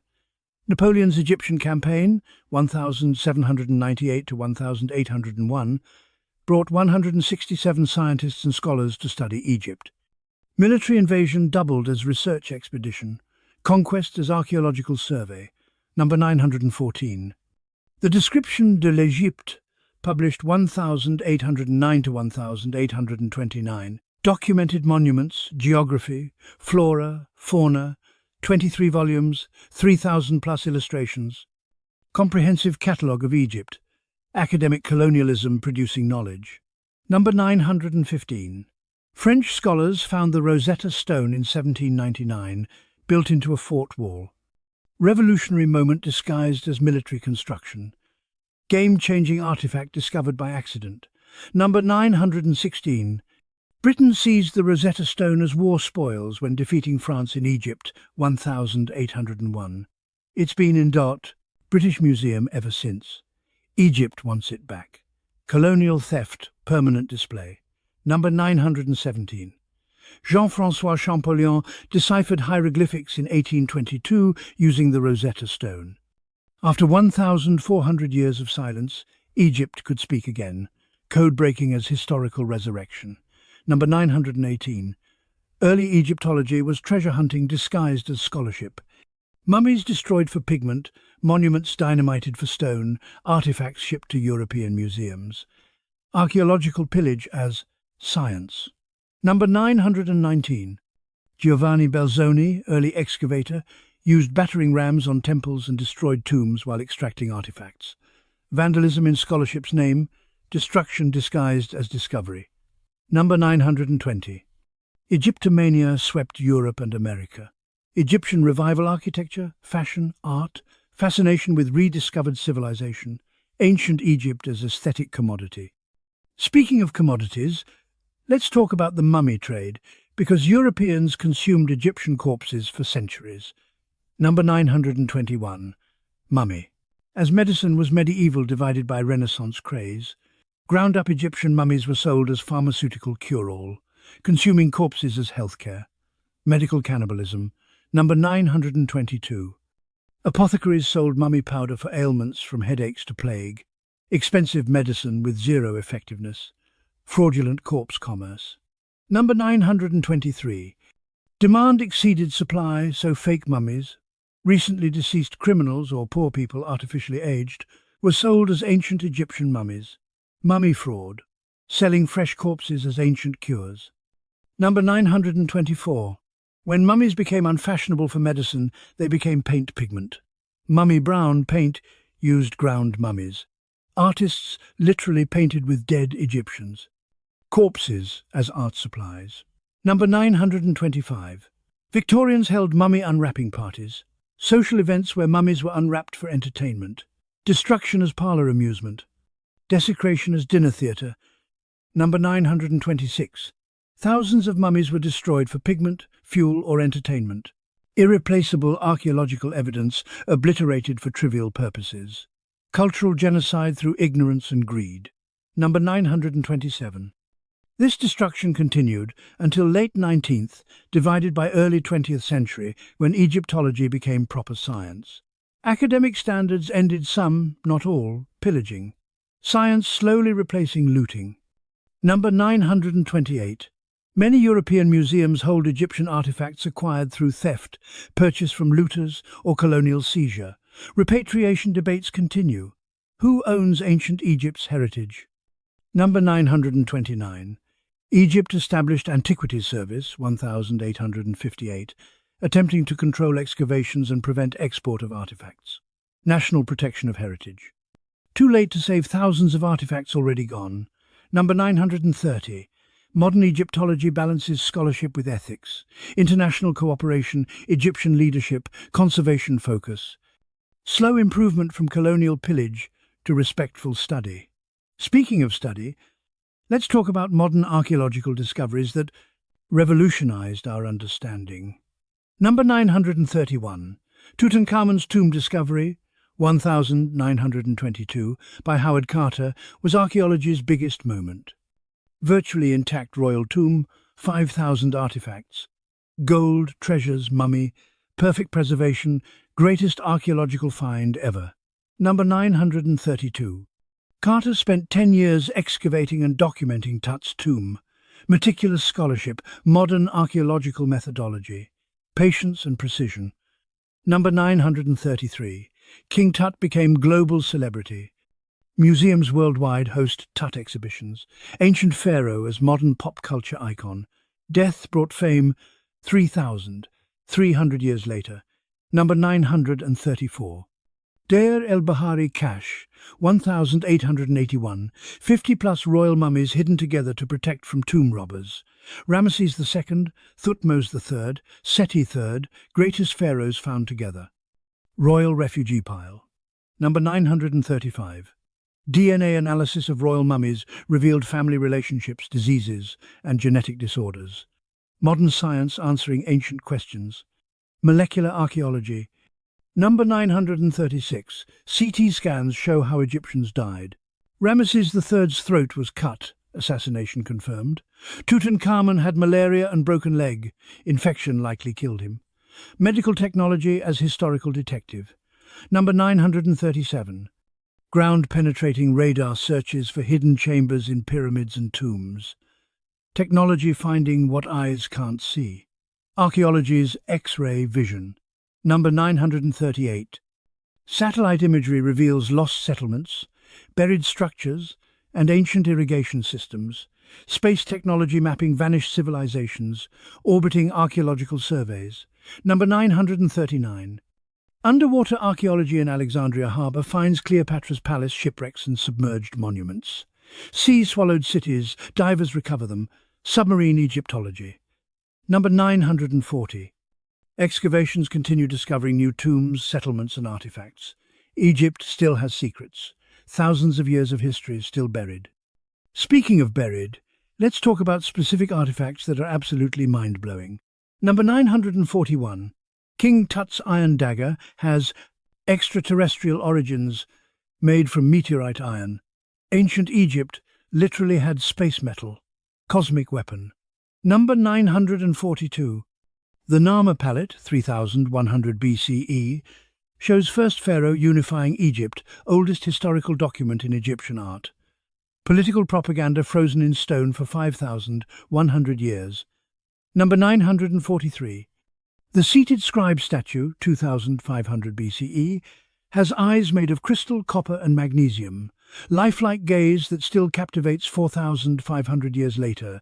Eyes that never close. Number 944.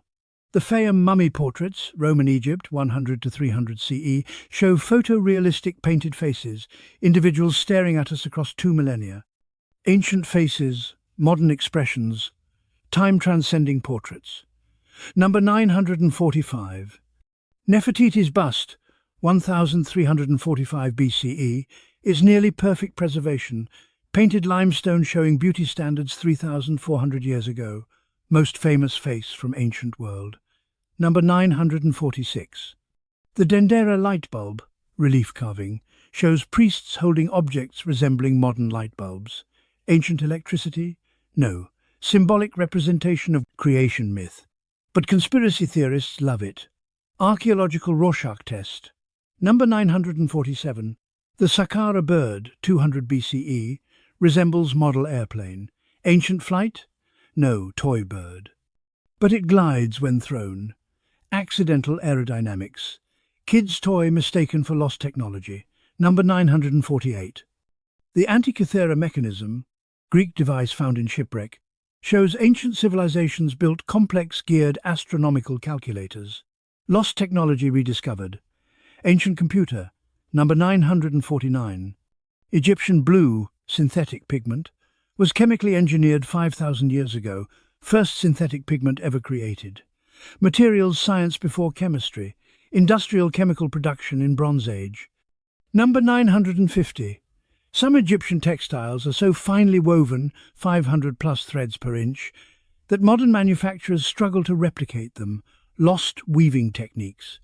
Textile technology we can't match. Speaking of matching, let's talk about Egyptian influence on modern world, because ancient Egypt never left. Number 951. Egyptian motifs. In Freemasonry, all seeing eye, pyramids, Egyptian symbolism throughout. Secret society borrowed ancient aesthetic. Mystery via antiquity. Number 952. Washington Monument is obelisk, Egyptian form in American capital. National monument copying Egyptian design. Architecture as cultural homage. Number 953. Cleopatra's Needle in London, Paris and New York. Actual Egyptian obelisks transplanted to Western cities. Stolen monuments as imperial trophies. Ancient Egypt decorating modern capitals. Number 954. Egyptian revival architecture. Buildings worldwide mimicking Egyptian temples, pyramids and columns. From cemeteries to movie theatres, Egyptian style everywhere. Ancient aesthetic in modern structures. Number 955. Hollywood's obsession with ancient Egypt. Dozens of films from silent era to present. Cleopatra, Moses, mummies, curses, endless variations. Egypt as entertainment industry. Number 956. Video games, novels, comics, ancient Egypt permeates pop culture. Assassin's Creed, Stargate, the Mummy franchise. Entertainment industry mining Egyptian imagery. Number 957. Egyptian fonts and design elements in modern advertising. Hieroglyphic, inspired typography. Ancient writing as modern branding. Number 958. Egyptian mythology in modern fantasy. Gods, magic, afterlife concepts repurposed. Rick Riordan's Kane Chronicles, Neil Gaiman's American Gods, Ancient Religion as Modern Fiction. Number 959. Medical terms from Egyptian origins. Chemistry from alchemy, from Arabic alchemia, from Egyptian came black earth. Scientific vocabulary, preserving ancient words. Number 960. Calendar structure, 365 days, 12 months, descends from Egyptian calendar via Julius Caesar's reforms. We organize time using Egyptian system, modified chronological inheritance. Speaking of inheritance, let's talk about Egypt's living legacy, modern Egypt and Coptic Christianity, preserving fragments of ancient culture. Number 961. Coptic language is direct descendant of ancient Egyptian. Church, liturgy preserves language structure and vocabulary, living linguistic connection to pharaonic past. Number 962. Coptic Christians represent continuous Egyptian cultural tradition, unbroken line from ancient to modern. Religious transformation didn't erase ethnic identity, cultural persistence through religious change. Number 963. Egyptian Arabic contains Coptic loanwords, ancient Egyptian words surviving in modern vernacular, linguistic fossils in living speech, past echoing in present language. Number 964. Modern Egyptian place names preserve ancient names, filtered through Coptic and Arabic. Geography remembers what people forget. Landscape as historical record. Number 965. Egyptian agricultural practices in Nile Valley continue ancient methods, seasonal rhythms, crop choices, irrigation, technological change, overlay traditional knowledge, continuity amid transformation. Number 966. Egyptian genetic studies show modern Egyptians are biological descendants of ancient Egyptians. Population continuity across millennia. Same people, different languages and religions. Number 967. Physical anthropology on mummies matches modern Egyptian populations. Facial reconstruction shows ancient Egyptians looked like modern Egyptians. Genetic persistence. Number 968. Traditional Egyptian boats, feluccas on Nile, resemble ancient designs. Construction techniques passed down generations.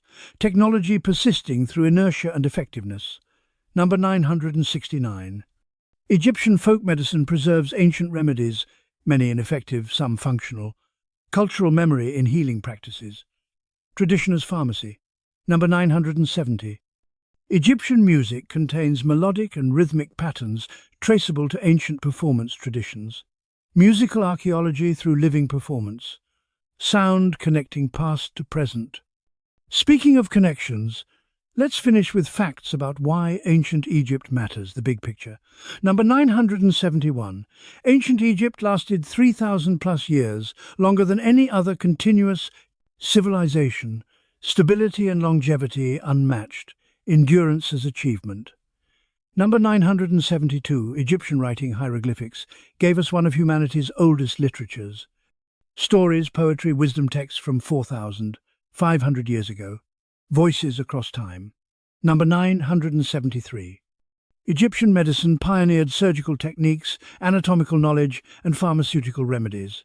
Foundation of Western medicine, healing arts' ancient roots. Number 974. Egyptian mathematics enabled engineering marvels, still standing millennia later. Practical geometry creating permanent structures. Math as monument. Number 975. Egyptian astronomy tracked celestial movements, created functional calendars, and connected heaven to earth. Skywatching as science and religion. Stars as both clock and gods. Number 976. Egyptian art established aesthetic principles influencing Greek and Roman art, which shaped all Western art. Beauty standards flowing from Nile to world. Visual culture's foundation. Number 977. Egyptian architecture, pyramids, temples, obelisks inspired builders worldwide for millennia. Monumental ambition as timeless inspiration. Scale as eternal aspiration. Number 978. Egyptian religion influenced Judaism, Moses' story, Christianity, resurrection, and Western esotericism, theological ideas migrating across cultures. Spiritual legacy. Number 979. Egyptian bureaucracy pioneered administrative systems, record-keeping, taxation, centralized government adopted by later empires. Governance technology. Number 980. Egyptian military organization influenced Greek and Roman armies. Tactical knowledge transmitted through conquest and contact. Warfare evolving through cultural exchange. And now, the final 21 facts why we're still obsessed with ancient Egypt. Number 981. Ancient Egypt represents human ambition at monumental scale. Pyramids embody desire to build something eternal. We still chase immortality through monuments. Number 982. Egyptian mummies preserve individuals across millennia. Looking at Ramesses II's actual face connects us directly to ancient person. Physical presence of history. Number 983. Egyptian afterlife beliefs confront mortality with elaborate solutions. They face death with planning and hope. Existential anxiety addressed systematically.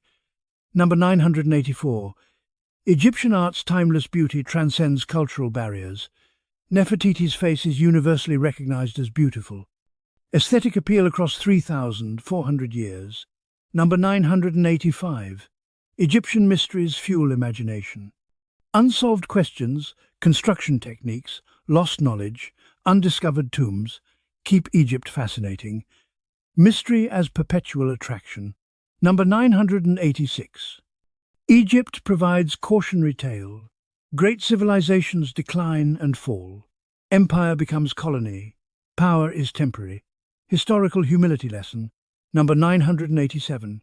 Egypt shows cultural resilience. Conquered repeatedly, Egyptians maintained identity. Language, religion, politics changed. Core culture adapted and survived. Persistence through transformation. Number 988. Egyptian achievement inspires. What humans created with limited technology. Bronze tools, human labor, brilliant organization created wonders. Potential when will and resources align. Number 989. Egypt reveals universal humanity. Ancient Egyptians felt love, fear, ambition, grief, same emotions across millennia. Human nature's consistency. Number 990. Egyptian mistakes warn us. Environmental degradation, political corruption, social inequality, ancient problems persist today. History rhymes. Number 991. Egypt democratized grandeur.